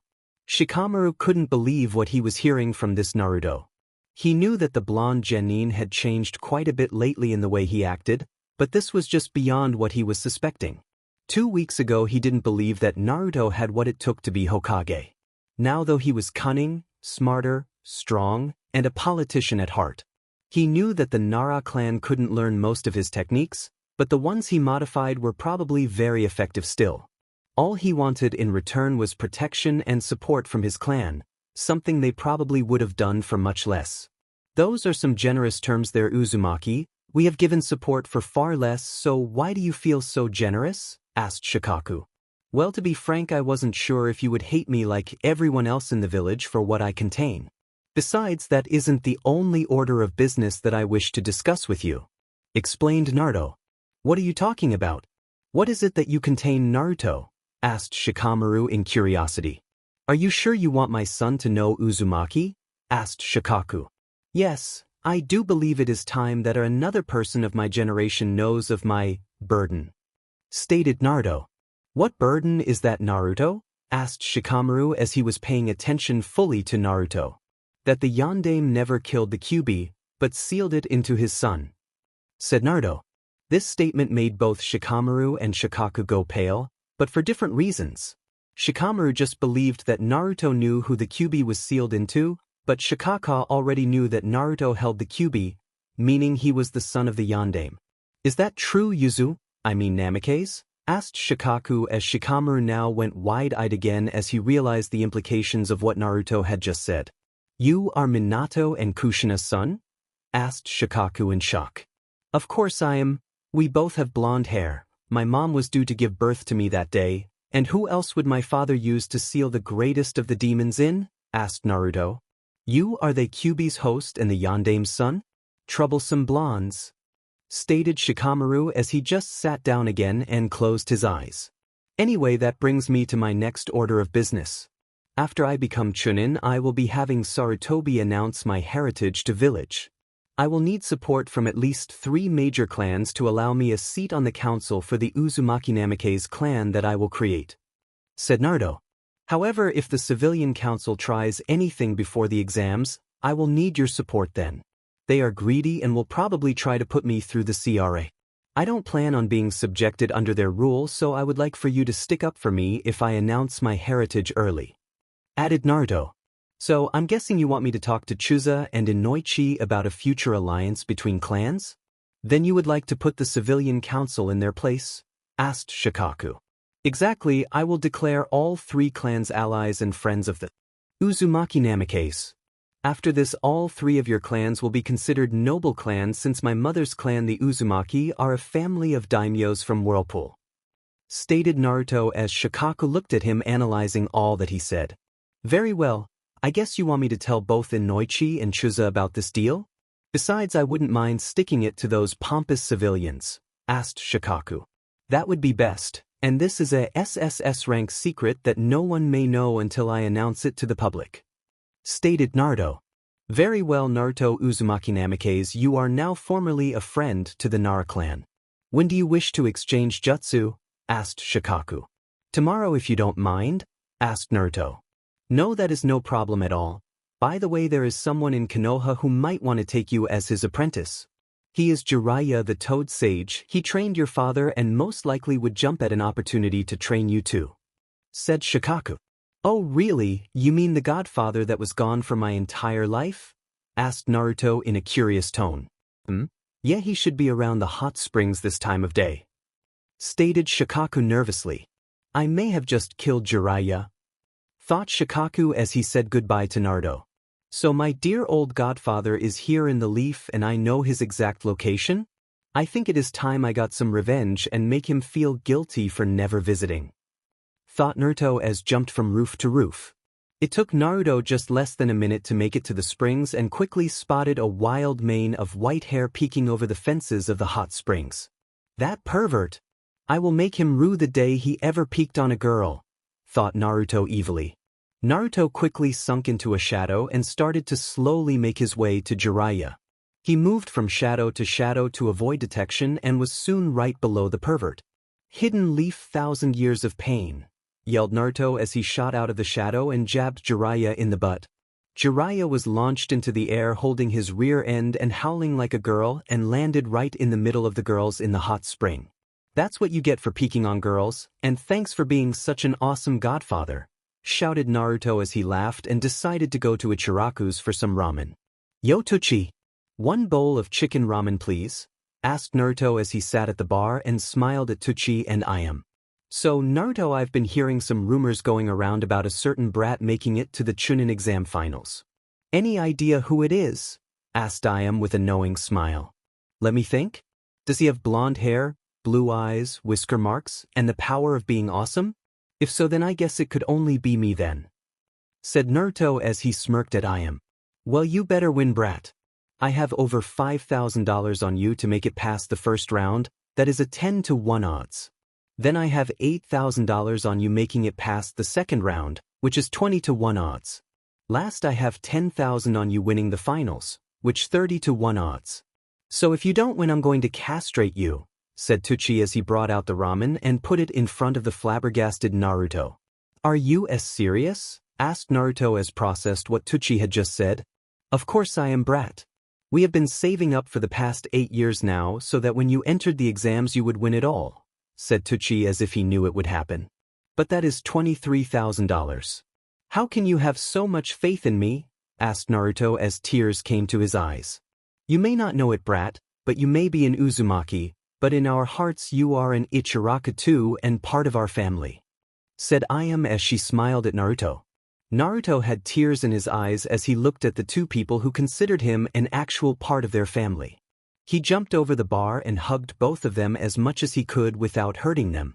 "Thank you. I will win, I promise that. I will not disappoint you too, believe it," shouted Naruto. "Alright, just get off me now. I don't really like all the touchy-feely things about this," said Tuchi as Ayam laughed at both of them. Soon they were back in their respective places and Naruto was just chatting with them about the secret they would learn after the Chunin exams. Just when Naruto was about to leave, a person stepped behind Naruto and grabbed his shoulder. "Are you the one who vaulted me into the hot springs?" asked the man. "Are you by any chance Jiraiya of the Sannin?" asked Naruto in response. "Why, yes, I am now, answer me," stated Jiraiya forcefully. "First tell me why I am named after one of the characters in your books," responded Naruto forcefully as he turned and glared at Jiraiya. "W?" asked Jiraiya as that comment threw him off his game. "You know exactly what I mean, let's talk somewhere else." "The roots in the leaf run deep," said Naruto cryptically, but Jiraiya got the message as his eyes widened.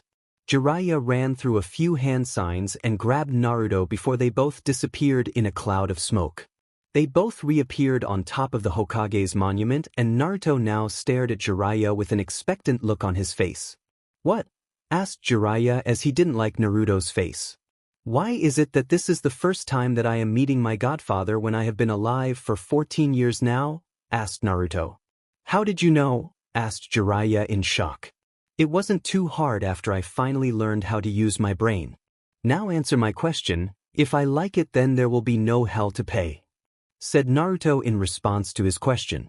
"It's not surprising you found out who your father was. You remind me of him greatly, not just your looks. I'm sorry I wasn't there for most of your life. I know it isn't the best excuse, but I have had to run a spy network through the nations," said Jiraiya. "So you are like Konoha's resident spy master?" asked Naruto skeptically. "Yes, I am. I know what the enemy will do before they know it themselves. Not only that, but I am an author of several best-selling books through the elemental nations," exclaimed Jiraiya in a proud voice. "Yeah, I already know about your books. I prefer your first though, it is much better written and seems to be a book written by a man of great values. You should have continued with books like that instead of just working on that smut you call literature," said Naruto as Jiraiya looked a little ashamed. Most people don't believe in such principles anymore. They care more for the smut than books of ideology and a new world," said Jiraiya in a saddened voice. "So why have you returned now then?" asked Naruto.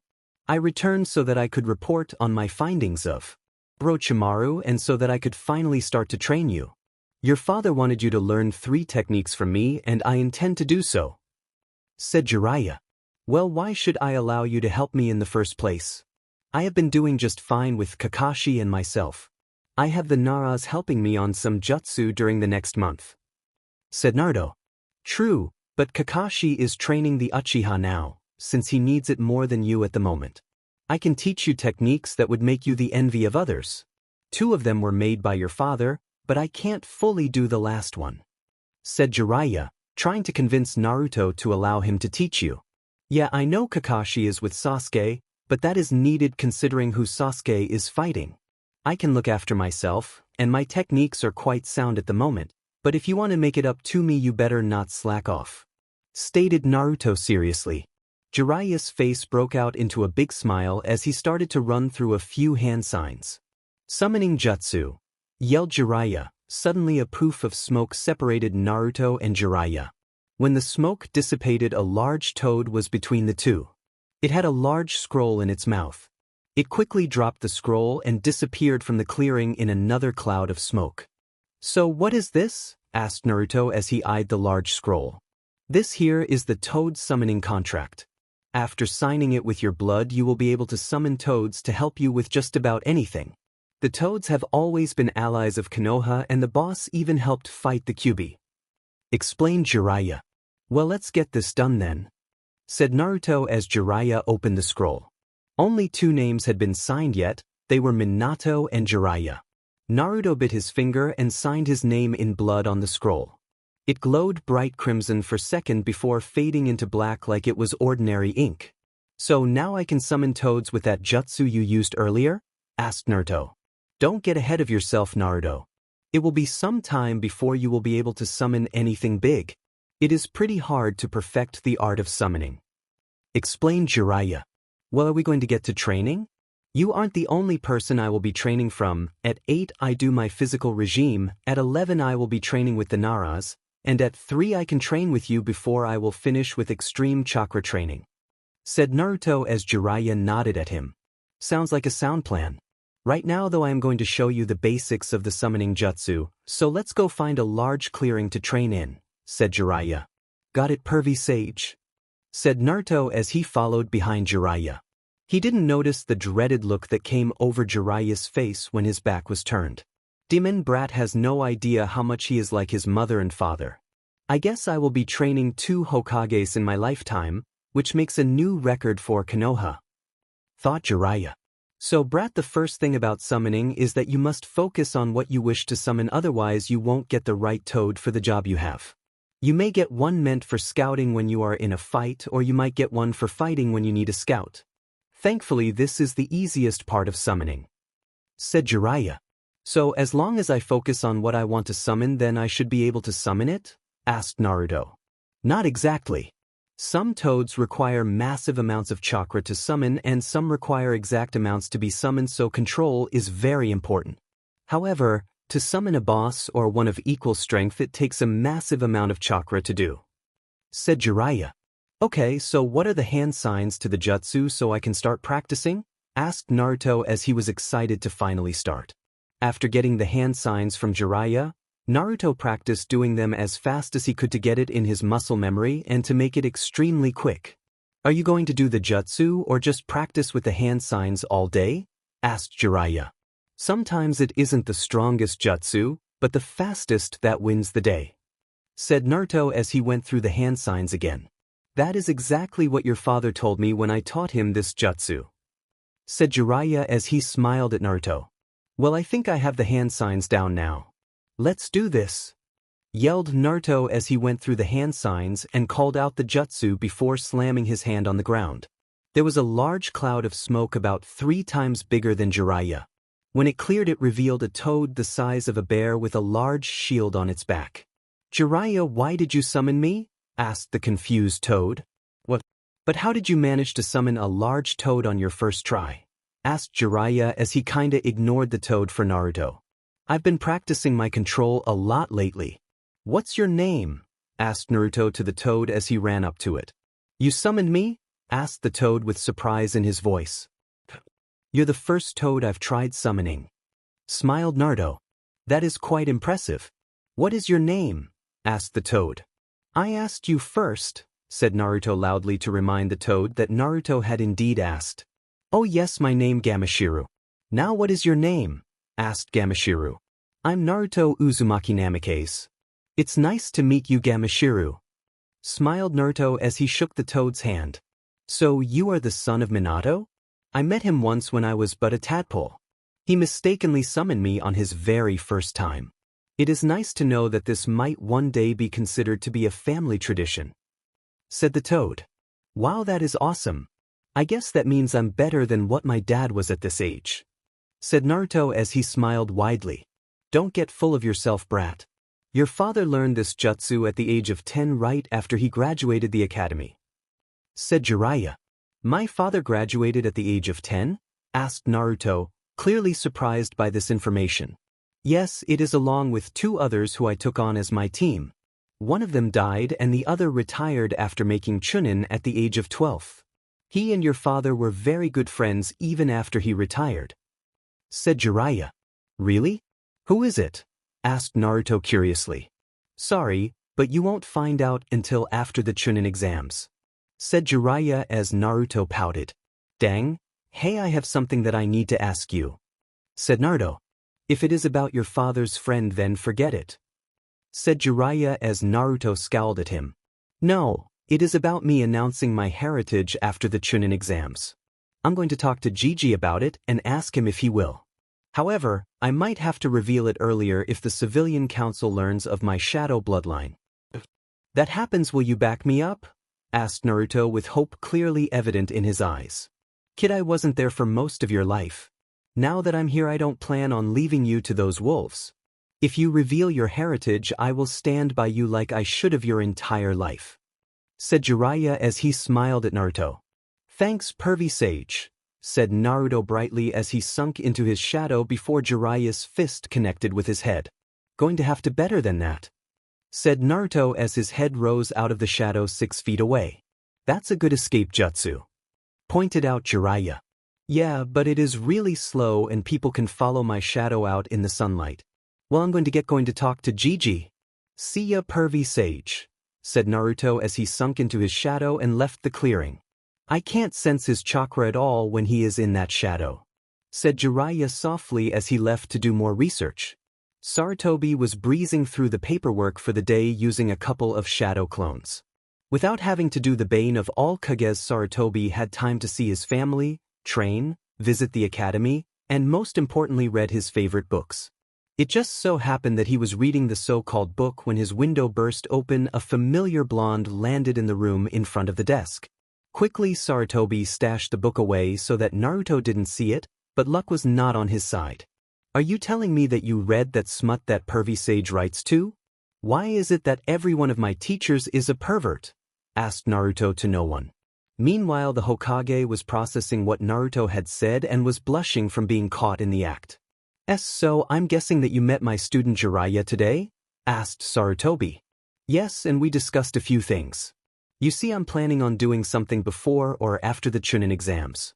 It has something to do with what I discovered a couple of weeks back about how much I resembled the fourth Hokage, said Naruto.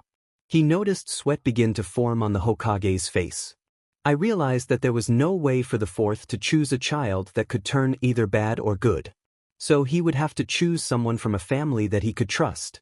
There were no clan children born on that day, but there was a child who was born nameless to a nameless family. I realized that that was me, stated Naruto slowly.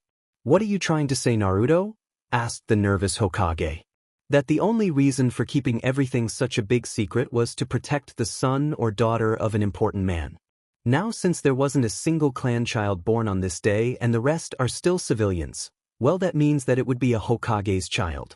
So I came to the conclusion that I am Naruto Uzumaki Namikaze, stated Naruto at the end with such firmness that it surprised the old man.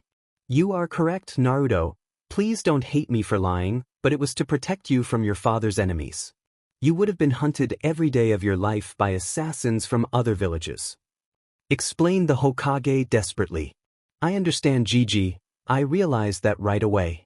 You have always been there for me in my times of need. I will always see you as my grandfather, smiled Naruto. Thank you, Naruto. Would you like to take up the name of your family now that you know about it? Asked the Hokage. Yes, I will, Gigi, but I want to wait until the Chunin exams if I may. That is unless the civilian council decides to do something about my new shadow bloodline, said Naruto. At this, the Hokage started laughing, confusing Naruto quite a bit. That's funny now that you brought it up. The council wants a meeting to discuss your new bloodline in Konoha and what they should do with it, said the Hokage. Already? Asked Naruto with wide eyes. It's only been 1 day since the second exam ended. Apparently a ninja witnessed you use your shadows for combat and the civilians are making a big deal about it, said the Hokage. Whatever, when is the meeting so I can show up and personally put them in their place? Asked Naruto. It is in 3 days at noon. Be here an hour early so you can walk in with me, smiled the Hokage. Thanks, Gigi. I have to go train now. I'll stop by soon though, yelled Naruto as he walked to the window. Wait, about your inheritance, your parents left you a mansion, some jutsu, all their possessions, and $345 million. You will receive it the second you are promoted to Chunin, stated the Hokage with a smile on his face. What? Yelled Naruto. This information caused him to stumble back a few steps. Unfortunately, he was right by a window when he stumbled back, thus him falling right out the window and the Hokage on the verge of a heart attack from him learning of his inheritance. Gigi, yelled Naruto as he picked himself off the ground.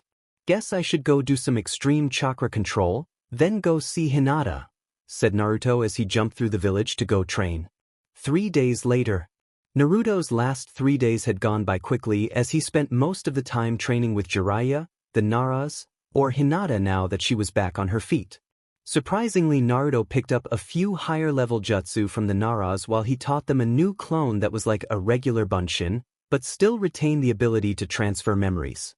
It couldn't be used for training, but in spying it was invaluable. It cost very little chakra and formed from their shadow. Jiraiya and him had been practicing the summoning technique, and Naruto could easily summon smaller to medium-sized toads. The largest one he had summoned this far was the size of a small house. Jiraiya told him that after the council meeting they would go and try to summon Gamabunta. If he managed to do that by the end of the week, then Jiraiya would teach him a jutsu that his father created.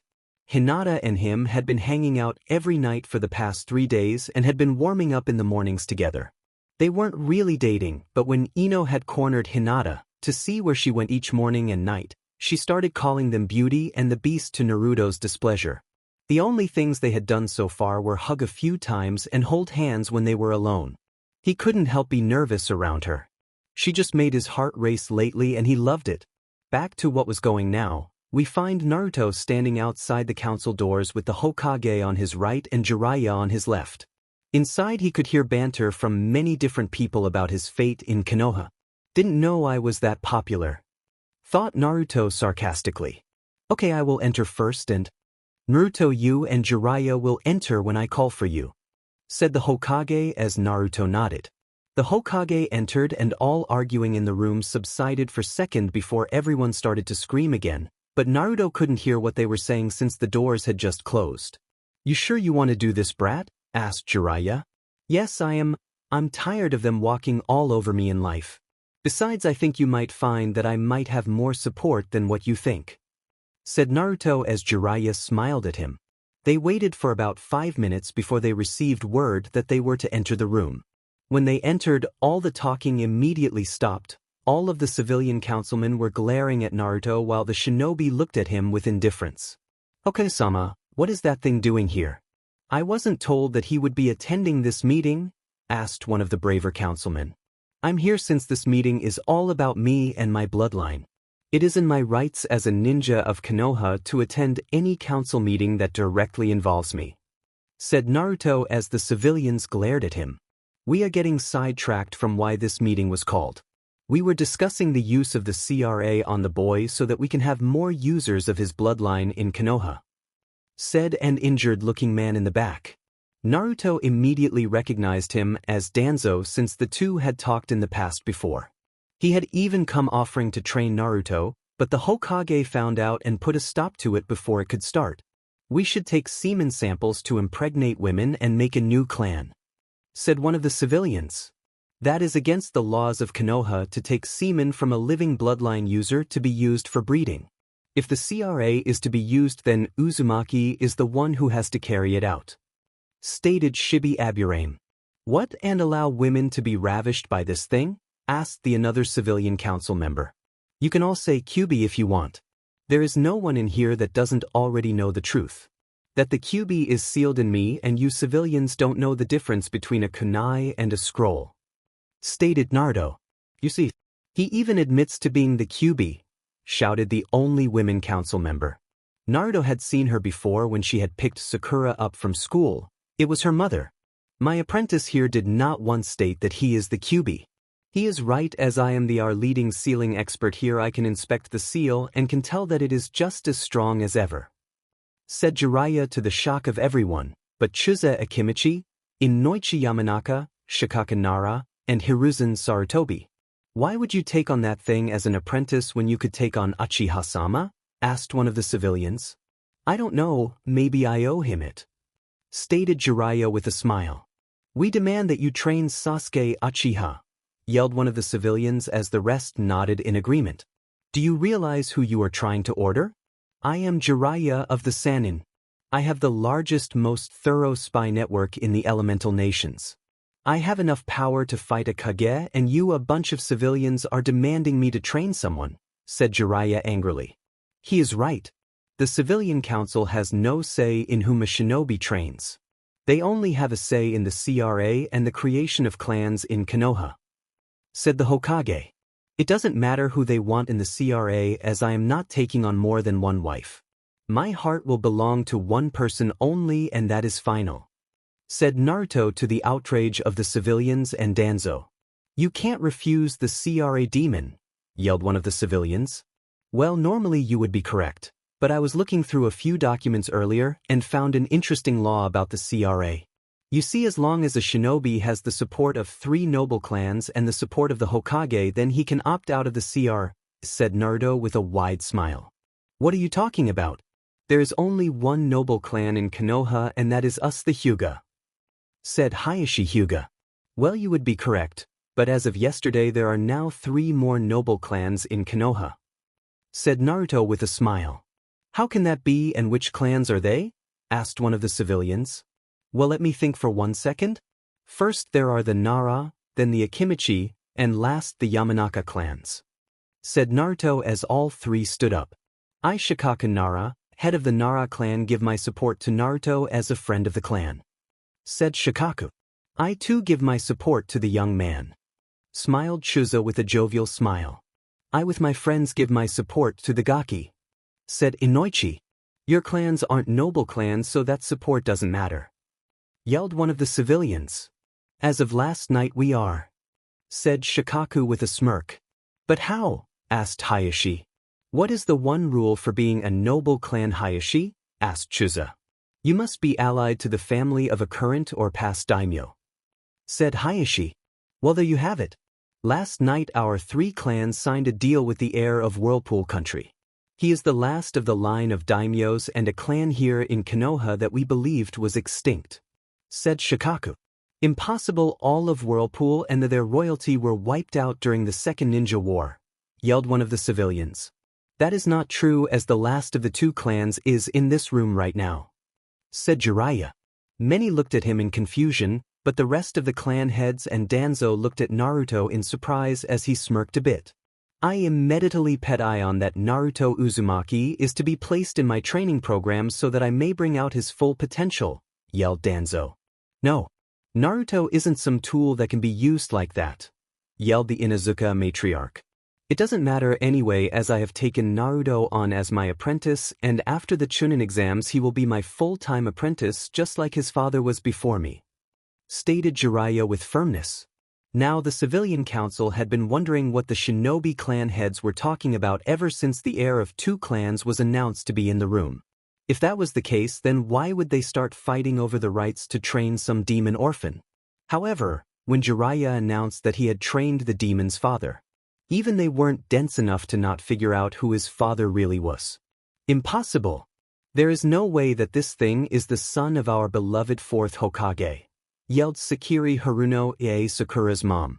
At once all of the civilians started screaming about lies the demon made up and how it was manipulating all of the clans into working for it.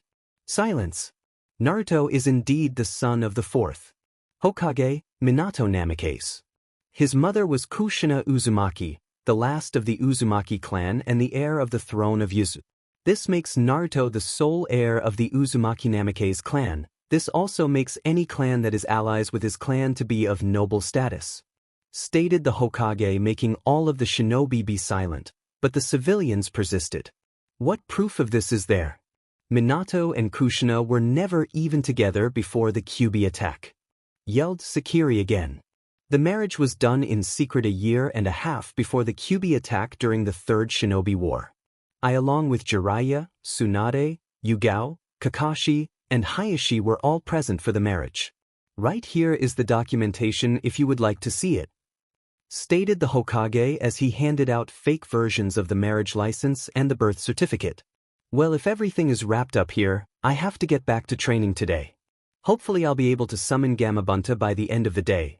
By the way, this is a SSS rank secret that is punishable by torture and death if you tell anyone, said Naruto as he smiled at the civilians. Take that, Udis, thought Naruto as he left with Jiraiya on his tail to begin training. Naruto and Jiraiya went to one of the largest training grounds that Konoha had to offer in preparations for the next big step that he had in summoning. He had to summon the Toad boss and make a verbal contract with him so that he could summon the Toads in combat. Jiraiya said that not many could impress the Toad boss, but those who did gained a valuable ally for life. So I just to put a lot of chakra into the jutsu and I should get the Toad boss? Asked Naruto hesitantly. Something like that, smiled Jiraiya. Not one to give too much away, huh? Said Naruto as he went through the seals for summoning while drawing out a massive amount of chakra. Summoning jutsu, yelled Naruto as he slammed his hand on the ground. Suddenly, he felt himself shoot up into the air as a cloud of smoke surrounded him. He could see nothing, but he could tell that he was at least 6 stories above the ground on a soft, yet firm ground. "Jiraiya, why did you summon me now?" yelled the giant toad, that Naruto must have realized was Gamabunta. "It wasn't me, Gamabunta. It was my new apprentice who summoned you," shouted Jiraiya as he cowered under the glare of the toad boss. "You expect me to believe that you get an apprentice and in 3 days he can summon me? Where is this Gaki that Gamashiro was talking about anyway?" yelled Gamabunta. "I'm right here, Mr. Boss, sir," said Naruto as he walked in front of Gamabunta's eyes so that he could see him. "You look familiar, Gaki. Has Jiraiya ever introduced us yet?" asked Gamabunta. "No, but you have seen me before, but that was almost 14 years ago on the day I was born. You helped my father seal a certain angry fox into me and left me at the mercy of Konoha," said Naruto as Gamabunta's eyes widened. "You're Minato's child. Look, kid, I may have helped seal you, but that doesn't mean you can guilt me into believing that you are worthy of using my clan," said Gamabunta as his one eye glared at Naruto. "I wasn't counting on it at all, sir. I will earn the right to use your clan through any means necessary," said Naruto as he matched Gamabunta's glare with a defiant stare. "You have guts to stand up to me, kid. Okay, I will let you use us toads for one battle in the future, and if that toad says you are worthy of fighting with us, then I will allow you to become a member of the clan," said Gamabunta. "You got a deal, sir," said Naruto as he smiled at Gamabunta. "Good, Jiraiya, next time you summon me it better be for a good reason," yelled Gamabunta as he poofed away. Naruto fell and landed in front of Jiraiya, who was smiling at Naruto. "I'm guessing that went well then?" asked Naruto. "That went really well, Gaki. He usually makes you ride him for like 3 days straight if you want to join the toads. Now all you have to do is summon one during a fight and act like you normally do to get them to work with you," said Jiraiya. "Well, now that we have done that, what kinds of training are we going to do now?" asked Naruto. "Oh, you're going to like this. I'm going to teach you one of your father's most prized jutsu, the Rasengan," said Jiraiya as Naruto became wide-eyed at the mention of one of the most powerful techniques in the world. Time skipped 3 days before the finals. Naruto had been training harder than ever in the past 3 weeks. Even with the Naras training him, he didn't stop for a single day and practiced a couple of jutsu until he found them up to the skill he needed them at. 2 of them were shadow jutsu that focused on defense and support since he had few defensive attacks. One of them was based off a Nara jutsu and the other was an area effect attack that he thought up after hearing the history of Konoha from the Hokage. He was pretty sure the Neji would absolutely hate to fight this jutsu as it made a Huga face one of their greatest fears. Hopefully, Hinata was lying to him about that. Speaking of Hinata, he was on his way to pick her up at her compound so that they could go to the Akimichi's barbecue with the rest of the Rookie 9 as they were celebrating for the people who were moving on. This was also the day where Naruto and Hinata showed everyone that they were sort of going out. Nothing had really happened besides a small kiss and neither of them asked the other out, but it was kinda understood. So here we find Naruto in a black t-shirt with a large red swirl on the back and khaki shorts, outside the Huga compound. Personally, he didn't mind it, but he didn't like exposing himself too much. The shirt was tight and once could tell that he was ripped beneath it. Ironically, his compound was just down the street from the Hugas. He hadn't started living in it yet as he still had to wait until he was a Chunin to receive his inheritance, but he didn't mind waiting. In fact, there was no guarantee that he would even be able to become a Chunin in the next exam. Finally, after much reminiscing, the gates to the compound opened and Hinata came out with a small blush on her face. She was wearing a white and blue sundress that came to just below her knees. "Hey Hinata-chan. You're looking lovely tonight," said Naruto with a blush on his face as he offered her his hand. "Thank you, Naruto-kun," said Hinata as she took his hand. The two walked through the streets of Konoha together while engaging in small talk. It didn't take long to get to the barbecue as it was around where all the other compounds. Inside were Ino, Sakura, Kiba, Shino, Shikamaru, and Chuji. Naruto hadn't expected Sasuke to show up as the boy was probably trying his hardest in order to beat everyone in the exams. "Hey you guys," shouted Naruto as he pulled a blushing Hinata into the restaurant. "Naruto, what are you doing pulling Hinata in here like that?" yelled Ino. What do you mean? Asked Naruto as he pulled out a seat for Hinata and sat in the one next to her. Don't you see that you made Hinata uncomfortable by pulling her in here like that? How did you even know if she even wanted to come in yet? Asked Ino. What do you mean? We've been holding hands ever since I picked her up. Asked Naruto, extremely confused by Ino's question. I mean, she is the gossip queen of Konoha and she couldn't figure out that they were dating. What? Asked Ino. Troublesome, Naruto and Hinata have been dating since like 2 weeks ago. Get in the loop, Ino. Said Shikamaru. What do you mean get in the loop? Asked Ino. Shino and me have both known since the day Hinata came to training with a very large grin on her face that we haven't seen before. Said Kiba. Shikamaru told me. Said Chuji. Why the hell didn't you tell me? Asked Ino angrily. You never asked. Deadpanned Shikamaru. While Ino was questioning, no one noticed the downcast look that Sakura had on her face until Naruto had to point it out. Hey Sakura, what's wrong with you? Asked Naruto. I don't know, Naruto. It's just that I've been training for the past month in hopes of getting Sasuke to notice me, but I don't think he ever will. Said Sakura in a very sad voice. Don't worry, Sakura. You just have to keep getting stronger, and when you kick Sasuke's butt he will have to notice you. Smiled Naruto. Thanks, Naruto. Said Sakura. What do you mean I smell like cabbage? Yelled Ino as she glared at Kiba. I mean exactly what I said. You smell like cabbage, yelled back Kiba as the two glared at each other. Geez, why don't you two just get a room already? Suggested Shikamaru. What did you say? Yelled both Kiba and Ino as they slammed their fists into Shikamaru's head. Troublesome, whispered Shikamaru as he rubbed his head. So yeah, what do you want to eat, Hinata-chan? Asked Naruto as he smiled at said girl. I think I might get a salad, Naruto-kun. She said shyly. You sure? I'm paying, you know, asked Naruto as Hinata nodded a bit. Okay, but I'm getting them famous barbecue ribs here, said Naruto as Hinata smiled at him. So are the two of you ready for the exams? Asked Naruto after they had all gotten their food. I've been working on anti-poison techniques since my first fighter is a puppet user. They normally focus on using poison in conjunction with blades. I believe that I am ready, said Shino. It's too troublesome to fight. I might just forfeit, said Shikamaru as the others just sighed at his attitude. You do that and we will all kick you butt, yelled Sakura as she glared at him. Troublesome. What about you, Naruto? You are after all fighting against Neji and he probably is one of the stronger ninja in the exam, said Shikamaru. I'm not too worried about my fight with Neji. I have been practicing with the best Juken user of our generation after all, smiled Naruto as he squeezed Hinata's hand, making her blush from his praise. That's true, said Kiba too as he smiled at the blushing Hinata. Well, I think that is it for tonight.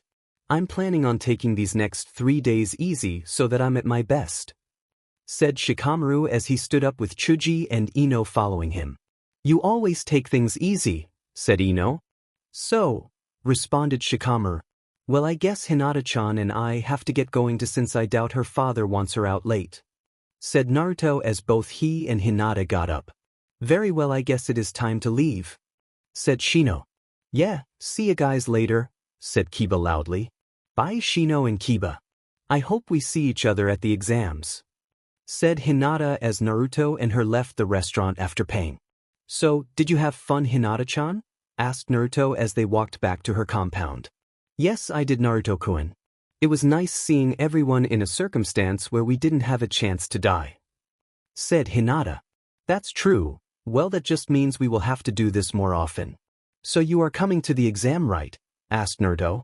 Of course I'm coming the exam. I have to support my boyfriend, right? Asked Hinata with a small giggle. Haha, that is true. I would be so upset if you didn't come that I would let Neji beat me. Or not. I would still beat the snot out of him for stealing that match from you, boasted Naruto. Hinata blushed a bit at that and squeezed his hand a bit.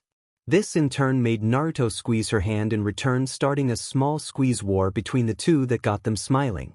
When they go to the compound, they stopped and looked at each other before slowly closing the distance and kissing each other for a few seconds. When they pulled apart, Naruto pulled Hinata into his chest softly and held her in his arms for few seconds.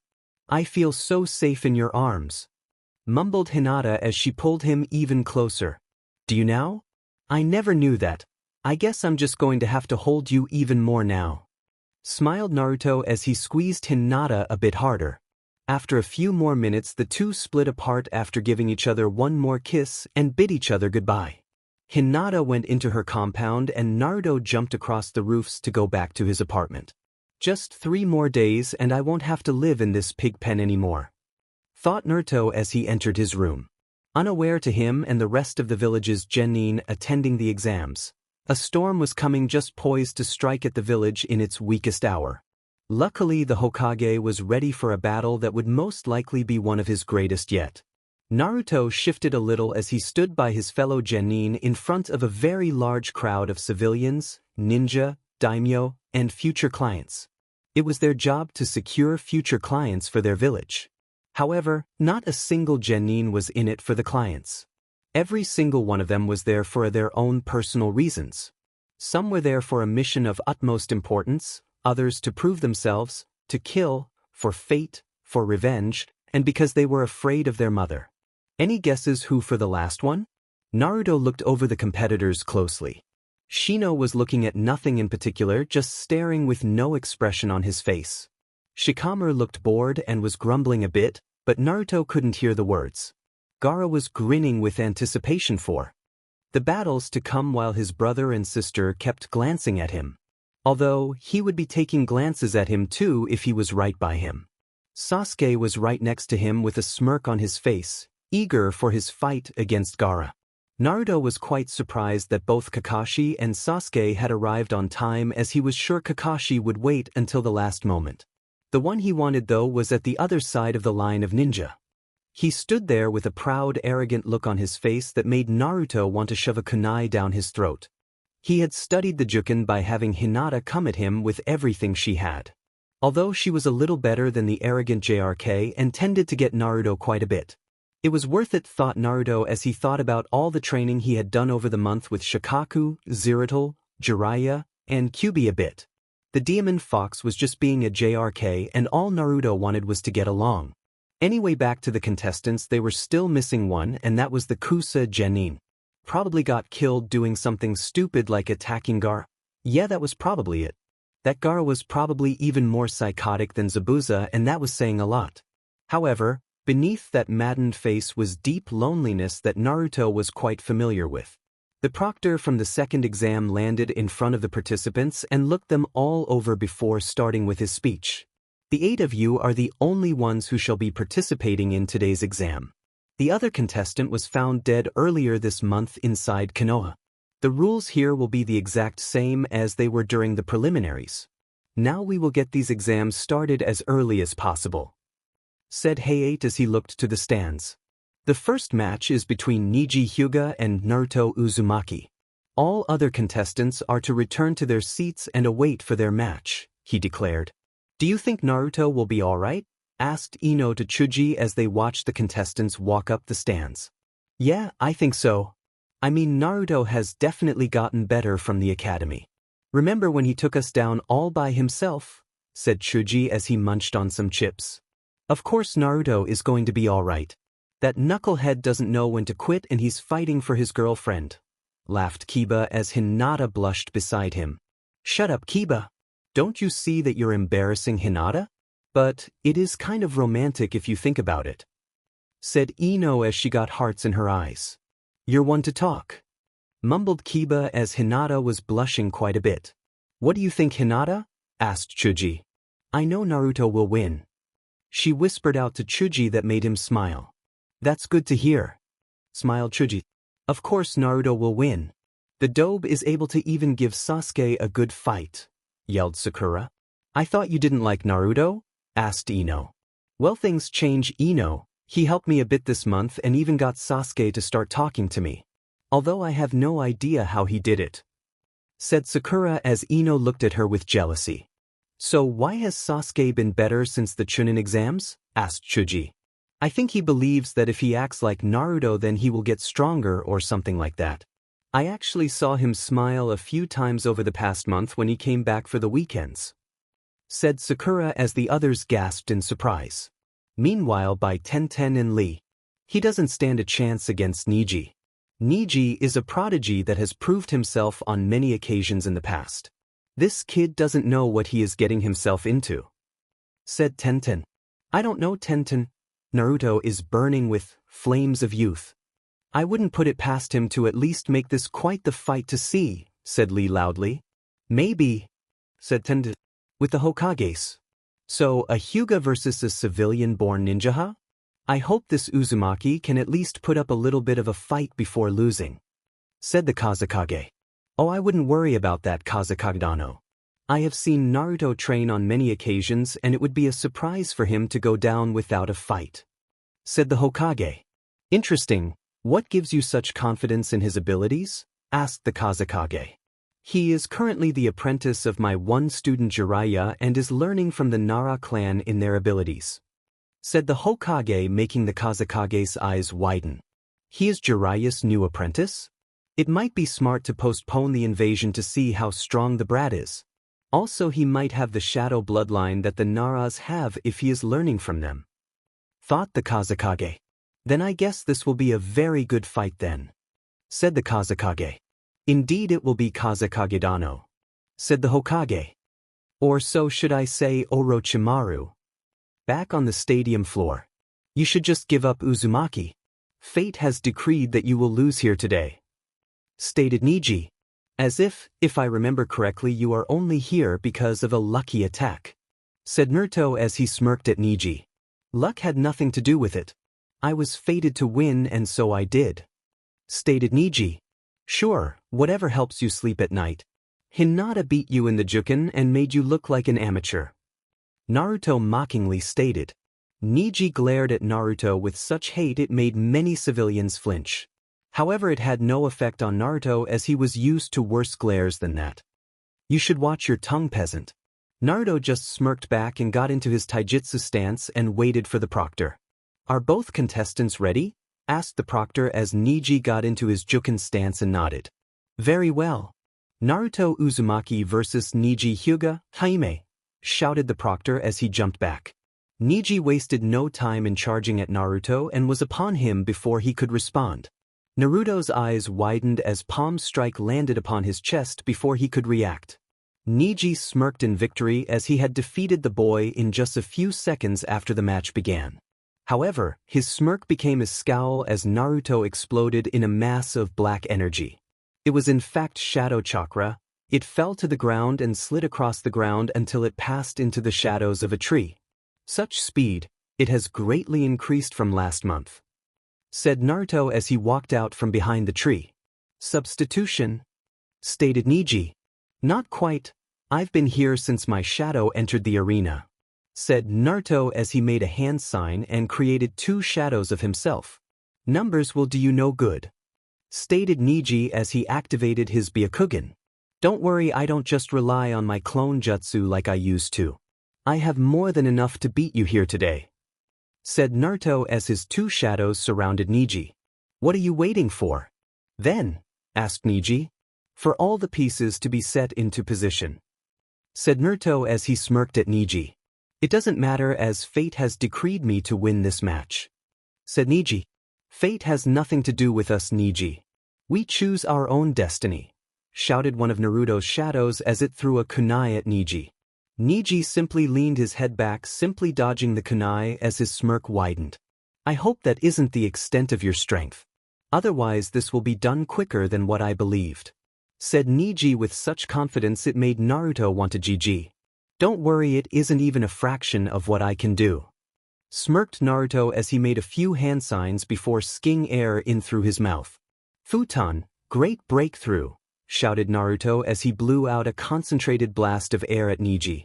Neji ducked down underneath the blast of air and charged at the real Naruto in an attempt to attack the blonde. Naruto himself jumped high into the air and ran through a few more seals before skiing in more air again. Futon, drilling air bullet, yelled Naruto as he shot out 4 concentrated ball of wind at Neji. Neji jumped and weaved his way through the ball of wind that made mini craters when they connected with the floor of the arena. Have to avoid those. If I get hit, he might be able to break a bone. He thought. Is that all you're going to do? Run away from me and launch these weak jutsu at me? Asked Neji as he glared at Naruto, who was perched in one of the few trees. No, not running. More like testing your limits and seeing any weakness in your form. My two shadows are both analyzing anything you do. What they see, I see. Said Naruto. Is that so?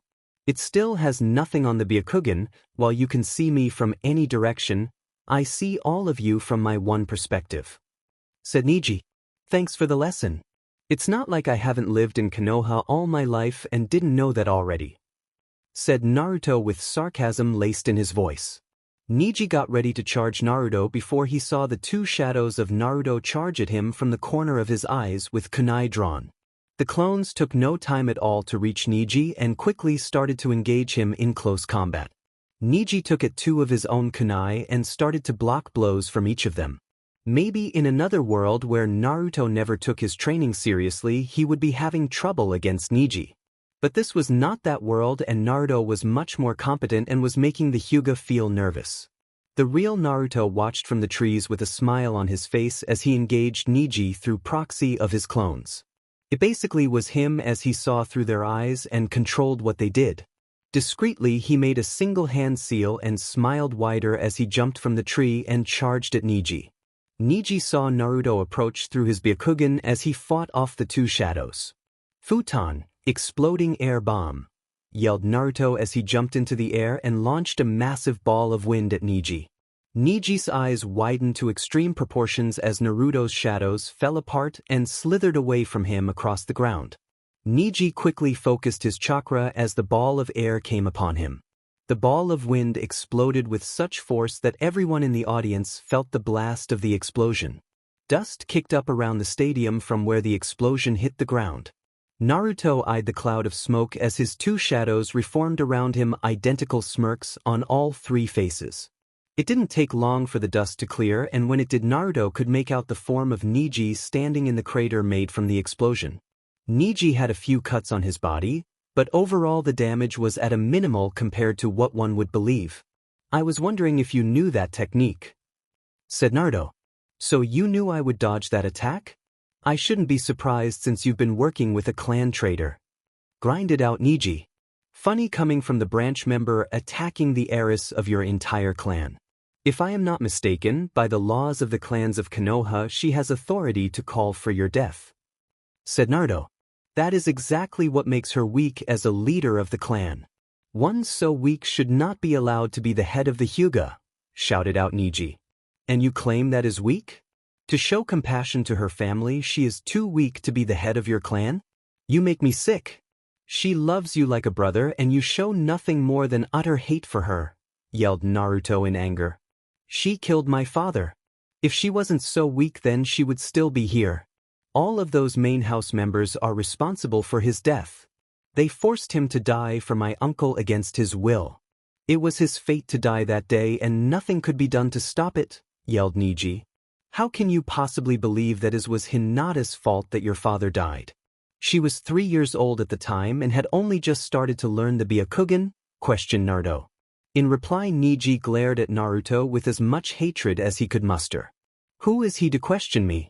I am part of one of the greatest clans and he is nothing more than an orphan who got lucky in passing the exams. Thought Neji. Let's see what is better, the Byakugan or the Boider Ririsu, one? Said Naruto as his two shadows merged into the ground and flew towards Neji. Neji charged back at Naruto and jumped over both shadows and continued to Naruto. Just before connecting with Naruto, he felt his foot get gripped. He looked back and saw a mass of black connecting to his foot. Neji twisted his leg out and jumped high into the air as black tendrils came out of Naruto's mass of black shadows on the ground. They followed him high into the air and stopped just a millimeter short of reaching Neji. It seems your shadows do have a range after all. Said Neji. True, at least during the day. It doesn't really matter as they have a range greater than you. Said Naruto as his shadow tendrils flew at Neji again.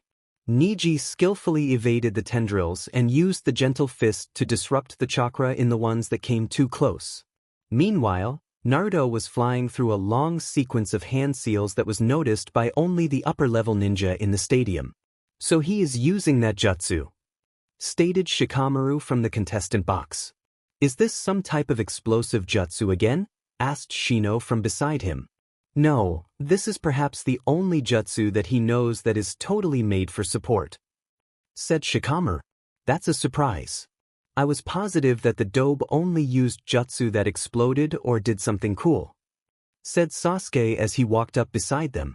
Don't worry, it is still pretty cool, but he has only done it once. And it was on a very small scale, said Shikamaru. Neji was faring well against the shadow tendrils as he slowly made his way to Naruto. He wasn't blind and easily saw the hand seals that were being made at this very moment. Just then a tendril wrapped around one of his wrists and pulled it away from his body. This opened him up to being wrapped up along every limb of his body by the tendrils. This won't stop me, Kaiten, yelled Neji as he spun in a large dome of chakra while dispelling the shadow tendrils. As the Kaiten dispelled and Neji walked out, he saw that Naruto was done and was holding a black ball of energy in his hand. Too bad you have already lost, Neji. I wonder how good of a fighter is when they lose their eyesight. Endless void, yelled Naruto as he slammed the ball of black energy on the ground. The ball of energy exploded in a bright flash and started to cover the ground in a mass of black shadows that flew across the entire stadium before climbing to the top of the arena. The only thing people could see were each other as the mass of shadows covered everything in pitch black. Now for the final touch, shouted Naruto as the shadows at the top of the arena began to flow across the top of the stadium. Slowly the sun was blocked from view as people began to scream in panic from the darkness that was slowly starting eat at last remaining sunlight until the sun was completely covered and darkness fell across everyone's sight. Neji looked everywhere with his Byakugan in the perpetual darkness that now surrounded him and everyone else. The screams had stopped as everyone struggled to hear the match. So Neji, how does it feel to have your eyesight gone? Whispered Naruto right into Neji's ear. Neji spun around and lashed out in Naruto's direction only to miss. Where are you? Shouted Neji in anger and panic. I'm disappointed. Aren't your eyes supposed to be all-seeing, or is that only a myth? Asked Naruto. Shut up. You think you are so special, don't you? You are nothing more than a failure that is unable to achieve anything. I heard about that mission of yours, the one where those two missing nin died, stated Neji as he spun around in the dark. What do you know of that? Muttered Naruto. That both of them died due to your inaccessibility to change. You failed them as you will fail again. You will never be able to change, that is your fate and you should just accept that, declared Neji. You don't know anything. In the past 3 months I have changed beyond what you can ever imagine. My fate is what I make it. I will never allow someone else to decide my fate again. I will rise above it and shape my own being, declared the voice of Naruto loudly through the mist. Got you? Smirked Neji as he charged where he believed Naruto was only to miss a palm move. Missed again, said Naruto as he slammed his fist into Neji's face. Neji got back up slowly and tried to find his bearings in the darkness surrounding him. How do you like the endless void, Neji? It completely covers the world in darkness, so thick that no light can shine from it. Only one who is in sync with the void has any chance to navigate, said Naruto again from below Neji. Neji jumped back only to be grabbed by the back of the head and slammed into the ground. The crowd heard the slam that had just occurred and involuntarily shuddered at how hard it sounded. Once again Neji was crawling back to his feet after taking such a hit. Thankfully he couldn't see, 'cause he was sure that he'd be seeing 3 Narutos and they wouldn't be clones. I am going to break you of your ideas of fate, Neji. One way or another you will be leaving this battle with a new understanding of life, said Naruto. Coward, get rid of this technique and we will see who fate is with today, growled out Neji.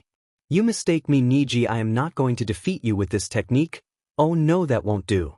I only pulled this one out in order for you to feel what it would be like blind. It's obvious that it worked as your knees are shaking and your heart is beating erratically. taunted Naruto as light broke through the void. Slowly, but surely the darkness ebbed away and Neji and Naruto were revealed to the crowd once more. Neji had blood trickling down from his lip and a cut on his forehead. Naruto had come away completely unscathed from the battle so far and was smirking with confidence of plans to come ahead. "You should have kept that technique on longer," stated Neji as he got into his stance. "I don't need it anymore," said Naruto as he charged at Neji. Neji waited until the right moment and dodged the first attack only to be grabbed at his feet by a pair of hands that were sticking out of Naruto's shadow. Then came an entire body out of the shadow with its fist ped back. It let loose its attack and slammed into Neji's gut, sending him up a few feet off the ground. However, the shadow holding his feet didn't let go and brought him back to the ground and to Naruto's spinning back kick. It connected and sent Neji flying to the other side of the arena with a dark bruise on his face. "You have no chance to win this match, Neji. I'm not even at full strength right now and you can't beat me. What makes you think that you will win this match?" said Naruto as he walked over to Neji. "I won't lose to you," growled out Neji as he stood up. "Then give me your best technique," said Naruto as his shadows extended away from him in a massive black formless shape. "It's already done. You are in my field of divination," declared Neji as he charged at Naruto with even greater speed than he had before. Neji launched his attack at Naruto's chakra points, but it was for nothing as Naruto's shadow shot up out of the ground and deflected every single attack Neji launched. Soon Neji's attack was done and Naruto hadn't taken a single hit from his attack. "How?" asked Neji as he jumped away from him. "How did I deflect an attack that is said to be unavoidable at such range? It was easy after having someone demonstrate it on me all month," smiled Naruto. Neji glared at Naruto, but noticed out of the corner of his eyes two clones form a triangle around him. "Futon, drilling air bullet," yelled both clones and Naruto. Knowing he couldn't dodge, Neji did the only thing he could do and started to spin around in a rapid succession while releasing chakra. All three bullets of air hit the sphere of energy that was shielding Neji and dispersed on impact. Neji stopped spinning and looked back at where he thought Naruto was and was surprised to see that Naruto was there. "It's over," shouted Naruto. Neji looked up in surprise and noticed Naruto falling towards him at a rapid pace with a sphere of glowing blue energy in his hand. Knowing that he only had time to do the Kaiten again, he started spinning. "That won't help." "Rasengan," yelled Naruto as he slammed the sphere of blue energy into Neji's own dome of chakra. For a few moments the techniques fought for dominance with each other while emitting a loud grinding noise. Suddenly Neji's dome of energy collapsed under the strain of Naruto's attack and exploded in a shower of energy. Naruto jumped out of the cloud of smoke with a few scratches covering his body and dirt on his face from the attack. The cloud slowly dispelled and revealed a heavily injured and barely conscious Neji laying in a crater from the attack. Naruto walked up to the injured ninja and looked at him with sadness. "You and me are more alike than you know. I too have a seal on me that labels me as a monster in most of the village. If fate was set in stone, then I would be nothing more than a beast wanting to kill for fun," said Naruto sadly as Neji finally closed his eyes and let sleep take him. "The winner of the match is Naruto Uzumaki," declared Hayate as a quarter of the stadium clapped for the boy while the others were unsure of what to do. Naruto walked up to the contestant box as the medics came out to tend to Neji. He passed Sasuke on his way up and wished him luck, but he knew that the chances of him beating Gaara were low. He joined both Shino and Shikamaru up in the stands while the two congratulated him on his victory. "What was that technique, Naruto?" asked Shino curiously. "Which one, Shino? The void technique or the Rasengan?" asked Naruto. "I guess you can say both," said Shino. "Oh well, the endless void just creates an area effect barrier that keeps things out like light and keeps things in such as noise on a person who relies on his vision so much it can be deadly," said Naruto. "Interesting. That wouldn't work against a sensor though, since I could still tell where you were the whole time." "What was that Rasengan exactly?" finished Shino. "It was a technique that took the fourth Hokage 3 years to make. I was able to finish it in 2, claimed Naruto with a big smile as Shino's eyes rose a bit at this. "That's only because you have trained nearly every hour for the past month," said Shikamaru boredly. It seems you already knew this, Shikamaru, stated Shino. I only did because Naruto's been exchanging techniques with our clan for the past month, said Shikamaru. When are they going to start the next match? They heard the shout of Kiba from across the arena. He does have a point, agreed Naruto as Shino nodded his head. Calm yourself, it is starting now, said Shikamaru. Sasuke and Gaara stood 10 meters apart, glaring at each other as if willing the other to yield under their gaze. For many of the civilians, Sasuke was their hero and were showing their support through banners and cheers. As soon as the proctor had started the match, Sasuke had launched shuriken at the immobile Gaara, but his sand intercepted them well before hitting him. In response, Gaara started launching ball of sand at Sasuke, who dodged them quite easily. Mother wants your blood, Uchiha, shouted Gaara as he launched another wave of projectiles twice as fast as before. This time Sasuke was hard-pressed to dodge the attacks and was rolling around, just barely dodging the attacks that were getting closer and closer. Thinking fast, he unsealed 2 demon shuriken and threw them at Gaara. Both shuriken were deflected to both sides of Gaara and they flew behind him. However, Sasuke smirked with victory as he pulled wires attached to the shuriken. Both the shuriken changed directions and started spinning around Gaara while the wires wrapped around Gaara's stunned body. The sand tried to come up and block the wire, but it was too late as Gaara's body was completely wrapped up. Katon, fire dragon technique, yelled Sasuke as he launched a dragon made of fire along the likes of the shuriken. The flames quickly consumed Gaara and soon one couldn't make out anything in the raging inferno. When the fire did clear, there was nothing left but a glass statue of Gaara left behind. Sasuke's eyes narrowed as he looked around for the sand genin. Suddenly his eyes widened as he jumped high into the air to avoid tendrils of sand that broke through the surface of the ground. Landing a few meters away, he saw Gaara rise from the ground with the sand spinning around him like a storm. The glare that he held was more than enough to tell Sasuke that he almost had him. Sasuke smirked in response of the glare and charged at Sasuke with speed far greater than what everyone else assumed. Gaara's eyes widened as he felt his sand take a blow from behind him. Turning quickly, he saw Sasuke quickly disappear once again before sensing yet another blow from behind. Then another and another before they suddenly stopped and Sasuke appeared in front of Gaara once again 20 meters away. Gaara turned back toward him and glared once more. You are just as fast as that other kid. But you will need more than speed to defeat me, stated Gaara. Don't worry, I have more than enough techniques to defeat you, said Sasuke with a smirk as he crouched down ready to attack. Gaara in response sent a giant wave of sand at Sasuke, who disappeared once more and appeared right under Gaara ready to strike. Luckily for Gaara, some of his sand was just able to divert the kick, but was unable to stop Sasuke from sweeping his legs out from underneath him. How can there be 2 ninja from Konoha alone that can get past Gaara's sand? Asked a shocked Kankuro. If there are 2 genin who can hurt Gaara, then what can the jounin here do? Asked an equally shocked Temari. Sasuke isn't even going all out right now. This might be his best speed, but he hasn't even activated his Sharingan yet. I think he wants to prove he can win without using it, stated Naruto loudly enough for the siblings to hear. That's impossible, declared Kankuro.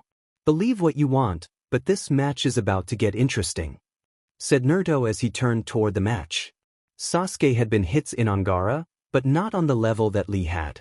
He wasn't fast enough to continue with the attacks like Lee, but he was fast enough to get away from the sand after attacking. Time to use it, whispered Sasuke as he closed his eyes and activated his Sharingan.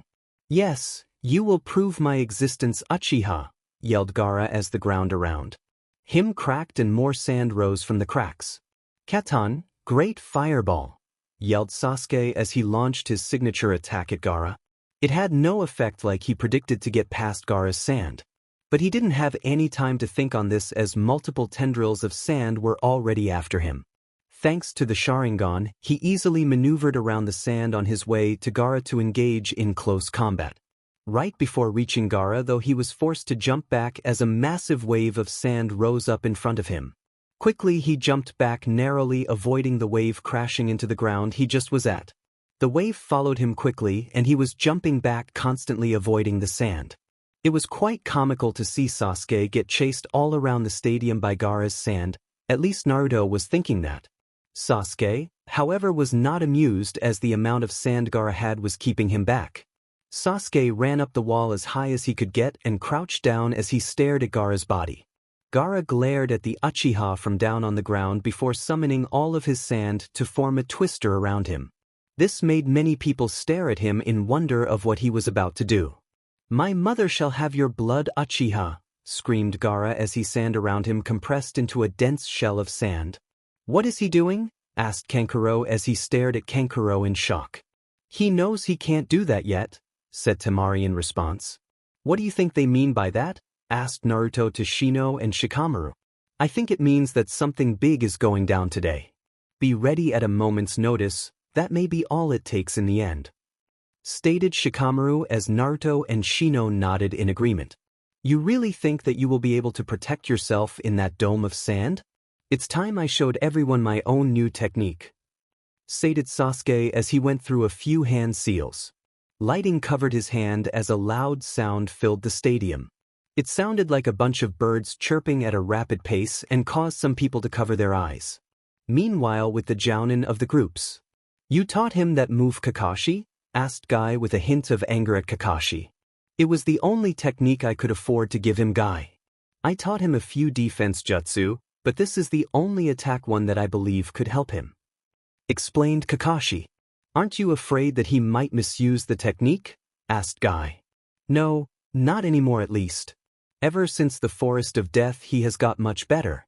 I even got him to state that he would ask for help from me when it comes to taking on his brother," said Kakashi. "That's impressive considering how he's lived his life since that day," stated Asuma after overhearing the conversation. "Yes it is, and I think it is all because of Naruto," said Kakashi with an eye smile. "This is the end," yelled Sasuke as he charged down the wall at the immobile ball of sand with his Sharingan spinning.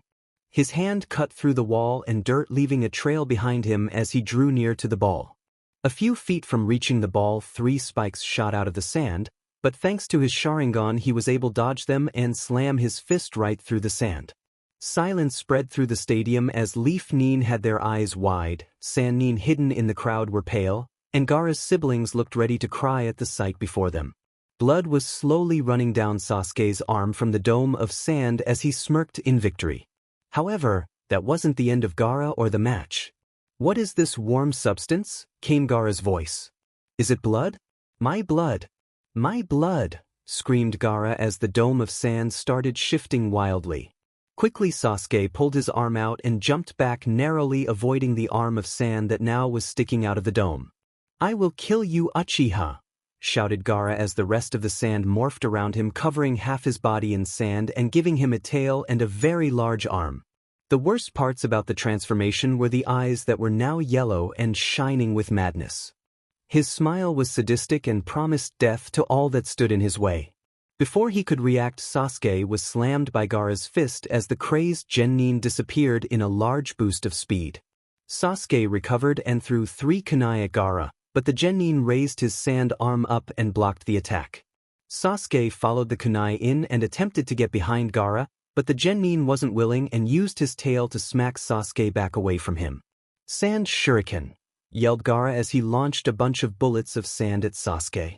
Sasuke had no time to do anything, but cross his arms over his chest and take to full impact of the attack. Blood dripped down his arm as he uncrossed them and stood up to face Gaara. "I guess I will have to use the Chidori to finish him," thought Sasuke as he made another one. Sasuke didn't waste time and charged Gaara again at full speed, intending on winning the fight. Gaara charged himself, intent on ripping Sasuke apart. The two passed and Gaara's sand arm was completely severed, leading Sasuke to smirk in victory, but it soon changed to horror as Gaara just grinned and grew his arm back. "Die!" yelled Gaara as he was upon Sasuke before he could react. The result of this blow would knock Sasuke clear across the arena and into the wall, creating a crater a foot deep. Gaara approached Sasuke as the black-haired Genin struggled to get to his knees. Judging from the blood coming out of his mouth, he was suffering from internal bleeding and would likely be able to fight much longer. Sasuke slowly stood back up and faced Gaara. said Jinchuriki had a sick grin on his face as he raised his arm and slugged Sasuke into the wall again and again. Just before the final blow could be dealt, Gaara felt himself become immobile. He glanced down at his feet and saw his shadow connecting to a large man in the arena. "The match is over. Gaara of the desert is the victor," called out ICHeart as many in the crowd were stunned by the fight. "Ino mother demands his blood," yelled Gaara as he struggled against the shadow at his feet. "Gaara, that is enough.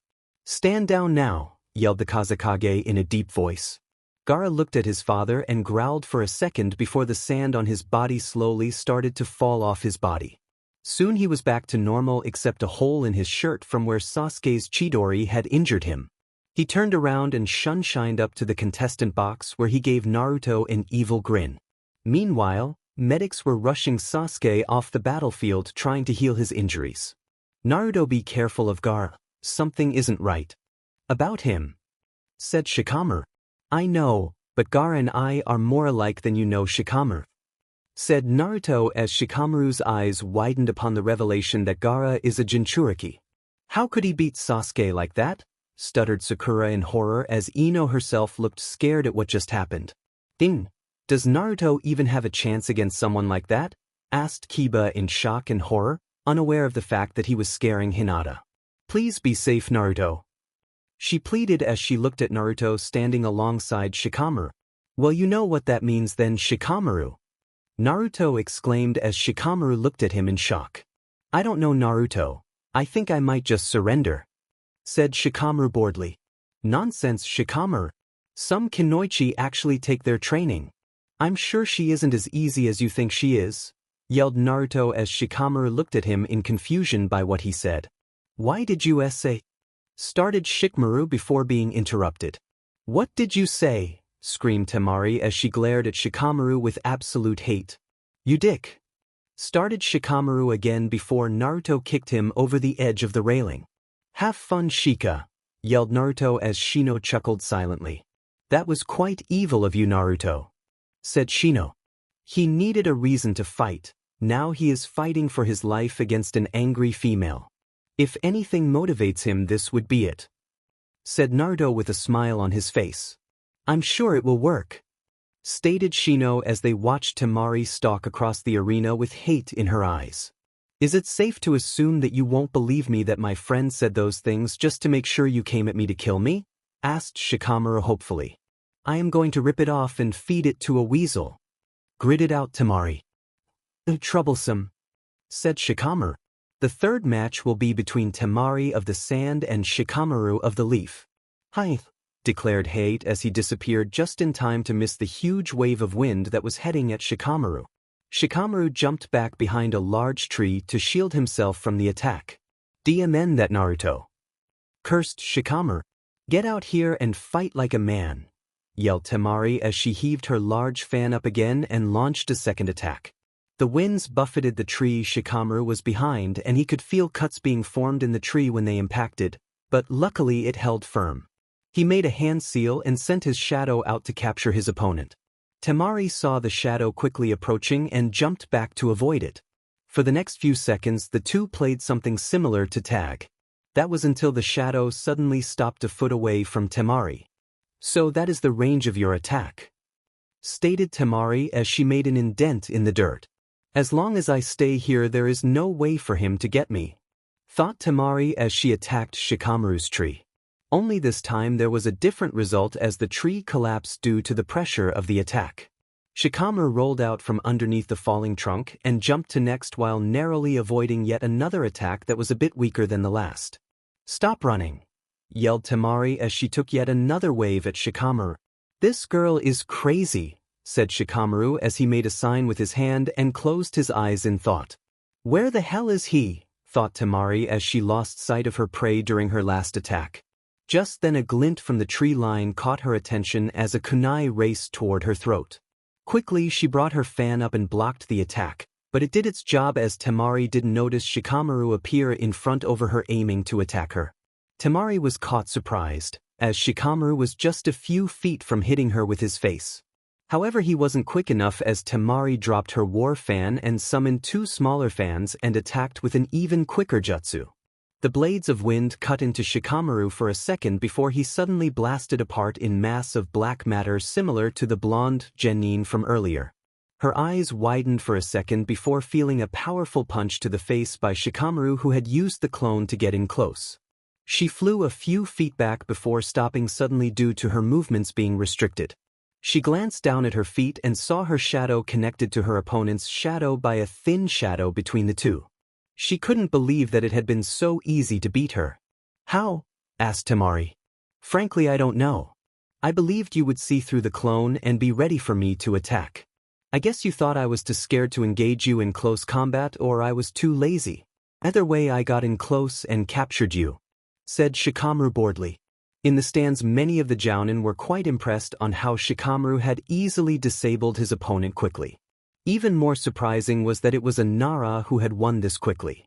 Never seen a Nara do so much in so little time, stated a Jounin in the crowd.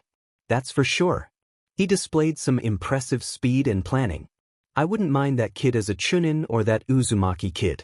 Both were able to win their matches with very little damage taken to them, stated another Jounin. What did you think of the Uchiha? Asked the first Jounin. His skills are at Chunin level, but his tactics need a little work. I'd say by the next exams he would be ready to be a Chunin, but we will have to wait and see, said the second one. Back on the match, Shikamaru had grabbed the kunai on his left thigh and was slowly walking towards Temari, who was wailing towards Temari without a kunai in her hand.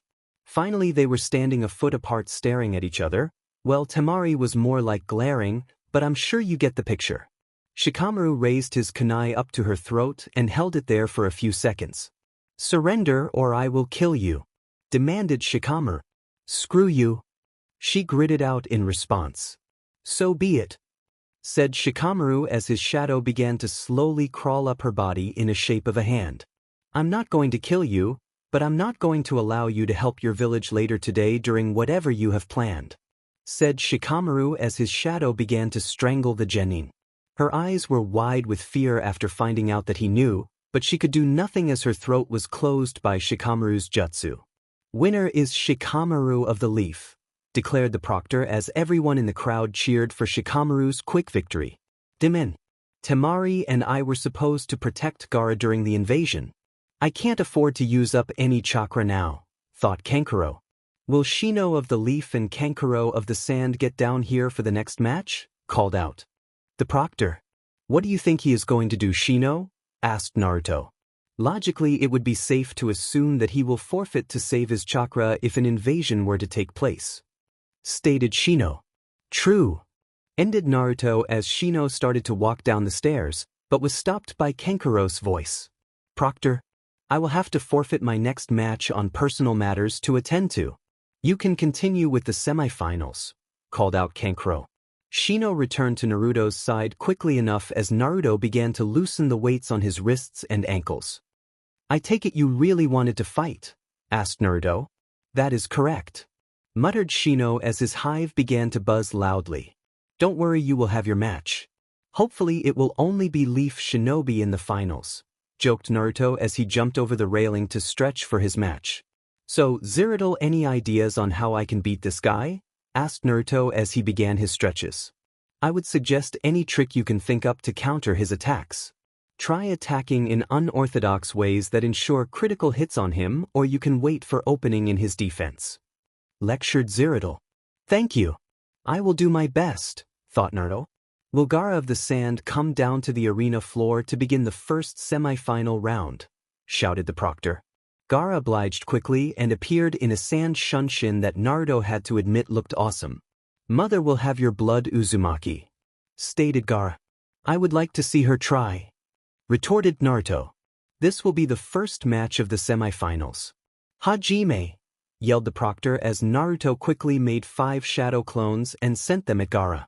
The 3 clones split up with one going to the right, one to the left and one from the front trying to attack at once.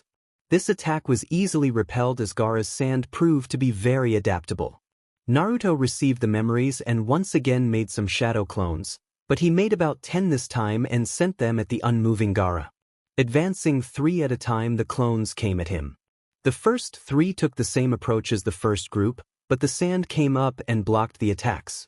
The middle line was then there and used the first group as a stepping stone to jump over the sand. They descended on Gaara from above and started to go through seals. Futon, drilling wind bullets, yelled the clones as they launched 3 dense ball of wind from their mouth. Gaara's sand came up and blocked the 3 ball of wind, but the impact was felt as parts of the hardened sand cracked upon impact. The last group all took out kunai with tags attached and charged into the bottom layer of the sand. The clones stabbed the kunais into the sand and jumped high into the air to avoid the spikes now sticking out of the wall of sand. The last clone jumped high into the air using the last group as steps to get as high as it could. The highest of the third group grabbed the last clone and started spinning the clone before throwing it at Gaara's sand shield. It was at this moment that the kunai at the bottom of the shield exploded, causing the foundations in the sand to weaken. The last clone was heading at the top of the shield that was right above Gaara like a missile. It made a sign and smiled in anticipation. Uzumaki Hellfire Missile, yelled the original as the clone started to glow bright white. Boom. The explosion the clone made as it impacted with the top of the shield was massive, and the entire crowd could feel the pressure that it created. The cloud of dust that was created was so massive that no one could see Gaara, and many were assuming that he had died in such an explosion, but some knew the truth. The dust eventually cleared to show Gaara on his knees with sand gathering around his body. His body itself seemed to be covered with small cuts and bruises. Soon Gaara was in the shape of a monstrous raccoon about 4 times bigger than Naruto. The only part of it that wasn't at normal size were the legs, which were covered with a thin layer of sand. "This ends here, Uzumaki," yelled the transformed Gaara as he charged at Naruto. "In," cursed Naruto as he rolled out of the way of a massive fist that crashed into the ground he had just been standing on. Naruto made 2 shadows and had them jump around Gaara to surround him. Gaara himself paid no attention to the clones and kept trying to attack Naruto, but thankfully Naruto had dropped his weights and was now a bit faster than Gaara. Naruto threw a large kunai at Gaara, but Gaara easily blocked the blade with his arm and came upon Naruto. However, before he got far he was hit in the head hard by a large force. It was in fact an air bullet delivered from one of Naruto's shadows that Gaara had neglected to watch. Gaara slowly got up and turned towards Naruto with a mad gleam in his eyes. The madness was even more defined with the cracks that were forming on his armor. "Thus, prove my existence, Uzumaki," yelled Gaara as he shot out hundreds of sand projectiles at Naruto. "Crap," yelled Naruto as he jumped behind a tree to shield himself from the attack. The projectiles impacted against the tree and tore through it quickly, forcing Naruto move once again. "Sand breakthrough," yelled Gaara as he shot a massive blast of wind and sand at Naruto. The attack hit Naruto head on, sending him crashing into the wall. Gaara laughed in madness as he approached Naruto's unmoving body. When he was in striking distance, he rose both of his fists up in the air at the same time to crush Naruto. However, right before dealing the blow, Naruto looked up at Gaara and grinned. "Boom!" shouted Naruto as he started to glowing and blew up right in front of Gaara. Gaara was blue across the stadium with sand slowly crumbling off of his body. He got up slowly and tried to keep his balance, but the loss of sand caused him to stumble a bit. "Gotcha!" yelled Naruto as he appeared right under Gaara's face in his shadow and shot up and nailed Gaara right in the jaw. Gaara flew up into the air where 3 of Naruto's clones were waiting to attack. They all shot air bullets at Gaara from direct range, sending him crashing into the ground. Naruto landed a few feet away from Gaara, panting hard from doing a whole lot of jutsu. However, this wasn't the end of Gaara, as the boy started to slowly stand up as a large amount of sand surrounded him. Naruto looked at Gaara in disbelief of how the genin was able to take such a beating and still stand up and come for more. "I don't have enough chakra to beat him. I guess I will just have to steal some," thought Naruto as he went through a set of hand signs. "Void subjugation," yelled Naruto as he slammed his hand on the ground. Suddenly tendrils shot out of Naruto's shadows. The black tendrils quickly wrapped around Gaara's body and began to have lines of red light appear on the tendrils. Gaara screamed in rage and pain as he felt both sources of his chakra being sucked out of his body. It didn't take long for the sand to fall apart and for Gaara to be revealed. Soon the tendrils receded back to a healthy-looking Naruto. Gaara was completely out of chakra and barely conscious, and Naruto was completely rejuvenated and ready for the next battle. "How did you beat me so easily?" asked Gaara weakly as Naruto approached him. "I was fighting for my village this battle. I know what you contain, Gaara, and I wasn't willing to let you release it in the village where you could hurt anyone," said Naruto. "Why do you fight for this village? I know what you contain, Mother, and I can sense it inside of you. I can see the loneliness in your eyes. It was the same as mine. Why do you fight for them?" asked Gaara. "Because I never gave up to get their trust. I got friends and people to look past what I contain inside of me. During this past month I became part of a surrogate family, and I found someone extremely precious to me. For her I would give my life," said Naruto. "Is that how you got your strength?" asked Gaara desperately. "You can do the same, Gaara. Your siblings still love you and will help you if they let you them," said Naruto. "I you, Proctor, I surrender," said Gaara as he passed out and was carried to the hospital wing. Naruto smiled as the crowd cheered for him as he walked up to the contestant box. He eyed Hinata from across the stands and smiled at her, making her blush a bit and smile a bit in return. Up in the Kuga box, Orochimaru was steaming at the fact his weapon in the upcoming invasion had been defeated before the invasion had even begun. He had never once considered the possibility that the Uzumaki kid would even have a chance. Now his invasion was a step behind, and if he waited any longer then the chances of success would go down even further. He made a signal for the start of the invasion and waited for the explosions that were set to go off in 5 minutes. "Are you okay, Kazekage? I know your son was defeated, but he put up a good fight and deserves some praise," said the Hokage. "Yes, he does. After all, his opponent was very skilled," said Orochimaru. "Too bad you won't be able to congratulate him on his match, Orochimaru," said the Hokage as Orochimaru's eyes widened in surprise as he was forced to dodge a kunai thrown at him by Orochimaru. "Shinobi of the sand, look at your false Kazekage.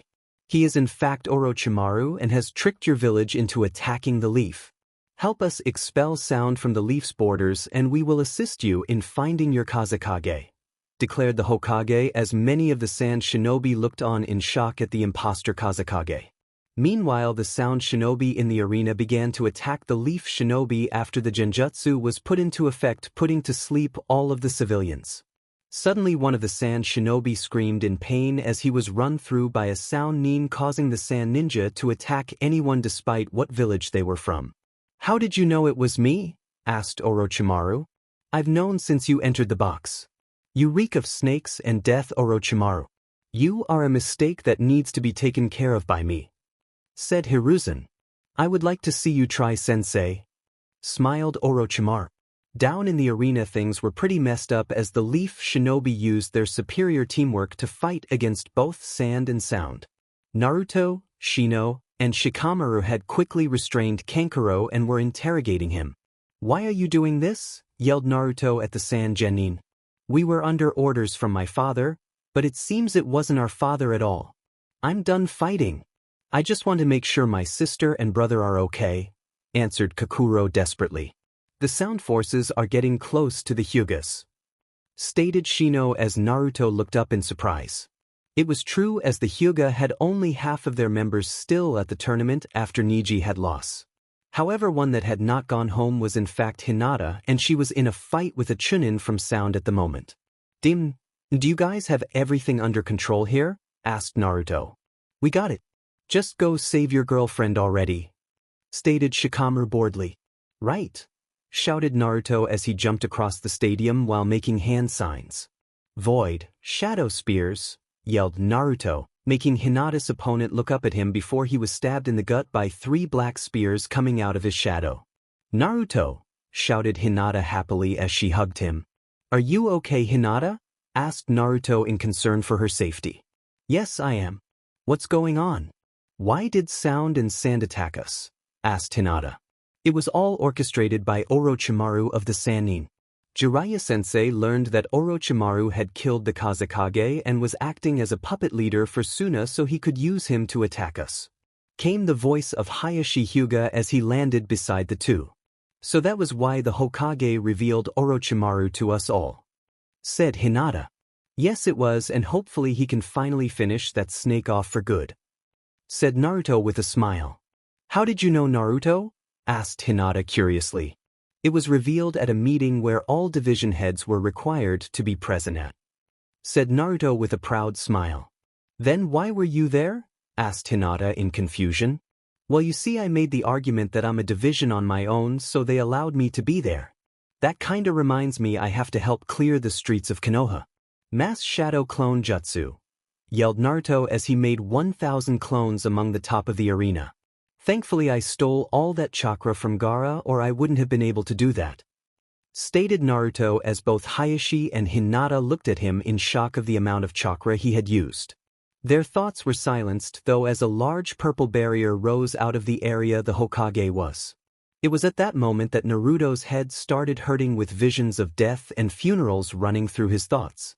What the hell is this? Asked Naruto in his mind. It is your first vision granted to you by the void. It seems someone important will die unless something is done to help them, spoke Zeridal. But who is about to die? Asked Naruto as he searched his thoughts. He saw Konomaru crying with Asuma looking sad right next to him. It seemed as if the whole village had come to pay respects to this warrior. That can only mean one thing, thought Naruto with wide eyes. That is correct, Naruto. I can help you. I just need you to channel half your chakra into your center. I will handle the rest of the jutsu, said Zeridal as Naruto started to channel his chakra. Here it goes, yelled Naruto as he began to glow dark blue. Void, warrior of the shadows, yelled Zeridal as Naruto's chakra exploded around him. Naruto felt his chakra cut in half from the jutsu that Zeridal used inside his mind. He registered that he was waving through a long line of seals before he slammed his hand on the ground and watched as a black mass formed up in front of him. Hinata herself was looking at the mass in confusion as she could tell that Naruto didn't seem to know exactly what he was doing as his eyes had glossed over as his chakra exploded. The mass of shadows soon took on the shape of a bipedal figure about 8 inches taller than Naruto. Slowly distinct characteristics began to form as it had an elongated head. Its knees seemed to be bent backwards and seemed thinner than a normal man's. It only had 3 fingers and had 3 large toes. Then its clothing formed and its skin started to turn a dark purple. It was wearing a tattered cloak with a large gauntlet on its hand and a wrap covered its face. 2 piercing green eyes stared out of the wrap as it turned to Naruto. Zeridal? What the heck is this? Shouted out Naruto in surprise. Entaro Tassadar Naruto. I believe by mixing the small amount of psi energy in your mind I was able to create myself a body. However, it seems my time is limited, explained the Templar. I thought you said you were stuck inside of me? Asked Naruto. Not all things are set in stone, young one. You too should get back to doing what needs to be done. Don't worry about the Hokage, I will look after him, said Zeridal as he exploded in a mass of black. What was that? Squeaked Hinata. Oh, that was Zeridal. Don't worry, he is really nice, reassured Naruto. Okay, what are we supposed to do, Naruto? Asked Hinata. My clones have already moved out to positions across the village to help in the evacuation of civilians. All genin are to also help, but I don't see any of us doing something like that, said Naruto as he looked at the battle to see 3 large snakes being summoned into Konoha and smashing through the gates. It seems Orochimaru wasn't surprised if Sand turned on him. They probably ambushed many of the Sand ninja before they knew the Kazekage was dead, sighed Naruto. What are we going to do? Asked Hinata. I'm going to help with the summons. Pervy Sage taught me the summoning jutsu and I can't wait to see it in combat, said Naruto. What about me? Asked Hinata nervously as she was afraid of being left alone. You need to find Kurenai-sensei. I'm sure she needs you for something. I'm sorry, but where I'm going there is going to be a massive amount of fighting, said Naruto. Please be safe, replied Hinata. I will, said Naruto as he hugged Hinata and kissed her briefly before jumping off the roof of the arena and heading in the direction of the closest snakes. Hinata watched him go with worry before she turned and jumped down in the arena next to Kiba and Shino. Hinata, where have you been? Asked Kiba in surprise. I was with Naruto. He is going to help at the walls, explained Hinata as Kurenai sunshined in front of them. Team 8, we are to go to the academy with Team 10 and defend it from attacks from sound. Ordered Kurenai as they nodded as both teams jumped in the direction of the academy. Hiruzen Sarutobi, the third Hokage, was a very powerful ninja even at the age 64, which didn't happen too often in his chosen profession. In his glory days he could take on an army and perhaps win, but now old age had slowed him down. He was facing not only one of his students, but both of his teachers that he learned everything he knew from. The snake had resurrected them in the most evil way possible and was forcing them to fight. One-on-one Hiruzen knew that he could beat Orochimaru, but with the past two Hokages here the odds were against him. It seems we will have to fight Hiruzen, stated the second with a somber expression on his face. Last time we fought you lost in under a minute, monkey boy, said the first, causing Hiruzen to grumble about his old nickname. It would seem so. I promise I will release you from the control of my wayward student, stated Hiruzen as got into a stance. You are a fool, sensei. You don't actually believe that you will be able to take out all three of us by yourself, do you? Mocked Orochimaru. He will not be alone, came a deep resonating voice in all of their minds. Beside Hiruzen, a mass of shadows exploded, revealing a humanoid creature wearing dark violet robes with blue skin and neon green eyes. Who are you? Asked Hiruzen with caution. I was summoned by your favorite unpredictable ninja Hokage, said the creature standing there. Hiruzen's eyes widened for a second before smiling in anticipation. If this being had as much power as he could sense, then perhaps the village was not lost. Daemon Naruto should have at least told him about having the ability to summon some creature. Interesting. This creature seems to be giving off a presence of power that is quite great. It will be interesting to examine its remains after you die, stated Orochimaru. Both past Hokages looked at the creature with raised eyebrows before they both smirked. I do believe that the will of fire is still burning brightly, said the first. I do believe you are right, dear brother, answered the second. Enough of this talking. Attack and kill them, commanded Orochimaru as the first immediately created a thick forest on the roof of the building that prevented any sunlight from getting through. I will take out the two Hokages. You handle your student, Entaro Tassadar, stated the creature as it merged into the ground, similar to Naruto's ability, but much faster. The two Hokages looked at him in confusion before they both jumped back as Zeridal emerged between them and tried to take the head off of the first Hokage. The second charged Hiruzen, but Zeridal was already in front of him, allowing Hiruzen to charge Orochimaru. Demon, cursed Orochimaru as he ducked under Hiruzen's kick. This ends here, Orochimaru, yelled the third as he launched a large fireball at Orochimaru. Naruto quickly made it through the village, as he knew it like the back of his hand. Every once in a while he would be confronted by a Chunin ninja from sound, but Naruto just made a few clones to deal with them before moving on. Soon he was at the site of the battle between a large snake and a large group of shinobi that were firing jutsu at it. The snake kept shrugging off each attack and would smash into buildings randomly. In the corner of his eye, he saw a large toad appear and crush one of the other snakes, so that meant the pervy sage was fighting. Good, now he could show Konoha that he had what was needed to protect the village. First, though, he needed the snake out of the village so his toad didn't cause more damage than the snake. Quickly he ran at the snake while dodging attacks from his own village. As he reached it, he jumped as high as he could and started to run up its scales, to the surprise of some of the ninja. It didn't take long to reach the snake's eyes, where proceeded to shove a Rasengan straight into the pupil. The snake screeched in pain as blood poured from its eye and thrashed around in disarray.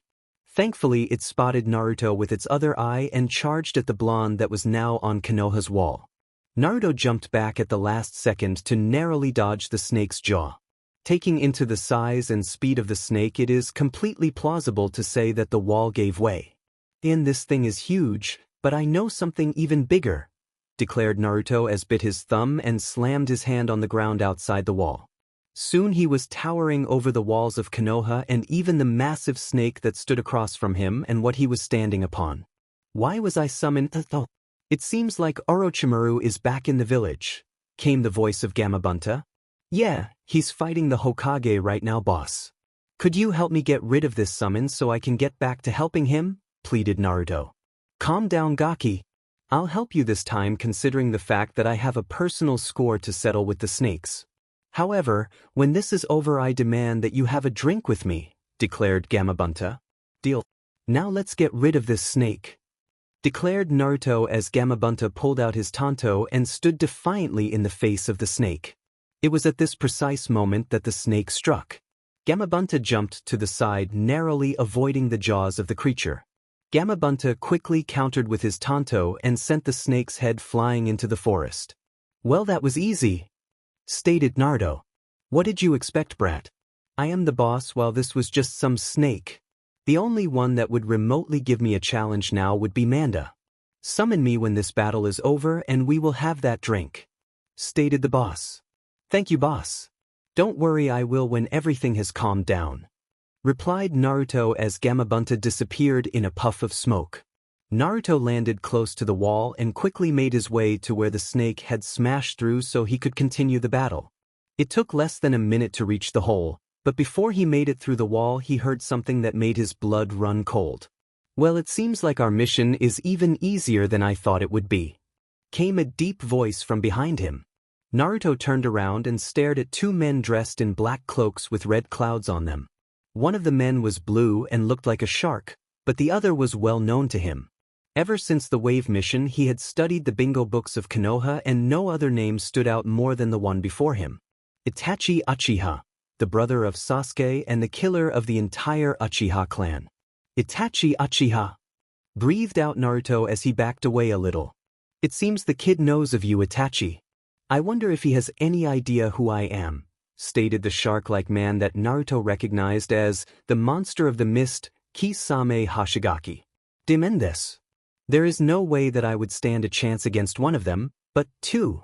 I have to stall for time and hope someone comes to help, thought Naruto as sweat rolled down his face. Naruto Uzumaki, my organization has a need for you. Come along with us and I will promise that you will not be harmed, stated Itachi in an emotionless voice. What is your organization called?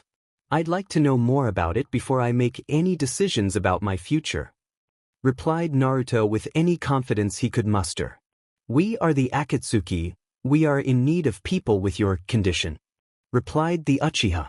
They want me for either the QB or my shadow chakra, but I doubt it's because of my shadow chakra. They have to be after the power of the QB, and if I've learned anything it's that I can't survive without the fuzzball, thought Naruto. I'm sorry, but I'm going to have to decline your offer on the grounds that I doubt I'd live too long with ninja as famous as you two, answered Naruto. Brat sure has done his research. No matter, it would be easy, just take him by force and remove his legs, stated Kisame as he grabbed his massive sword. Just be quick about this fight as the battle could end at any moment and it would be bad to have the entire village after us, stated Itachi as Kisame smiled. Don't worry, this brat won't last more than a minute, stated Kisame as he approached Naruto. That's what you believe, stated Naruto as he made a sign and summoned 10 clones to attack Kisame at once. Clones? Questioned Kisame as he swung his sword and knocked all 10 away with a single attack. You wish, replied Naruto as he launched an air bullet at Kisame. Kisame simply raised his broadsword up to block the attack. The bullet impacted against the sword and simply dispersed before it had an opportunity to explode and do any damage. Diamond, the rumors about your blade are true. Samahata, the shark skin, able to absorb chakra by simply touching it. A truly dangerous weapon in anyone's hands due to its features. You're actually pretty smart for a brat. Why don't you just surrender and save yourself the trouble of losing at my hands? Asked Kisame as he hoisted Samahata onto his shoulders. Well, I won't lie and say Samahata isn't intimidating as hell, but then again so was Zabuza's blade. Luckily Zabuza left a little something to learn how to use, although I doubt I'm at your level, but it should keep that blade of yours away, said Naruto as he pulled out a scroll in his jacket. What are you spewing, brat? Asked Kisame. I'm saying you aren't the only one with a giant blade, yelled Naruto as he unsealed whatever was on the scroll to only reveal Kubikure Bocho in his hands. Despite the size of the blade, Naruto looked to have no problems at all holding the massive blade that was nearly twice as tall as he was. Naruto was crouched down in a predatory-like manner with the blade parallel with his arm. You know, no one ever knows that I grabbed this blade. When I first got it, I honestly wondered why I would ever have use for something this big, but now I think I grabbed it to fight you," said Naruto as he smiled a feral smile at Kisame. "It's been some time since 2 of the 7 blades have clashed against each other. I wonder if you will be able to give Zabuza any honor in wielding his blade," stated Kisame as he ran at Naruto. Naruto jumped high into the air while rotating his body and using the momentum to attack Kisame. The 2 blades clashed in a shower of sparks, but Kisame pushed Naruto back with little effort. Naruto used Kubikurabocho to twist his body around and launch another attack at Kisame. Kisame easily blocked the attack with his own feral smile on his face. "You will need to better than that to defeat someone of my caliber with one of our blades," stated Kisame as he attacked and drove Naruto back 10 feet with a single attack. "Futon, drilling air bullets," yelled Naruto as he shot off a steady stream of air bullets from his mouth. "Suiton, great wall of water," stated Kisame as he shot a large amount of water out of his mouth that morphed into a large wall of water that blocked the bullets of air. Using the distraction of the air bullets, Naruto merged with his shadow and connected with Kisame's own shadow. Kisame removed the wall of water to find that Naruto was no longer in his sight, or was he detectable by Samehada at all. "Where the hell did that brat go?" asked Kisame, completely unaware of Naruto beginning to emerge from his shadow. "Watch it," warned Itachi just in time for Kisame to avoid a fatal wound delivered by Naruto. However, he wasn't able to completely avoid the attack and received a deep gut across his back. "End that brat," declared Kisame as Naruto was now poised to strike him down. Right before the blade connected, Itachi blocked attack with a single kunai with very little effort showing in his eyes. "You are stronger than what we believed, Naruto Uzumaki," stated Itachi. "You aren't the first to underestimate me," gritted out Naruto as he pushed even harder against Itachi. Hiruzen was faring well against his former pupil as the other 2 factors of the battle were being handled well by the mysterious summon. The surprising fact was that it was even with both of the former Hokage before him. Luckily, he didn't have to worry about the other Kage as he fought against Orochimaru in a fierce melee between the 2 of them. Despite the odds being even, the battle was far from over. "Well, Sensei, I won't lie and say that I'm not surprised about how well you are doing today. But this ends here," yelled Orochimaru as he pulled out Kusanagi that was somehow lodged in his throat. "So you draw out that poison blade of yours? Guess I will have to call on one of my oldest friends to fight that off," said Sarutobi as he ran through the summoning seals and summoned the great ape King Enma. "It is good to see you, old friend. I guess it is time to correct that mistake from years ago, huh?" asked the great ape. "Indeed, it is, my old friend. Please help me correct that mistake I made years ago," stated Hiruzen. "I will, but don't take too long. That sword of his should still be able to hurt me despite me being as hard as diamonds," stated Enma as he transformed into his staff form. "That old monkey can't help you now, old man," yelled Orochimaru as he charged at Hiruzen like he was a snake. Hiruzen dodged the attack instead of blocking and lashed out with his staff, but Orochimaru easily evaded the attack, but Hiruzen spun around and attacked faster than before. Zeridal was faring well against the previous Kage, but when faced against 2 legends of the past that happened to be brothers, most strategies were doomed to fail. Both Kage were able to work perfectly together to fight against the ancient Protoss hero. The only advantage on Zeridal's side were centuries of experience and the manipulation of void that was unrivaled by any of his race. Zeridal blinked away right before a large dragon of water smashed into where he had stood. He reappeared above the second and shot at the unprepared Kage. He drove his warp blade deeply into the second. However, he had to jump back to avoid a wooden spear aimed for his head from the first. This gave the second just enough time to regenerate from the normally fatal wound that was delivered. These 2 will generate no matter what I do to them. I guess my only chance will be to either utterly destroy them or contain them. The void prison should be able to hold them, but will it be enough to last till the end of the fight? Thought Zeridal. The two Kages once again came charging at Zeridal while launching jutsu to keep him moving. Thankfully, Zeridal easily dodged everything and merged with the shadows to escape their sight once more. You are a very interesting creature. More than once you have completely escaped every one of our senses and attacked us before we knew where you were. I guess the legends of the great shadow users were true, stated the first. So there are records of my people living on this planet years ago after all? I had believed they had all been destroyed after the great battle, said Zeridal. No, the records are now lost after a large battle before this village was founded. However, from what we gathered, your people came from the stars and made a stand on this planet and won at the cost of your existence, said the second as the two Kage looked around. Indeed we did. The collective energy of my people is directly responsible today for the chakra that you Terrans now use. After all, the being known as the Jubi was created from an explosion of all our energy combined, explained Zeridal. If that is indeed true, then it is an honor to fight such a legendary being such as yourself, stated the first. Likewise, came Zeridal's voice from behind the first. The first had no time to react before Zeridal's warp blade completely bisected him in half across the waist. The Templar wasted no time at all and trapped the bisected Hokage in a field of blue static energy that prevented him from moving at all. The second quickly came to the aid of his brother, but could do nothing as Zeridal blasted him with a wave of psionic energy. This allowed for Zeridal to trap the second in yet another void prison. It pains my heart to see two warriors such as this desecrated in the afterlife. Taro Tassadar, stated Zeridal as turned to join with Hiruzen and kill the snake that had desecrated the two souls now trapped by him. Naruto stared defiantly back at Itachi as the Uchiha's eyes shifted quickly into the eyes of the Magenkyo Sharingan. It was at that moment he saw Itachi's eyes spinning rapidly before his world faded to black. Naruto opened his eyes and quickly noticed that there were several things wrong with where he was. First, the sky was red and the ground was black.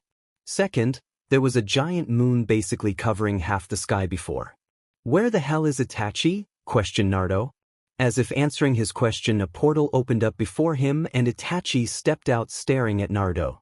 Welcome to the world of Tsukiyomi Naruto Uzumaki. Here I control space and time and am the god of this world for the next 72 hours. Naruto suddenly found himself pinned to a cross as the landscape shifted around him to show the village completely destroyed. What is this? Asked Naruto. This is the result of a demon, or should I just say you? Said Itachi as he appeared in front of Naruto. What do you mean? Asked Naruto as a loud roar echoed in the distance. You are destined to lose control, Uzumaki. One day the Kyuubi will be unleashed and you will be forced to bear witness as the Kyuubi kills your loved ones. It is after all the destiny of you Jinchuriki, stated Itachi as the roars were getting closer. I would never let the Kyuubi go, roared Naruto in anger at the Uchiha. You can fight it all you want, Naruto, but this is your fate, stated Itachi as a creature covered in dark crimson chakra smashed through a damaged building. What the hell is that? Shouted out Naruto in shock, but he didn't need to ask the question. He could make out a body in the chakra and it was quite obvious that it was himself. Suddenly a large group of people suddenly appeared before the demonized Naruto. They were all changed to the ground, preventing them from moving. On their faces were expressions of horror and surprise. The chakra on the chakra Naruto suddenly SE back into itself and revealed a Naruto dressed in black robes with blood-red eyes. It smiled evilly as it approached the first of the people chained up. What are you doing? Get away from them, yelled Naruto as he thrashed against his bonds. This is your fate, Uzumaki, stated Itachi as Demon Naruto grabbed the first victim. It was revealed to be the terrified Irika. Demon Naruto slowly dragged out Irika despite the man's pleading, trying to reach his old student. However, Demon Naruto just smiled and grabbed a large blade and decapitated Irika. Naruto, along with all who were tied up, screamed in horror and rage as Demon Naruto smiled in satisfaction as blood coated his body. Stop this! I'll kill you! Yelled Naruto as he continued to fight the bonds on his wrists despite them cutting into his skin. Demon Naruto smiled at him as he went back to the group of people who he counted as his precious people. Demon Naruto reached forward and grabbed someone else, causing them to scream in terror. Naruto's heart dropped at the sound of the person screaming. Despite the tone of the voice, he knew the voice as well as he knew his own. Demon Naruto was dragging the most important person of his life to the place where he killed Iruka. Hinata Huga struggled and pleaded with Demon Naruto to let them go, but Demon Naruto just smiled in response before slapping Hinata. "Let her go. I swear I will kill you. Please just let her go," screamed Naruto as tears came from his eyes. He had struggled so much against the bonds that wires that were holding him in place had cut straight to the bone. That mattered little to Naruto as he still fought with all of his might to save Hinata. Demon Naruto had forced her to her knees facing the real Naruto. Hinata looked up at Naruto and their eyes met for a few seconds. Hinata smiled sadly at Naruto before she mouthed out 3 words that broke Naruto's heart right then there. "I love you."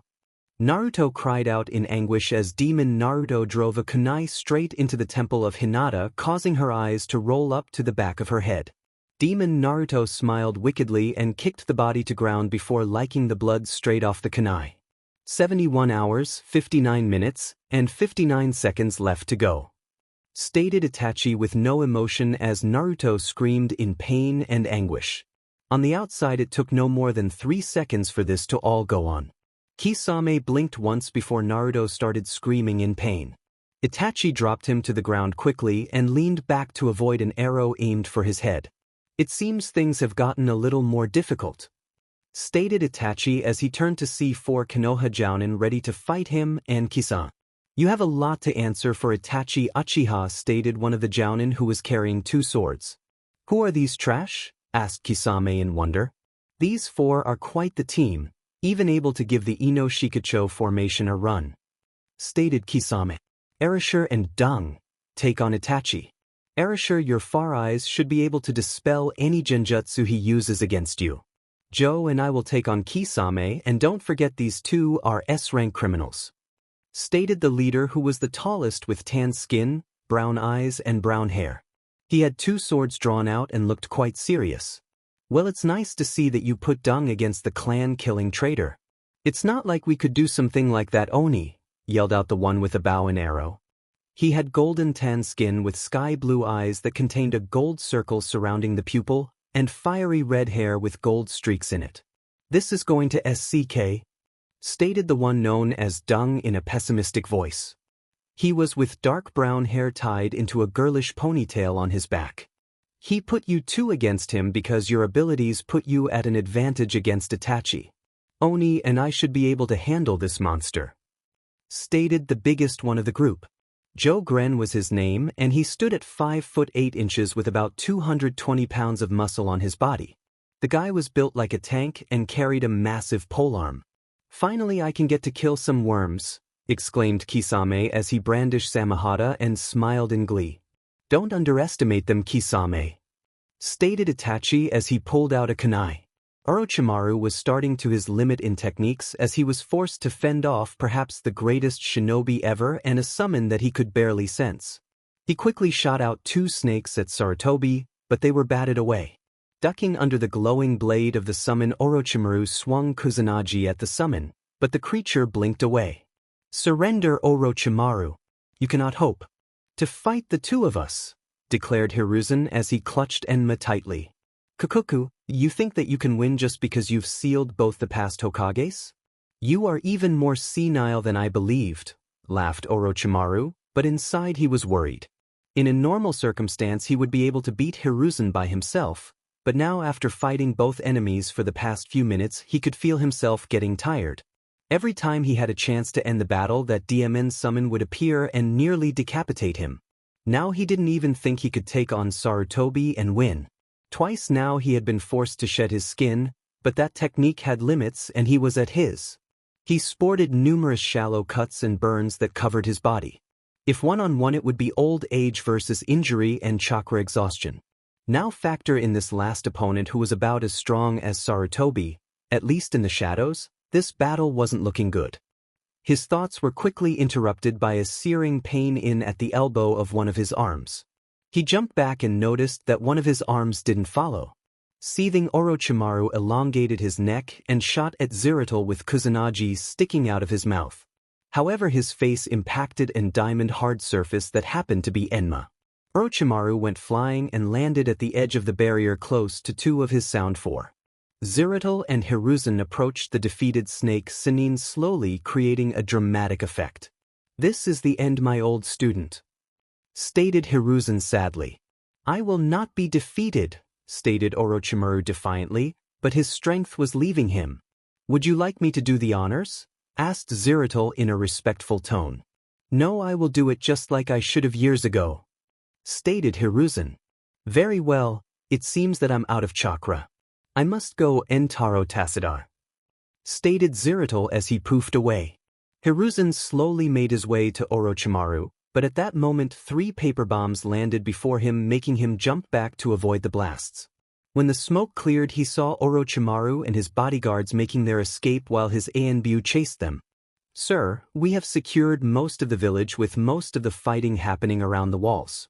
We have suffered minimal casualties since Sand backed out quickly and the repairs will be minimal," stated a bare-faced ANBU. "Thank you, Bear. I want you to find me my student Jiraiya and Naruto Uzumaki. I have a mission for the two," stated Hiruzen. "Sir," shouted the NBU before he disappeared. "I hope she finally comes back," muttered Hiruzen as he walked towards the edge of the arena. "The will of fire will always burn on as long as the leaf stands," stated Hiruzen as he glanced at the faces of the past Hokages. "I wish you could see your son now, Minato. He has become quite the shinobi," thought Hiruzen with a proud smile. Things could be worse," thought Hinata Huga as she helped a few of her clansmen protect the Huga compound. They hadn't been attacked in force due to them being at the center of Konoha, but they still had to fight. Hinata had realized that it wasn't probably Sand's priority to attack them, but since they weren't fighting anymore, most of the attackers weren't even attacking. Hinata had already helped defeat 3 Chunin from Sound. The one she had just disposed of was a Chunin too, but she had taken him down all by herself. The BSTRD had even insinuated on taking her away from the village to be his prize. Pig, if she would be anyone's prize, it would be Naruto who took it. Looking over the compound, she had noticed that her clan had already rounded up or killed every one of the Sound attackers, leaving her to do as she pleased with the rest of the invasion. "Hinata-sama, you must return to the center building so we can look after you," shouted a branch member. "I can't, there is still fighting going on in the village," replied Hinata quickly. "Sorry, Hinata-sama, but Hayashi-sama has ordered me to bring you back. We will be sending forces out to help defend the village no matter what. You can take a break now," said the older Huga. "If father has ordered you to bring me back, then I shall follow you," stated Hinata sadly. "Don't worry, Hinata-sama, everything will all right in the village," stated the Huga. Itachi had his hands full fighting the 2 Jounin before them. It must have taken them years of working together to have achieved this level of teamwork. One would use lighting with his taijutsu and the other would fire off arrows to put Itachi off guard. However, Itachi wasn't an S-ranked criminal for nothing and proceeded to show why he was to be feared. Neither ninja was able to land a serious blow due to genjutsu and an impressive use of the substitution. It was frustrating to say the least when Dung would use a powerful lighting release technique only for it to show that he aimed for a genjutsu when Erasure would dispel it. Still, despite them not winning, it was enough to keep Itachi away from his prize, which was a semi-conscious Naruto. The boy would mumble and yell incoherently every few seconds. "This is starting to get tiresome," stated Itachi as his eyes morphed into that of the Magienko Sharingan. "Sheet. Dung, don't look into his eyes no matter what," yelled Erasure as he shot 3 lighting-infused arrows at the criminal. All 3 struck at once, but Itachi merely dispersed into a flock of crows, showing that he was nothing more than an illusion. He never noticed Itachi to suddenly appear behind with a kunai aimed at his kidney. Thankfully for him, though, Dung was already there with a kunai to block the attack. "Demon this," grunted out Dung as Itachi dispersed into another flock of crows. "We need a plan," stated Erasure as he had an arrow ready to be fired. "Jiraiya is on his way," We just have to hold him off a little longer. Stated Dung. Meanwhile, the other two members of their squad were faring pretty well against Kisame. The two relied on mostly close combat with very little ninjutsu, so Samehada wasn't being used at its best. "You two are starting to annoy me," yelled Kisame as his Samehada clashed with the pole arm of the large ninja against. "I'm sorry, but I do not take kindly to murders," stated the man in an elderly sort of way. "Duck!" yelled the other ninja as the large leaf ninja ducked under Samehada, allowing his partner to have an open hit on Kisame. Both his blades cut into the body of Kisame, but no blood flowed out of the wounds, only water. Promptly Kisame burst into a puddle of water, revealing himself to be a water clone. "I won't lie, that nearly had me there, but you two are not strong enough to stop me," laughed Kisame as he shot a few water bullets at the two, causing them to scatter.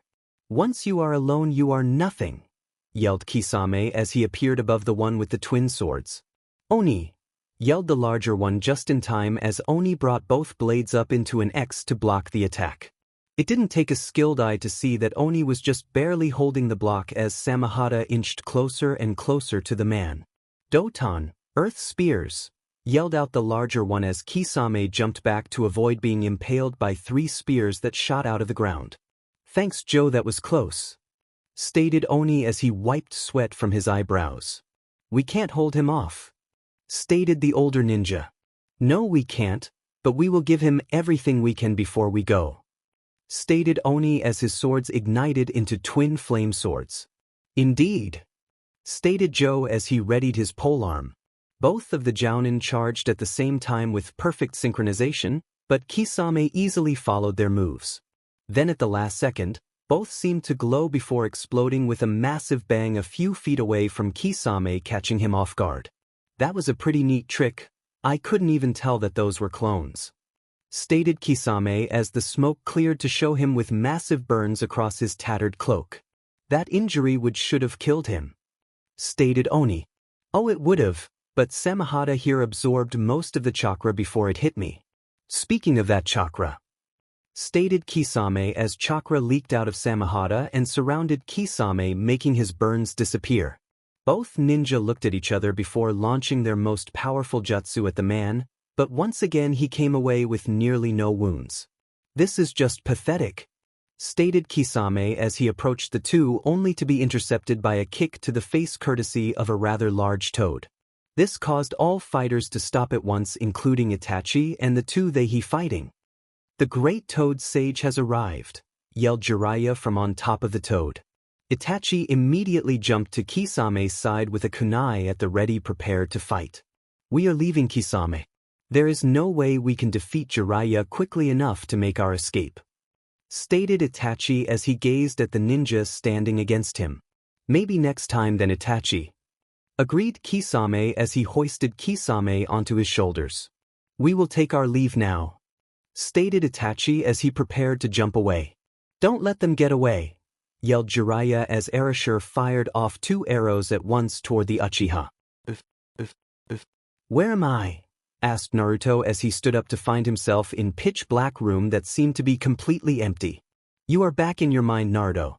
You suffered a terrifying mental attack from that genjutsu, and the only way your mind could adjust was by shutting itself down temporarily," came the voice of Zeridal as he appeared before Naruto.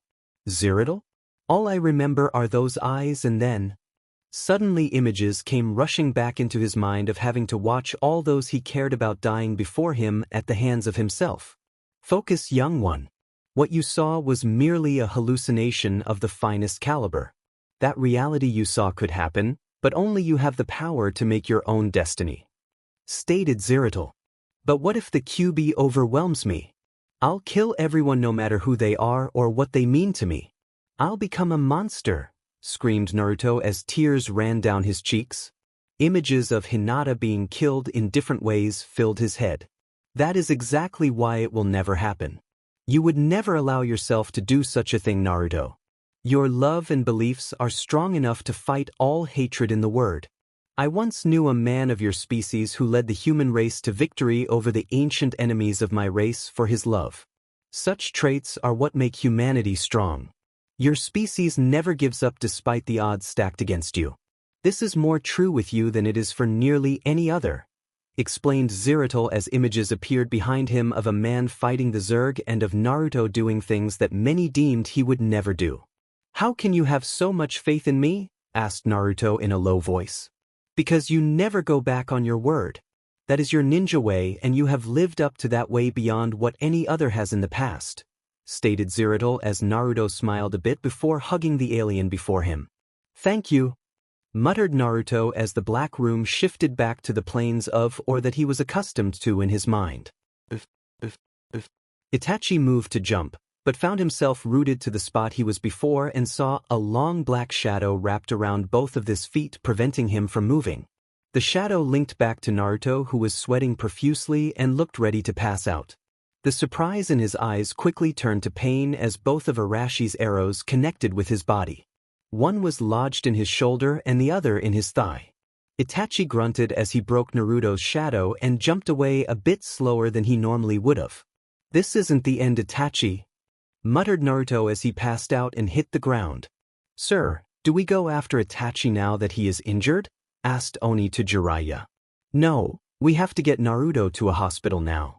Besides, Itachi won't be coming back here for some time now, stated Jiraiya as he picked Naruto up and turned to the team of Jounins. Watch this part of the wall until help arrives, ordered Jiraiya as he jumped into the village looking for anyone who would help. Diamond that BSTRD Orochimaru. I will finish him the next time I see him. If he hadn't attacked, then Naruto would be okay, ranted Jiraiya as he landed outside the hospital to see they were quite busy with the wounded. I need some help. My apprentice was subjected to a severe mental genjutsu, yelled Jiraiya as many of the nurses and doctors refused to even show him the time of the day.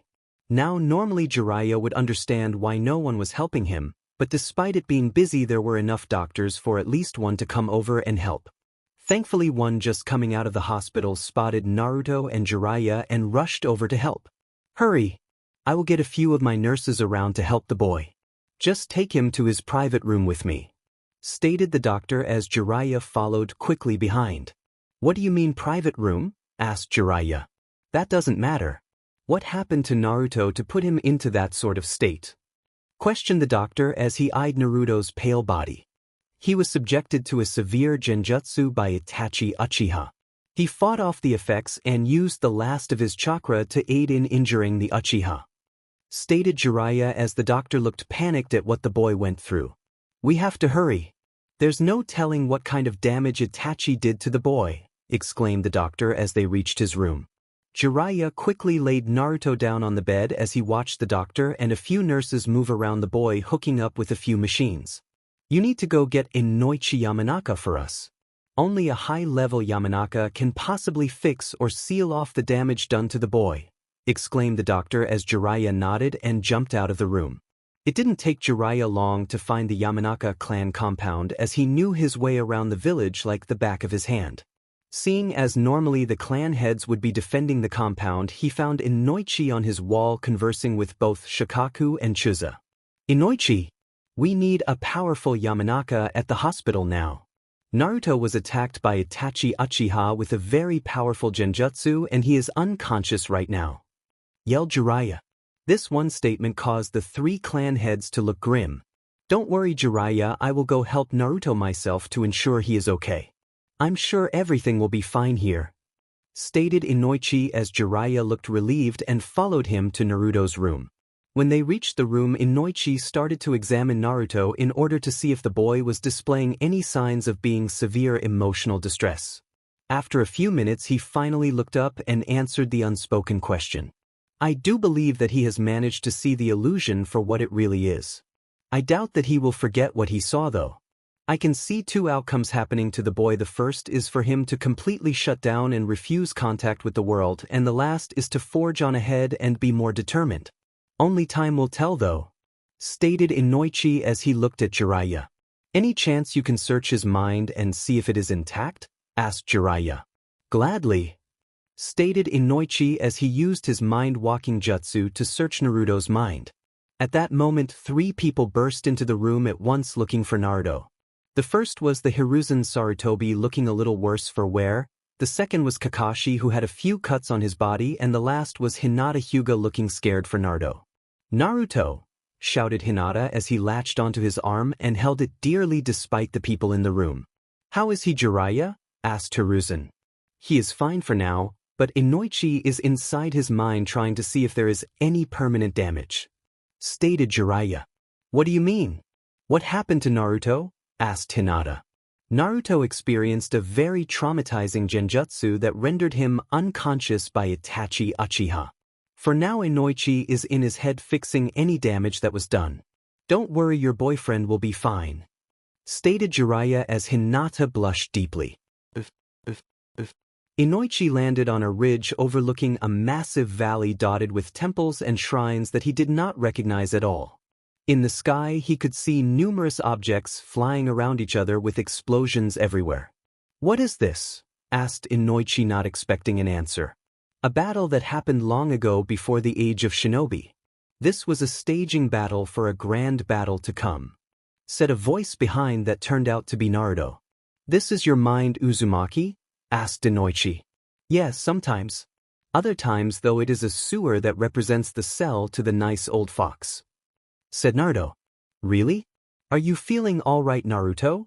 asked Inoichi as he could tell the representation of Naruto looked tired. "Would you be all right if you watched an evil version of yourself kill the ones you love in the most horrific ways possible? I don't even know how I will be able to face my friends, least of all her," stated Naruto in a sad voice. "You're speaking of the Huga girl that you are dating?"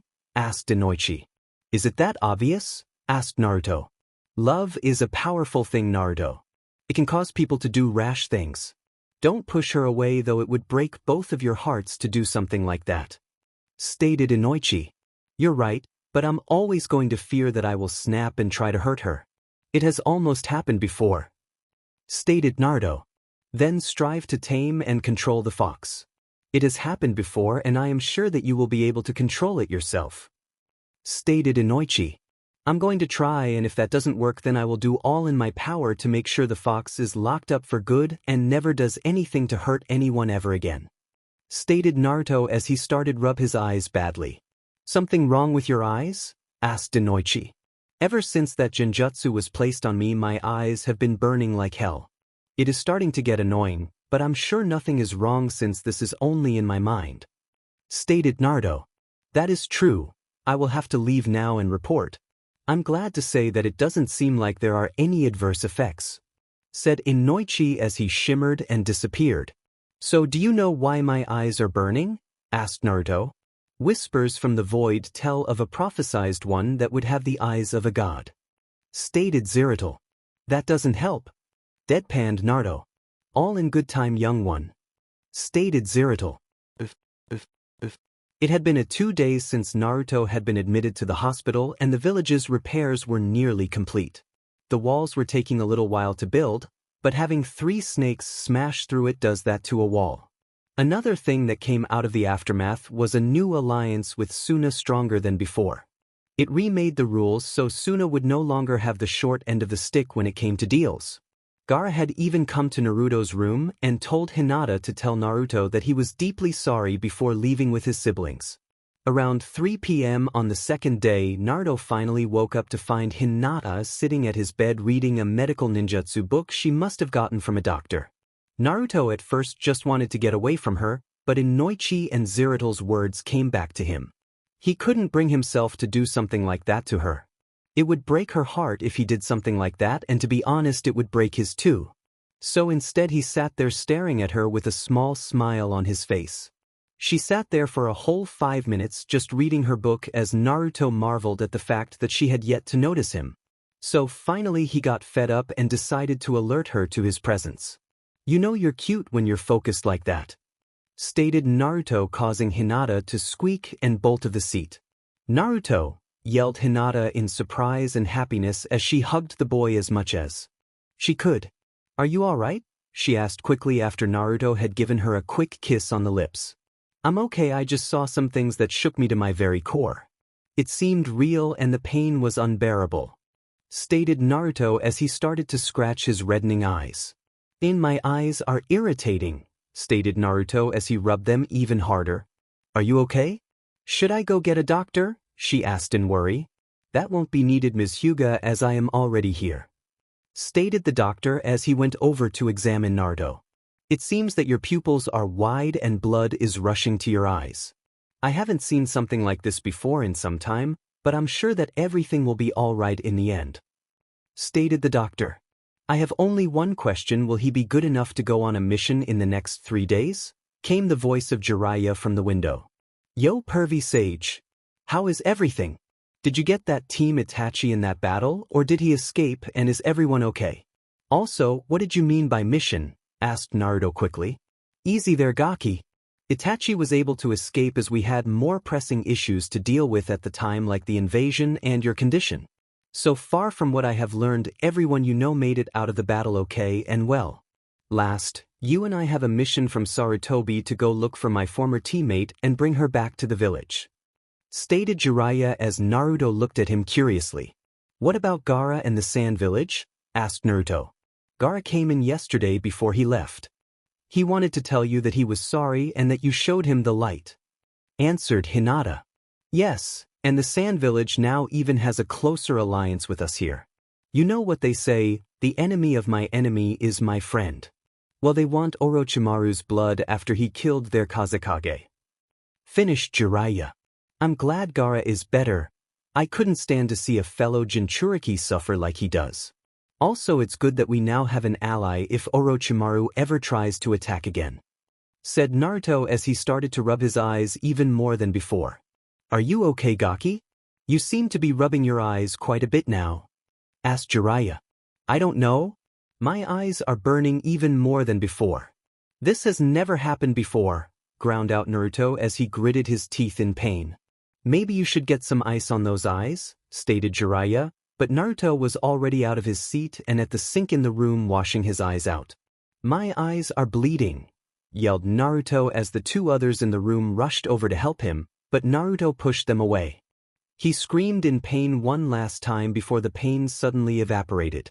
Naruto washed his eyes and face off before he finally looked into the mirror to see what had caused his eyes to bleed and gasped in surprise of what was staring back.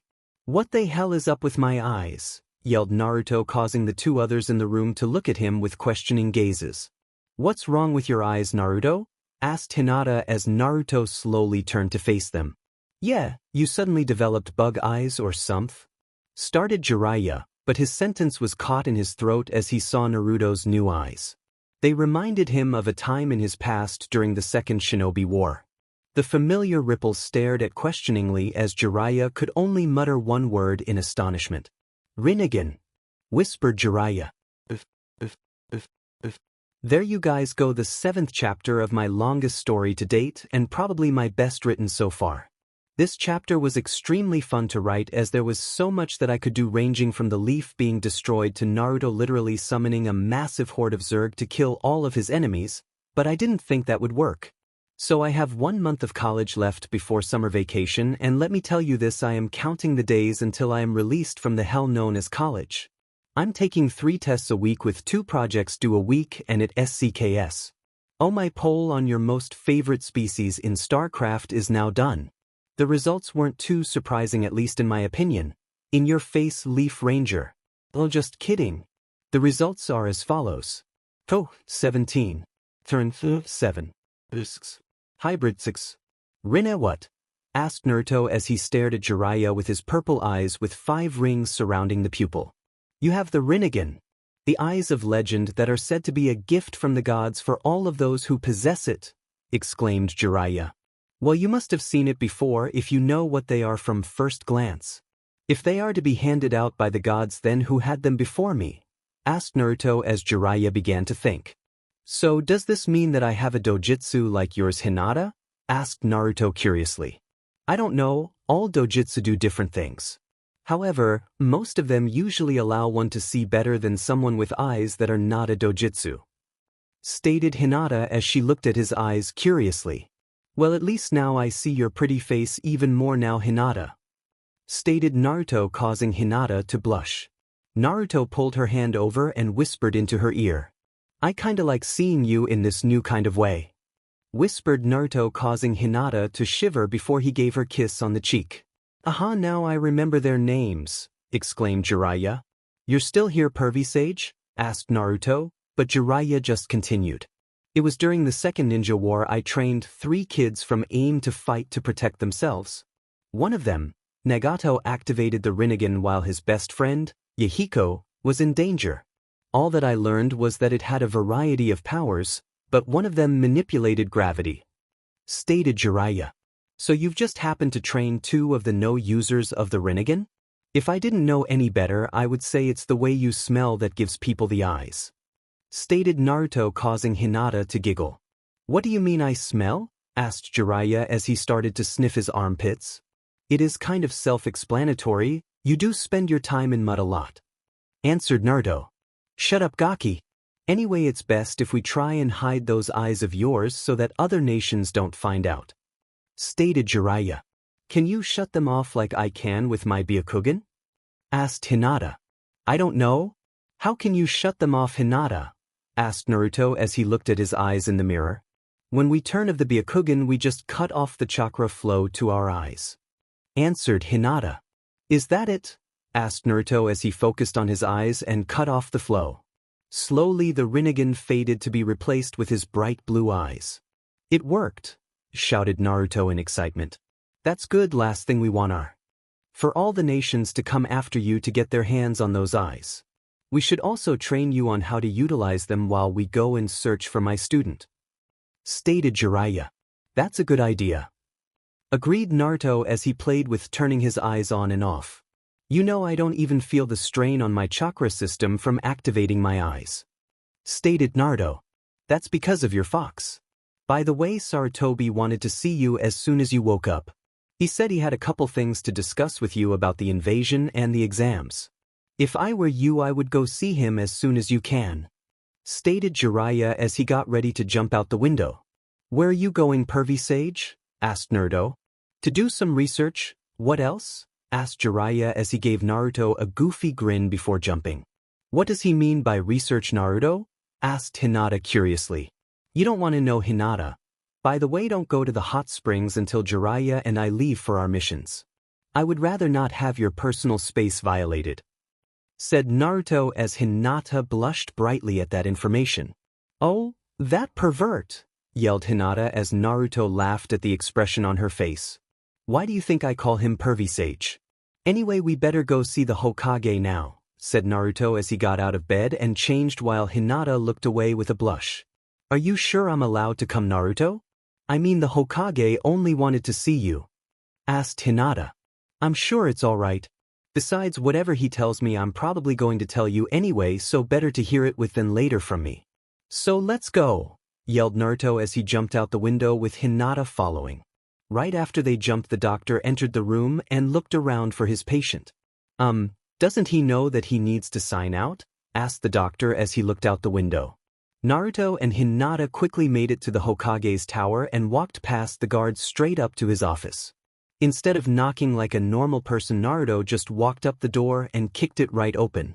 Inside were Shikamaru and the third Hokage, both talking until the doors were slammed open, causing Shikamaru to pull out a kunai and the Hokage to just smile.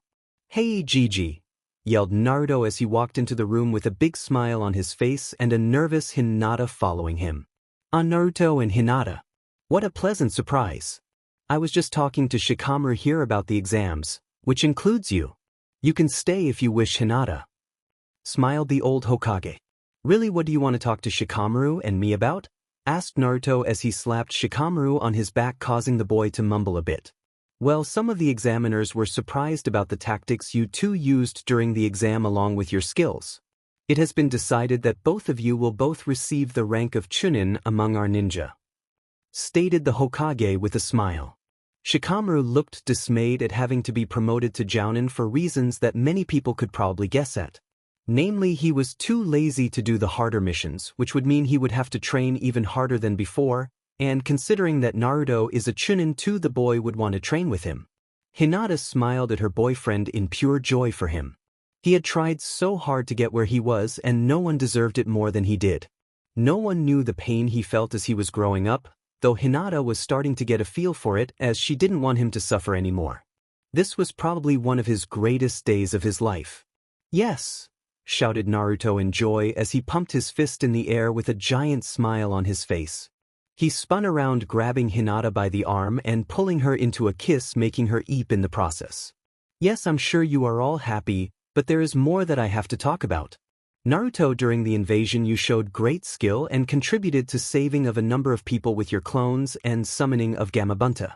Many of my shinobi were quite outraged to learn that you would only be getting the rank of Chunin for the invasion, so I had to do something that hasn't been done for some time. Stated the Hokage as the three ninja before him looked at him in confusion. What do you mean, Lord Hokage? Asked Shikamaru. Please tell me that Naruto will have more responsibility than me in the next few years. Well, I'm proud to say that I was coerced in making Naruto's promotion a bit more grand. You see, Naruto, you are this village's first elite Chunin in over 20 years for going above and beyond the call of duty in the defense of the village. Stated the Hokage as Naruto's mouth dropped. What does that mean, Lord Hokage? Asked Hinata as Naruto was too awed to speak. It basically means that Naruto will have command over any other Chunin on a mission and the half step from being a Jounin. Said the Hokage. But are you sure that I'm ready for a responsibility like that, Jig? I just got promoted to Chunin. I don't have the experience. Stated Naruto. That was my only argument against promoting you, Naruto, but during the invasion your clones performed over 50 official missions in defense of the Leaf. Seeing as how all of those memories are in your head now, it's safe to say that you have experience. Stated the Hokage. I don't know what to say. Said Naruto. Don't say anything, just accept this from your Hokage. Now it is tradition to announce to the village all those who become Chunin during the exams. This will be done tomorrow, where we will honor all those who died. Said the Hokage. Is it time, Gigi? Asked Naruto as both Hinata and Shikamaru looked surprised by what the Hokage was saying. It is time, Naruto. Now there will be some consequences of you announcing your heritage. Your entry in the bingo books will most likely go up to A rank and IWA will want your head. Then the civilians might deny it. Stated the Hokage. Let them deny it, as long as the shinobi believe me, it doesn't matter. If IWA wants me dead, then they will have to worry about a ninja who trains his hardest every day of his life. Stated Naruto as the Hokage smiled at him. Very well, you three are allowed to leave. Stated the Hokage, but Naruto and Hinata stayed behind. What is it that the two of you want? Asked the Hokage. Well, after I was put into Itachi's Tsukamoi, I went through such emotional damage that it awakened something in me.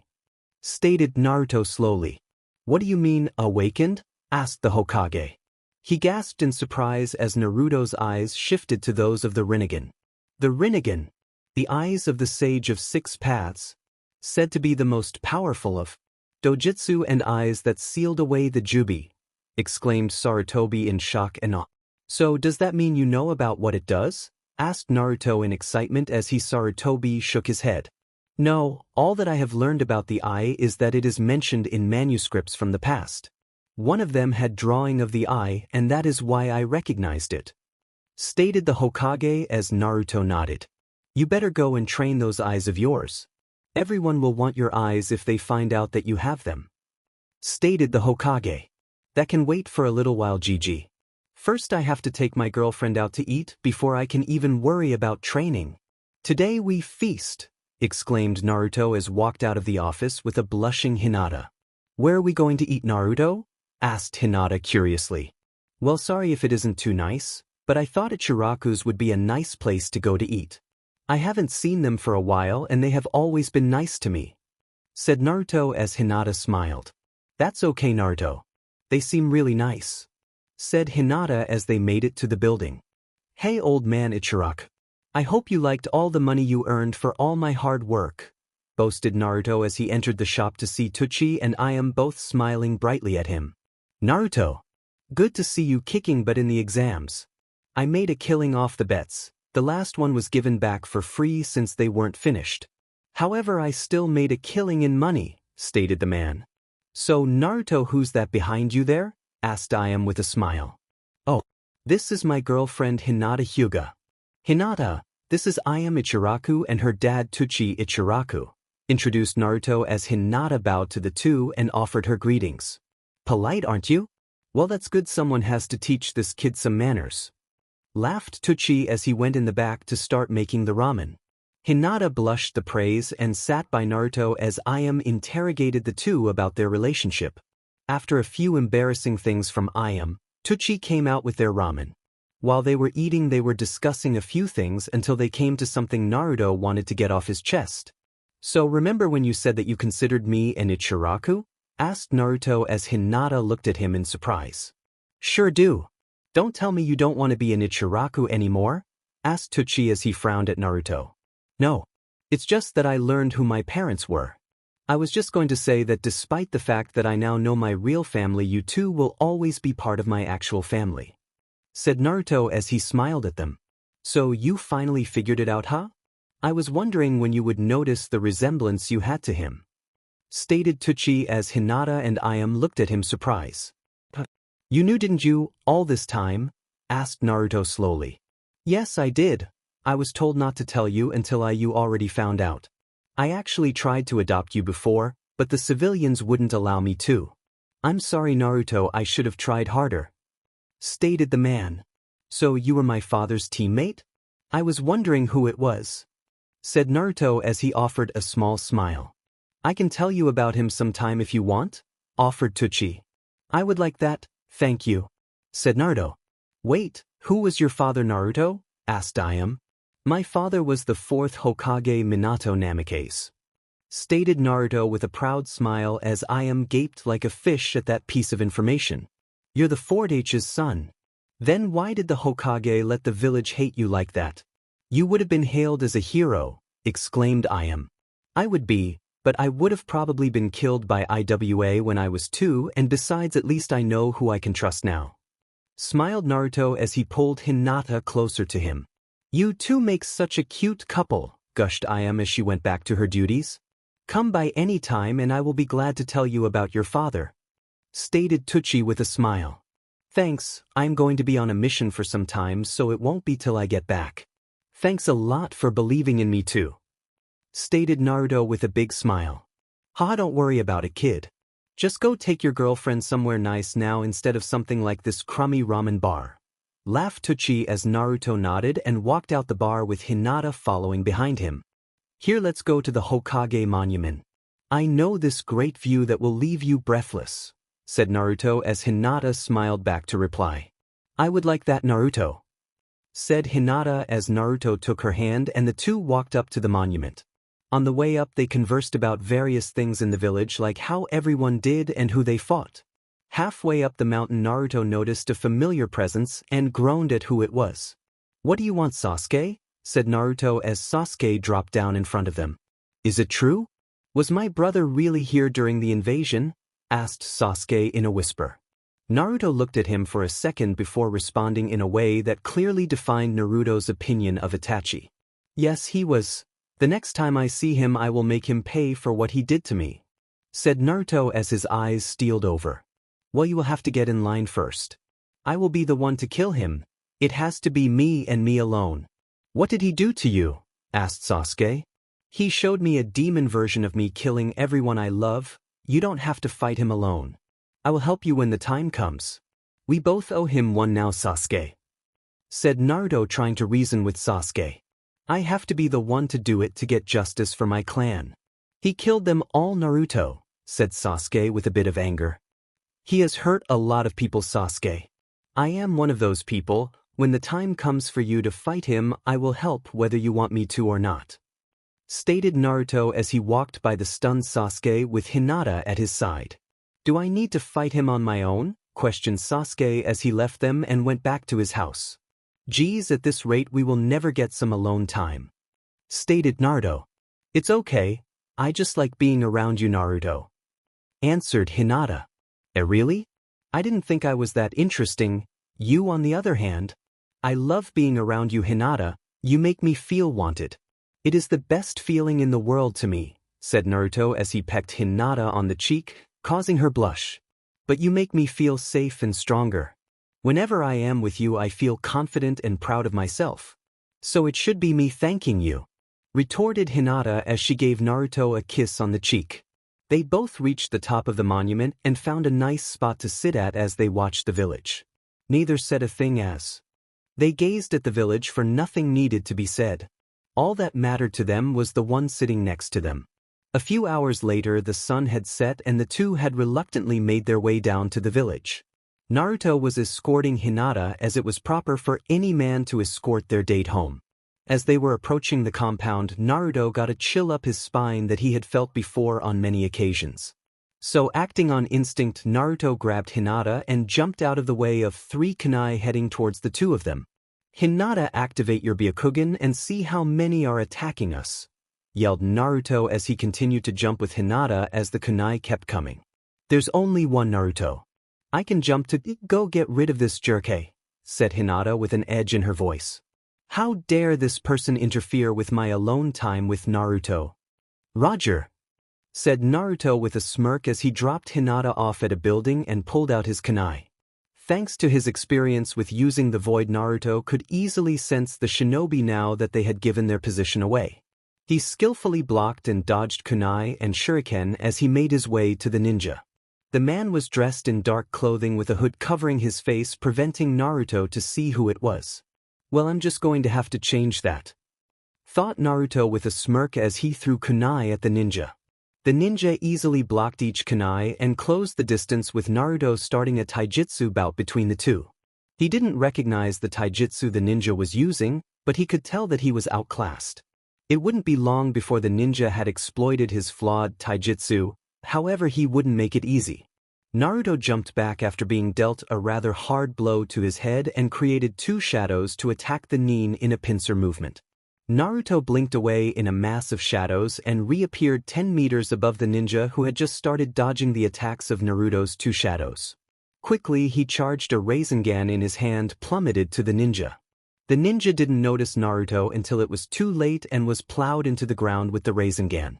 However, after the attack had dissipated, it was replaced with a sign from a nearby shop, completely destroyed too.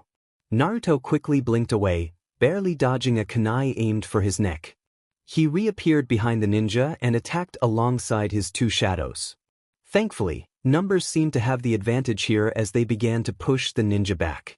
Finally spotting another opening, the real Naruto did one hand seal before skiing in a large breath of air. "Futon, great breakthrough," yelled Naruto as he shot a condensed blast of air straight into the gut of the ninja. The ninja flew across the street and impacted with a wall of one of the buildings with a grunt. Naruto approached the ninja wearily and had his kunai ready at a moment's notice. Both his shadows came in and tied down the ninja as Naruto pulled back the hood to reveal Irika Umino there with a small but proud smile on his face. To Naruto's shock, "It seems you passed his test, Naruto," said Irika with a smile.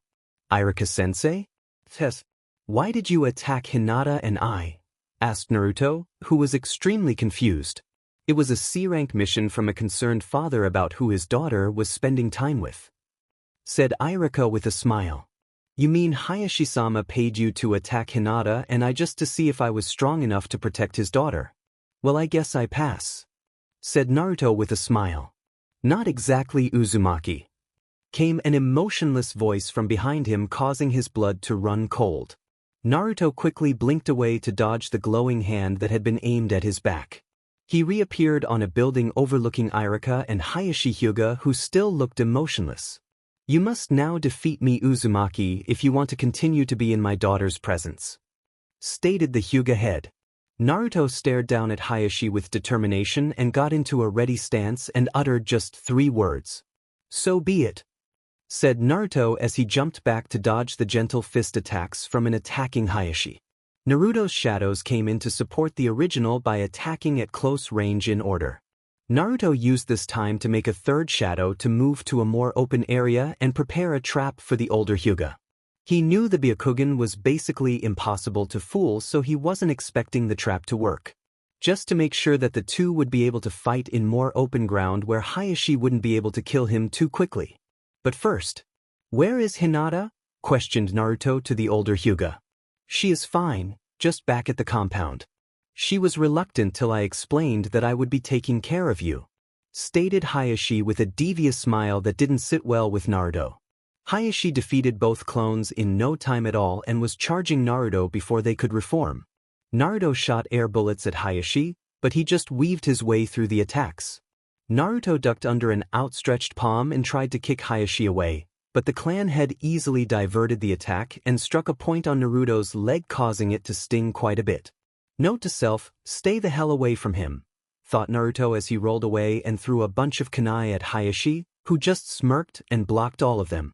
DMN, said Naruto as his two shadows joined the fight by attacking from each side, but Hayashi easily defended himself from the attack using his Byakugan.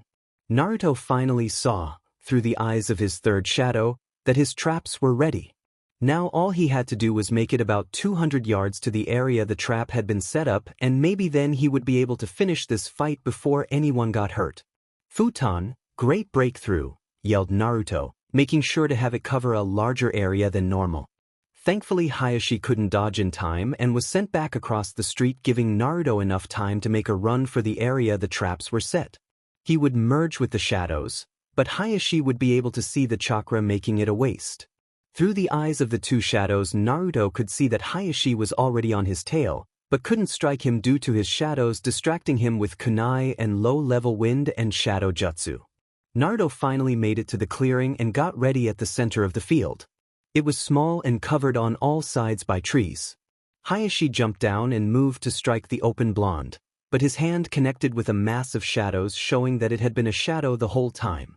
"I have you now, Hayashi-sama," yelled the real Naruto as he appeared above on one trees and made the seal for the shadow clone jutsu.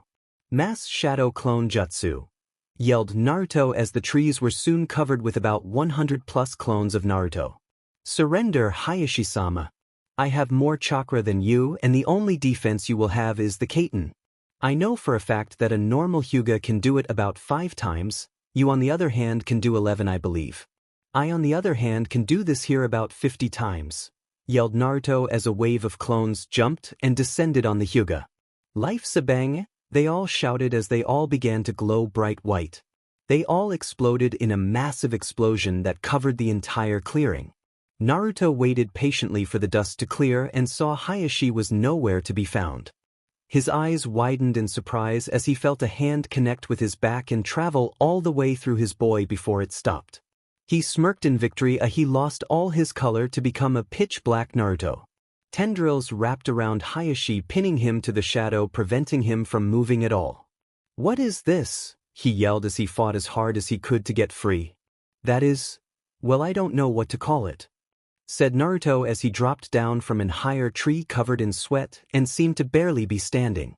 "Making that clone takes well over half my chakra so that it doesn't disperse after being hit. It traps my opponents and immobilizes them, preventing them from moving," said Naruto as he limped towards Hayashi with a kunai in his hand. "You should have known that wasn't me. It wasn't favoring a leg like a normal person would after being hit by a Huga on the leg," said Naruto as he placed a kunai at Hayashi's neck. "That was quite impressive, Uzu. However, do not believe for a second that you would have won if I had gone all out," stated the Huga head, causing Naruto's eyes to darken for a second. "Don't believe for a second that I was going all out, Hayashi," thought Naruto in his head. "What is your decision?" asked Naruto. "Very well, you may continue to see my daughter. However, if anything happens to make the Huga look bad, you will be sought after by me," stated Hayashi. "Try me. You have never once cared for Hinata until now, you BSTRD," thought Naruto. "Thank you, Hayashi-sama. Now if you don't mind, I'm going to bed," stated Naruto as his eyes closed and he fell down on the ground asleep. "Irika, I expect you to be able to take him back to his building?" asked Hayashi as Irika dropped down from another tree. "Yes, I can, Hayashi-sama," said Irika as he picked up the boy. "He was able to defeat both Hayashi-sama and me without arrest. He really does deserve the rank of elite Chunin. Then I have to get stronger," thought Irika as he made his way through the village. Naruto stood at the gates holding Hinata in his arms as she didn't want him to leave for a mission that could last up to 3 months at the max. "Don't worry, Hinata, I'm sure we will be back before that," smiled Hinata. "I still don't want you to go," mumbled Hinata as Naruto laughed a bit. "Well, I don't really want to go either, But I need to train with my eyes and we do need the new Hokage, said Naruto with a smile. Yeah, but I don't want to let you go, mumbled Hinata. Gaki, hurry up. We have to get moving now so we can get far enough away to train, shouted Jiraiya. I have to go, Hinata. I'll be back before you know it, so don't worry, said Naruto as he gave a short kiss on the lips and ran after Jiraiya, who had already started leaving the village. About time you caught up, Gaki. You can do those sort of things with your girl when you get back. For now though, I want you to activate your Rinnegan and tell everything you notice about it, said Jiraiya as Naruto activated his Rinnegan. Well, I can see very clearly, and if I concentrate hard enough I can see your chakra and the chakra of the plants and even rocks. I didn't even know those things had chakra, said Naruto, a little confused. They don't have what we know as neutral chakra, but they do have natural chakra. It comes from all the living things in the universe. What you sense from the rocks are small organisms on it, said Jiraiya. Wait, if there are other sources of chakra, why don't we train to use them? Asked Naruto. Because many of these sources of chakra can only be accessed by drawing it away from an external source. Yukai, for instance, is demonic chakra, but it can be harnessed to fight for short PRDS of time, but it is poisonous to most bodies, explained Jiraiya as Naruto nodded. And what about natural chakra? Asked Naruto. That can be harnessed through intense meditation to draw on the natural chakra. I am one of the few in the world who know how to do so. Once someone learns how to manipulate natural chakra, they become what is known as a sage, said Jiraiya. So you were taught by the toads on how to become a sage, and that is why you are known as the Toad Sage, surmised Naruto. That is correct. Maybe one day you might learn how to be a sage from the toads, but you will have to be older first, said Jiraiya. So you said your one student could manipulate gravity in some ways? What did you mean by that? Asked Naruto. Well, he could repel objects away from him or pull things in by manipulating the gravity field around him.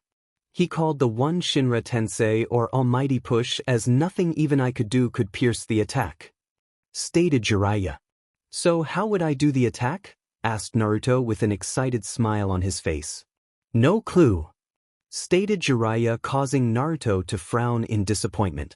Too bad, I was hoping to be able to do it right away. However, I can try now if you want, asked Naruto. No, we will begin your real training tomorrow. We will reach the next village by the end of the day. For now just keep them eyes activated and tell me everything you notice about your vision, said Jiraiya. I can see that you have a brown and red colored chakra and I have a greenish blue chakra along with a dark crimson and a black chakra. I guess the crimson is Kyuubi's and black is my shadow chakra, said Naruto. You must be able to tell one's chakra affinity by looking at their chakra color. I am a fire and earth user, hence the brown and red chakra, while you are a wind user, hence the greenish-blue chakra. However, the legend says the Rinnegan allows one to master all elements, said Jiraiya. So that means I won't have an elemental weakness. That is so awesome, exclaimed Naruto as Jiraiya scowled. Don't let it get to your head, Gaki, he shouted, but Naruto didn't listen and was jumping around with excitement. Demon Gaki, he's changed so much, but yet he is still a kid. Why did they make him a Chunin anyway? Thought Jiraiya as they continued on. The next day the two were traveling on a path trying to make it to their first main stop. The two had spent a nice night in an inn where Naruto had questioned Jiraiya about his mother and father. They had also discussed their training plans for the next few weeks. Each morning before leaving camp they would do a physical workout before moving on. Around noon Naruto would make 50 clones to work on his wind and shadow chakra. He himself would work on the Rinnegan, as his shadow clones couldn't use it at all. However, he learned that his shadows were able to hold the Rinnegan, and it even made their moves even more in sync than before, to Naruto's surprise and joy. How far have you gotten on your wind manipulation? Asked Jiraiya as he watched Naruto's clones work on various stages of the chakra control exercises. I think that I'm ready for some B rank jutsu now. But soon I should be ready for A rank if I continue at this pace, said Naruto with a smile. That is impressive. You know, as a side project you should start working on incorporating your wind chakra into the Rasengan, said Jiraiya. Wait, you can do that? Asked Naruto with excitement. Well, theoretically you can, but neither your father or I could manage it," said Jiraiya. "I guess I'm just going to have to succeed where you failed then, pervy sage," exclaimed Naruto with a determined look in his eyes. "Good luck with that, Gaki," stated Jiraiya, but Naruto just smirked in response. "Shadow Clone Jutsu," yelled Naruto as he made 50 more clones. "Start working on the new Rasengan boys," yelled Naruto in triumph. "That's cheating," whispered Jiraiya in shock. 2 weeks later, the two hadn't gotten any further in their search for Tsunade. They had been to 6 villages and 1 city that Naruto enjoyed quite a bit, as he spent time playing with the little kids of an orphanage and showed them his ninja tricks. Naruto's training had also granted him some amazing results. His speed and taijutsu were still Chunin level, but his wind jutsu level was Jounin level at what Jiraiya had said. He had even learned 2 new jutsu that were B rank. His void manipulation had also improved where he could blink faster than before, merge with his shadows quicker, and even turn invisible for short periods of time by warping the light around him. Zeridal had said this last ability is similar to a chakra control exercise in which eventually it will be natural to him. However, one could sense his chakra presence if they tried hard enough. His shadows were doing better than before and took less chakra to use, thanks to his chakra control and void manipulation lessons with both Jiraiya and Zeridal. Then there was his Rasengan training, and let's just say that it wasn't working out too well. He had just started to combine them, but it took way too much chakra to do, and the Rasengan would usually explode right after starting. Last was his Rinnegan, which he had started to understand the gravity control aspects of the eye. It was during a spar where Jiraiya had thrown a kunai at Naruto that passed by his defenses. Suddenly the kunai had shot off in another direction a few inches away from his skin. They had realized that at the moment most of the attacks would come naturally during a battle by instinct alone. So he had instead just started working on being able to use the Shinra Tensei on his command, which was coming along nicely. Strange thing was that despite the fact that his shadows could use the Rinnegan, only one of them were able to do the Shinra Tensei. Although Jiraiya said that the Sage of 6 Paths was called so due to the fact that the Rinnegan had 6 certain abilities. So they theorized that each shadow would only be able to use one of the abilities. Now they were approaching a large city with a massive castle at the center of it. Jiraiya had stated that Tsunade liked to gamble quite a bit, earning her the name, the legendary sucker, as she lost quite a bit. Luckily, the city they were approaching was said to have many casinos. When they entered the city, the first thing they noticed were the decorations around it and advertisements for a festival that very night. Hundreds of stands were up in the city center and bright lights were being set up. "Now I really wish Hinata was here," stated Naruto as he looked at the decorations. "Well, if I wasn't sure before, I am now. Tsunade would not miss out on an opportunity like this. There is going to be a lot of gambling tonight," said Jiraiya. "You think so? Any chance we can enjoy the festivities? Besides, I kind of wanted to buy Hinata something while we were gone," asked Naruto. "Yeah, we will be here for at least 3 days, so if you want you can enjoy the festival and buy your girlfriend a gift. Just keep an eye open for Tsunade. You do remember what she looks like in that picture, right?" asked Jiraiya. "Yeah, but wouldn't she be older now?" asked Naruto. "Yes, she would be older, but she likes to use a genjutsu to make herself look younger, so keep your eyes open," said Jiraiya. "No problem. Where are we staying?" asked Naruto. "Let's go find a place now and then you can do what you want," said Jiraiya. So that was what brought Naruto to probably the first festival of his life that he wasn't being glared at by a single person, well, at least the females. You see, Naruto decided not to wear his ninja gear, so he was wearing a tight t-shirt and khaki shorts. This had the effect of having nearly every girl, from the ages of 12 to 16, swooning at the sight of him and blushing and giggling every time he smiled. It was nice, but to him there was only one girl for him, and that one girl happened to be over 2 weeks away in Konoha. So instead he decided to do a few festival activities, from carny stands, souvenir stands, concerts, and last food eating contests that he had won hands down, surprising people immensely. The thing he really wanted to do was buy something for Hinata that wasn't normally found in the elemental countries. So he walked through all the stands looking for something that he believed Hinata would like. It took him an hour of searching, but he found what he believed would be the perfect gift for his girlfriend. It was a necklace, but he had never seen the jewels on it before. It was an azure-colored stone that the store owner had said was magical, and the one who wore it could be tracked by their love to anywhere. It was an ancient myth coming from some land across the sea, telling of a peasant boy who fell in love with nobleman's daughter. To show his love, he found the stone and crafted a beautiful necklace with it and gave it to the girl. After that one meeting, the girl fell in love with the brave and courageous peasant boy. They dated in secret for a year, before the girl was kidnapped by enemy soldiers. No one knew where to look but the peasant boy, so he approached the nobleman for permission to lead the search for his daughter. In return, he only asked that he was allowed to ask her for one favor that she was perfectly liable to refuse if asked. So he was given a team of 4 men to track down the soldiers and bring the nobleman's daughter back. For 3 days they traveled non-stop until they caught up with the soldiers. Outnumbered 3-1, the peasant boy led his men into combat and slaughtered the enemy and saved his love. When they got back, he asked her for her hand in marriage, to which she accepted. They lived happily ever after, yada yada yada. Kinda reminds me of Hinata and me, thought Naruto with a smile as he spied a casino on the other side of the street. I'm feeling lucky, said Naruto as he walked into the bar, only to be stopped by a man saying only 18-year-olds or ninja could enter, to which Naruto showed him his identification card. So he made his way over to a poker table and started playing. Immediately he got a feel for the game and started to stack up his winnings. After 1 hour he had nearly earned 10 times the amount he started with. That was when things got interesting. For you see, a blonde-hair woman had spied the crowd that was hanging around a poker table. Getting interested after about 20 men had left the table grumbling about some lucky blonde. So getting up, she walked over to the table and saw to her shock a blonde boy no older than 13 with a large pile of chips in front of him. So anyone else want to have a go? Asked Naruto with a fox-like grin. Many of the people cheered for the boy as he was a crowd favorite, and some of the poker players got angry at his confidence. One of the ones who got angry was none other than the blonde-haired girl, also known as Tsunade of the San. I'll take you up on that offer, she stated as she sat down. She knew he was a ninja, as only ninja were allowed to play in the casino at that age.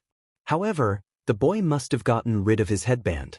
Yo, I will also be joining this game, bro, came a voice from a tan man with sunglasses and horn tattoos on his head.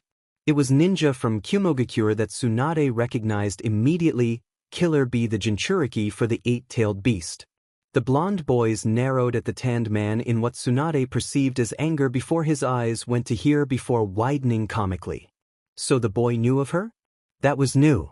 However, his eyes soon turned towards the tanned man once again. What is your name, Kumo Shinobi?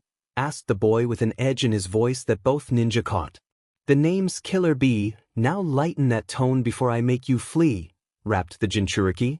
Not until you Kage apologizes to my village for what your village attempted to do during the Chunin exams, replied the boy in anger. So the boy had participated in the Chunin exams, and Kumo must have done something to the boy or someone he cared about. Brat, what happens in the exams stays in the exams. It isn't the fault of any nation for what happens during them, stated Tsunade. It is when one of the villages attempts to kidnap and RPE a shinobi of another village. They nearly succeeded in both before I decapitated the one with his pants down, said the blonde as Killer Bee's eyes widened in surprise. Damn it, you told me that the teams you picked would have perfect control over their emotions, thought Bee. It doesn't matter. We are here to play poker. This village is neutral ground, so start playing. Bartender, get us a sake bottle and 3 cups, yelled Tsunade. Better make that 3 bottles, yelled the blonde-hair boy, making her eyes go wide. I like this brat, she thought. I guess it would be an honor to drink with the legendary sucker and the 8-tailed Jinchuriki, stated Naruto. So you know of me, stated Tsunade. Everyone knows of you too. Although I don't respect your village, you have earned my respect in learning how to control your beast, stated the blonde with envy. Really? I thought you hated Kumo boy? Asked Bee. I do, but she is right. It happened in the exams, so there is nothing I can do, stated the boy. So what is your name? Asked Tsunade with curiosity.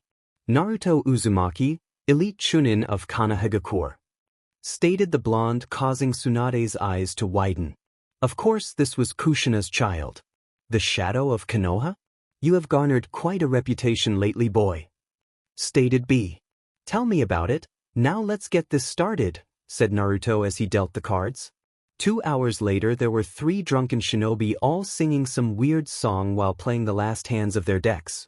Naruto had of course won most of the hands, but B won the rest while Tsunade had won none at all. Surprise, surprise. Dim in this. All or nothing, yelled Tsunade at the blonde-haired Chunin. You have no more money left, said Naruto, perplexed at this. However, Tsunade just smirked in response to this. How about this? If you win I will give you this necklace here that was worn by the first Hokage. However, if I win I get all that money, said Tsunade. Deal, stated Naruto without a moment's hesitation.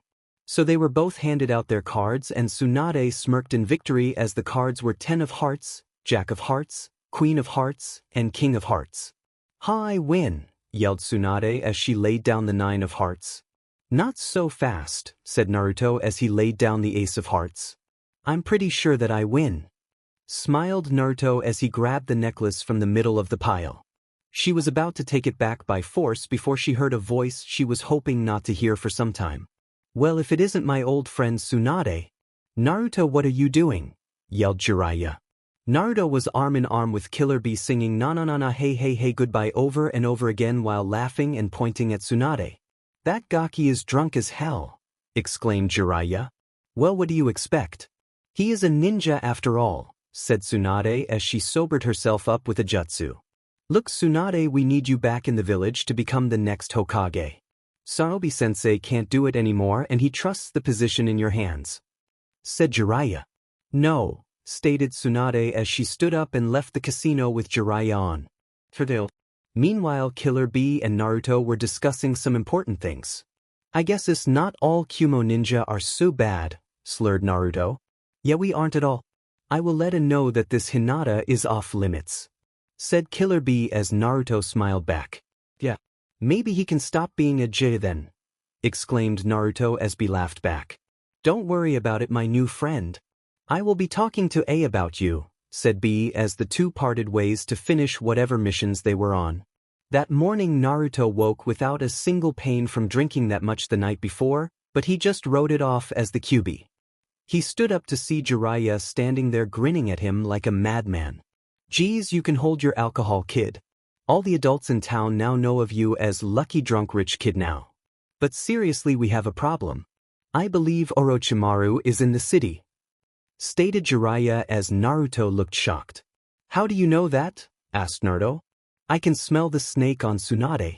He must have come here yesterday and spoken to Tsunade after the casino when she gave me the slip. He must have offered her something quite important for her to have not killed him on the spot, said Jiraiya. So what is the plan? Asked Naruto. We are going to wait and when he makes his move we will attack. Hopefully she joins, but if she doesn't then we will retreat. You will take care of any subordinate that he has with him, explained Jiraiya as Naruto nodded. So what do we do till then? Asked Naruto. We train, smiled Jiraiya as Naruto nodded in determination. So mind telling me why you brought this little brat with you? Came the voice of Tsunade from the bedroom door. Oh, he is my new apprentice, but at the pace he is going it won't be long till he surpasses me, chuckled Jiraiya as Tsunade gave him a confused look. How can a Gaki like him ever surpass you?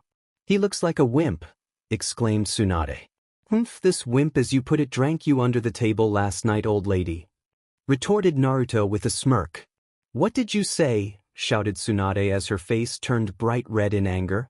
You heard me, old lady, retorted Naruto, putting emphasis on old lady. Brat, I am going to crush you into a pulp, shouted Tsunade. Bring it on. I've had worse threats from a squirrel, yelled Naruto, getting to his feet. Fine, brat. Outside now, she yelled as she made her way to the street with Naruto and Jiraiya following behind.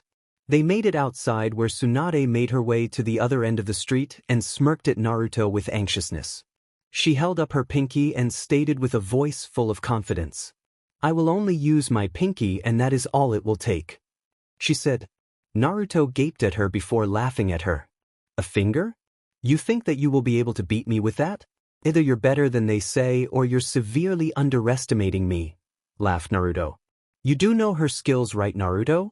Asked Jiraiya with concern. Of course. She is supposed to be the greatest medic alive and has super strength that can send anything flying. Don't worry though, I don't plan to underestimate her, said Naruto as he crouched down and undid his weights. He laid them down at his feet, so Tsunade never had an idea that Naruto was wearing quite a bit of weight. Naruto stood up and got into his stance while watching the smug-looking Sannin. Here I come, yelled Naruto as he shot at Tsunade. Attacking head-on will get you nowhere, she shouted as she shoved her finger into the ground, causing a large stone block to shoot up in front of Naruto. Naruto quickly moved around the block of stone and was upon the Sannin, yet even if she was using one arm she was still a little faster than Naruto and could keep up. Plus, one hit could knock him out, so he had to be careful. Tsunade herself couldn't believe that this Gaki was keeping her on her toes. It was humiliating for her to be bested by a Chunin. So with a heavy heart she was forced to take a swing at the ground with her whole fist to prevent the blonde from landing a devastating blow. Naruto flew back from the shockwave with an awe-filled expression on his face. He knew she was strong, but being able to create a 10-foot crater with one punch was unbelievable. Looks like you've already lost, old lady, but I'm not going to hold you over it. I never would have considered it a win unless you went all out in the first place, said Naruto with a smile. You won't be so lucky this time, brat, growled out Tsunade as Naruto smiled before blinking away to Tsunade's shock. Rasengan, yelled Naruto as he fell towards Tsunade as she barely was able to bring up a thick slab of rock to block the attack. However, the Rasengan easily drilled through the slab, forcing Tsunade to dive away at the last second. You learned the Rasengan, she exclaimed in shock. Learned it in less than a week too, said Naruto with a smile as Tsunade spluttered before she regained a calm expression. Why don't we make another bet? She asked as Naruto smirked in response. What do you have in mind? Asked Naruto. Let me think. I heard you have been learning how to control your elements. I bet that you won't be able to create a jutsu that impresses me by the end of the week, smirked Tsunade. How much are we talking about here? Asked Naruto. Just a basic combination. Something not even Jiraiya has been able to do yet, brat, said Tsunade. What are the stakes? Asked Naruto. If you win I will come back to the village and hear out Sarutobi-sensei. If I win I get everything you got last night at the festival, said Tsunade. Deal, responded Naruto, instantly forgetting that it included Hinata's gift until. Don't forget though, brat, that includes this pretty little necklace I found in your bag last night, said Tsunade as she pulled out the gemstone necklace, causing Naruto to narrow his eyes. If that is how you want to do this, then fine. I wasn't going to use shadow clones, but now there's something more at risk here, said Naruto with determination. For the next week Naruto and Jiraiya trained while keeping tabs on Tsunade to make sure she didn't go to Orochimaru while their backs were turned. Sometimes Shizune, Tsunade's assistant, would come with them. Naruto's jutsu creation was almost complete too. He was working on a combination jutsu that utilized both his shadows and wind chakra. Naruto had completed it on Thursday, but waited to show Tsunade the technique on the last day to make it more enjoyable. So Naruto found himself resting in his room when Shizune suddenly kicked open the door looking for Jiraiya. What do you want, Shizune? Asked Naruto. It's Lady Tsunade. She did something that I didn't believe she ever would do. Where is Lord Jiraiya? I need him right now, she said, but Naruto just waved her off. So Tsunade has made the decision to side with Orochimaru, came the voice of Jiraiya from the window. He was hunched over and looked pretty much dead on his feet. What happened to you, pervy sage? Asked Naruto. Tsunade drugged me. I guess she didn't want us to follow. Shizune, get this poison out of my system so I can go stop her from healing that snake, said Jiraiya as Shizune started to use a jutsu to remove the poison. I won't be able to remove all of it. You should be good in an hour though, she said. We don't have time to waste. Come on you two, we are going after her before she gets hurt, said Jiraiya as Naruto followed alongside him. I thought our plan was to retreat if she went to Orochimaru? Asked Naruto. It was until I saw fear in her eyes. This isn't an attempt to help Orochimaru, but to kill him. I don't think she wanted me to get hurt in it all, said Jiraiya as Naruto nodded. So what do you think the odds will be? Asked Naruto. Shizune and you will fight whoever he brought along with him. I will be helping Tsunade, if she is in fighting condition, with Orochimaru. Hopefully this ends today, stated Jiraiya as Naruto nodded. It didn't take them long to find the area of the battle between Orochimaru and Tsunade. The smell of snakes was everywhere and the area looked like it had been bombed out. Are you ready for this, young one? Questioned the voice of Zeridal. Yes, I am, Zeridal. Whatever happens in the next hour will only be a test for what is to come. Have any idea what we are up against though? Asked Naruto in his mind. I cannot help you there, but I believe that you will be able to handle all that is there. You have proven yourself as a warrior of the shadows more than once before. My brethren would be proud of you. Now go forth and finish your mission. Finished Zeridal as the being cut the connection to Naruto. Thank you, Zeridal, I will make you proud, thought Naruto as his group came upon the sight of a bloodied Tsunade about to be killed by a ninja that Naruto recognized. Kabuto is a traitor? Asked Naruto as he threw 5 kunai at the silver-haired traitor. Is this his reunion of the Sannin today and their apprentices? Asked Orochimaru with a smirk. He stood on a large snake with one of his arms missing, courtesy of Zeridal 2 weeks earlier. I guess you could say that my old friend. Although I doubt we will have any more in the future, stated Jiraiya as he quickly dispatched the snake with a Rasengan as Orochimaru jumped back. You have no idea how true that is, Kukoku, laughed Orochimaru as he engaged Jiraiya. They were pretty even considering the fact that Orochimaru had 1 arm and Jiraiya was poisoned. Come on, old lady. What is wrong with you? Asked Naruto as he shook Tsunade. You should realize by now that Tsunade is rather detached at the moment, Naruto-kun. If I were you I'd be worried though, stated Kabuto with a smirk, but it turned into a frown as Shizune stepped in front Naruto. I will be your opponent, she declared as she got into a stance. Don't leave me out of this fight. I am after all a Chunin now and not some rookie genin, stated Naruto as we stepped up beside Shizune. 2-to-1 odds don't seem that fair in my opinion. Oh well, I've been itching to fight you for some time, Naruto. I will just have to get rid of the girl before I have my real fight with you, said Kabuto as his hands glowed a dull blue. Watch it, those are chakra scalpels. If he hits you, the chakra can sever nerves and cut muscles to shreds, but it does no outward damage, said Shizune. So it is like the Jukin, but works on the body instead of the chakra system. Focus on dodging instead of blocking and we should be alright, said Naruto. Don't think it will be that easy, Naruto-kun, yelled Kabuto as he charged the two, but he was forced back as a hail of Senbon shot at him from Shizune. Naruto took the initiative and started to send his shadows at the traitor. Kabuto ducked and weaved his way through the attacks with ease, but he was getting annoyed considering the fact that he seemed to be growling. This is starting to get a little tedious, he announced, but neither Naruto nor Shizune seemed to care as they focused on keeping him at a distance. Kabuto finally made a mistake and was pilfered with Senbon from Shizune. He quickly pulled them out and ran a medical jutsu over his harm, causing the poison to leak out. I guess he is a skilled medic, stated Naruto as he blinked away.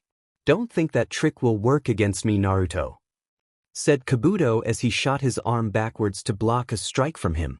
Just as Kabuto was about to strike again, Naruto blinked away and appeared above him. How about this then? Yelled Naruto as 3 shadows grew out around Kabuto. Futon, drilling air bullets, yelled Naruto as he shot 3 large balls of air at Kabuto. Kabuto would have dodged, but each shadow had jumped at him and held him tightly, preventing him from dodging the ball of air that connected with his chest and face. Each clone let go and joined the original next to Shizune. That should have got him, stated Naruto, but he was then surprised to see Kabuto slowly stand up and face the 2 ninja. His nose was broken and his face was bruised. He also seemed to be breathing heavily and favoring one of his legs. That was an impressive attack, although you will have to do better, he wheezed out as his face started to heal quickly and nose reset its position. How the heck did that just happen? Asked Naruto. An old ability of mine that I have enhanced quite a bit, Naruto-kun. Although I'm kinda wondering something myself. How can someone like you, a dead last at the academy, become so powerful in such a short time? Asked Kabuto in curiosity. Pretty easy to be dead last when the whole village hates my guts? That's why I'm so powerful now compared to what I was. I grew up and worked my guts to their limits for the past few months. I don't care what others think about me. I decide my own fate, not some stupid title given to me by people who hate me. Stated Naruto. That is quite interesting there. I was wondering if there was something special about you, but I guess I was wrong. Stated Kabuto in what seemed like a condescending remark, but Naruto could see his brows twitch slightly. Enough of this. I'm going to end this now. And get back home, yelled Naruto as he charged Kabuto with his clones. Kabuto charged toward Naruto seemingly to meet the blonde boy head-on, but at the last second he smirked and turned directions heading straight toward Tsunade, who seemed to be still in a state of shock. Shizen tried to step into his way, but he blocked her attacks and lashed out at her knee and elbow, disabling her and giving him a straight shot towards Tsunade with Naruto on his heels. I'm not going to make it in time, thought Naruto as he quickly blinked away. Sorry Tsunade, but this ends now, declared Kabuto as he shot his hand towards her chest, but a mass of black shadows appeared in front of him before he connected and heard a grunt of pain. Kabuto tried to jump back, but was grabbed by a firm hand keeping him from moving. He looked up to see Naruto staring at him with blood dripping from the boy's mouth. Looks like I won the bet, old lady, he stated as Tsunade looked at him with wide eyes. Void, Shadow Ripper Blast, yelled Naruto as he shot his other hand into Kabuto's chest. When it connected, a large blast of dark energy shot into Kabuto's body. If one looked closely, they could see mini blades cutting deeply into Kabuto's chest as he was shot backwards across the battlefield. How did you like my shadow and wind combination attack? Laughed Naruto as collapsed backwards and started to cough out blood. Shizune quickly made her way over to Boy and started to try and heal him while pleading with a shocked Tsunade to help heal him. Why did he take that attack? He doesn't even know me and yet he did something like that. Why is it that all the good people in the world have to die like Dan and Nawaki?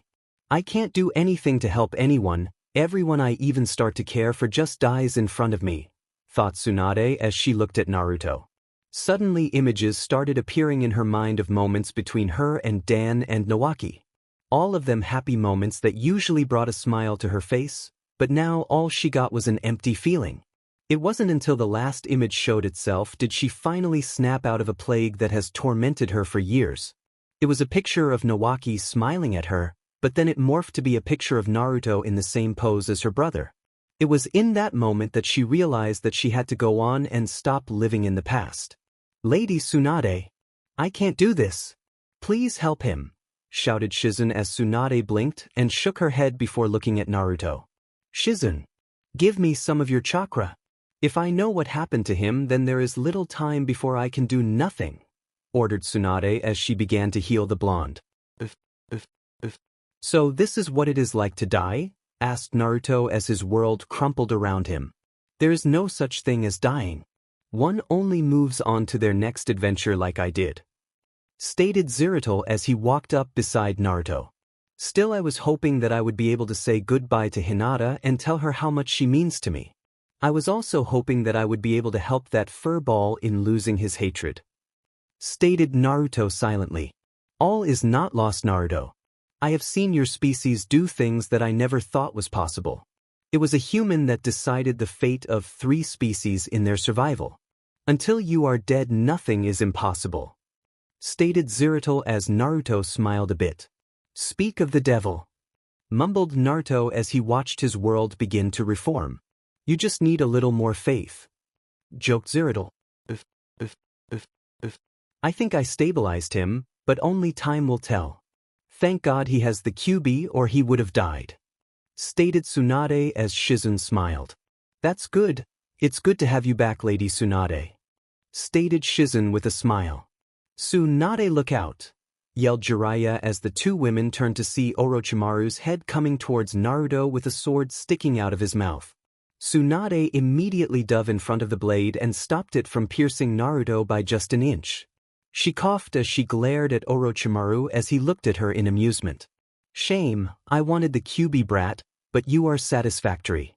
stated Orochimaru, but his eyes widened as Tsunade grabbed the blade and broke it in half to his surprise. You should have just left him alone, Orochimaru, whispered Tsunade as she pulled the blade out of her abdomen. Now I'm going to kill you.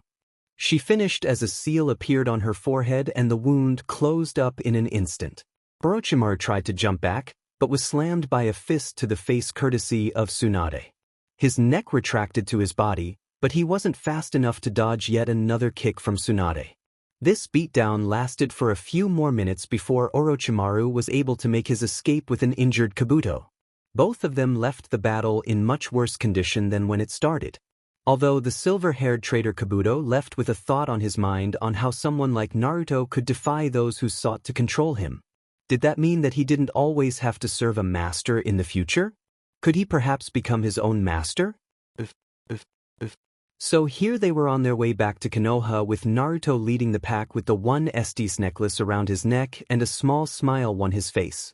Behind him were Tsunade and Jiraiya discussing what the other had been up to since they last saw each other, and last was Shizune holding her pig. They soon came within sight of Konoha and Naruto's smile morphed into a full-out smile as they approached the gates. Igaki, stop smiling like that. You're starting to give me a headache with all of the happiness, yelled Jiraiya as Naruto's grin just got bigger. Well, too bad, pervy sage. I just can't wait to see Hinata and give her the necklace, smiled Naruto. I still don't believe you won that bet fairly. You weren't supposed to know two elements that well, grumbled Tsunade. Don't worry, old lady, at least you got all your money back. Unlike that killer bee, laughed Naruto. Wait, killer bee? Asked Jiraiya. Yep, you see, normally I would just kill a Kumo Nin, but I made an exception for him since he has a bijou too, said Naruto. He is also the first to ever fully control a bijou that has over 5 tails, said Jiraiya as Naruto looked back at him in shock. Are you joking? I could have learned some tips from him, whined Naruto as they entered the village. Okay, brat, you can go find your girlfriend, while we go meet with the Hokage, said Jiraiya as the 3 older ninja left Naruto. Whatever, and I was going to offer to do the paperwork. At their loss, laughed Naruto as he made 5 clones to look for Hinata. It didn't take long for his clones to find Hinata. She was with her team at one of the many training grounds of the forest training. So Naruto made his way quickly across the village to them. He got to the training ground and saw Hinata standing looking at her teammates sparring. He slowly made his way to a tree above her and fell back so that his face would meet hers when she turned around. Hello, Hinata, screamed Naruto. Screamed Hinata in response. She turned around and sent a devastating hit to Naruto's face, sending him flying back into a tree trunk. The whole time he seemed to have a smile on his face.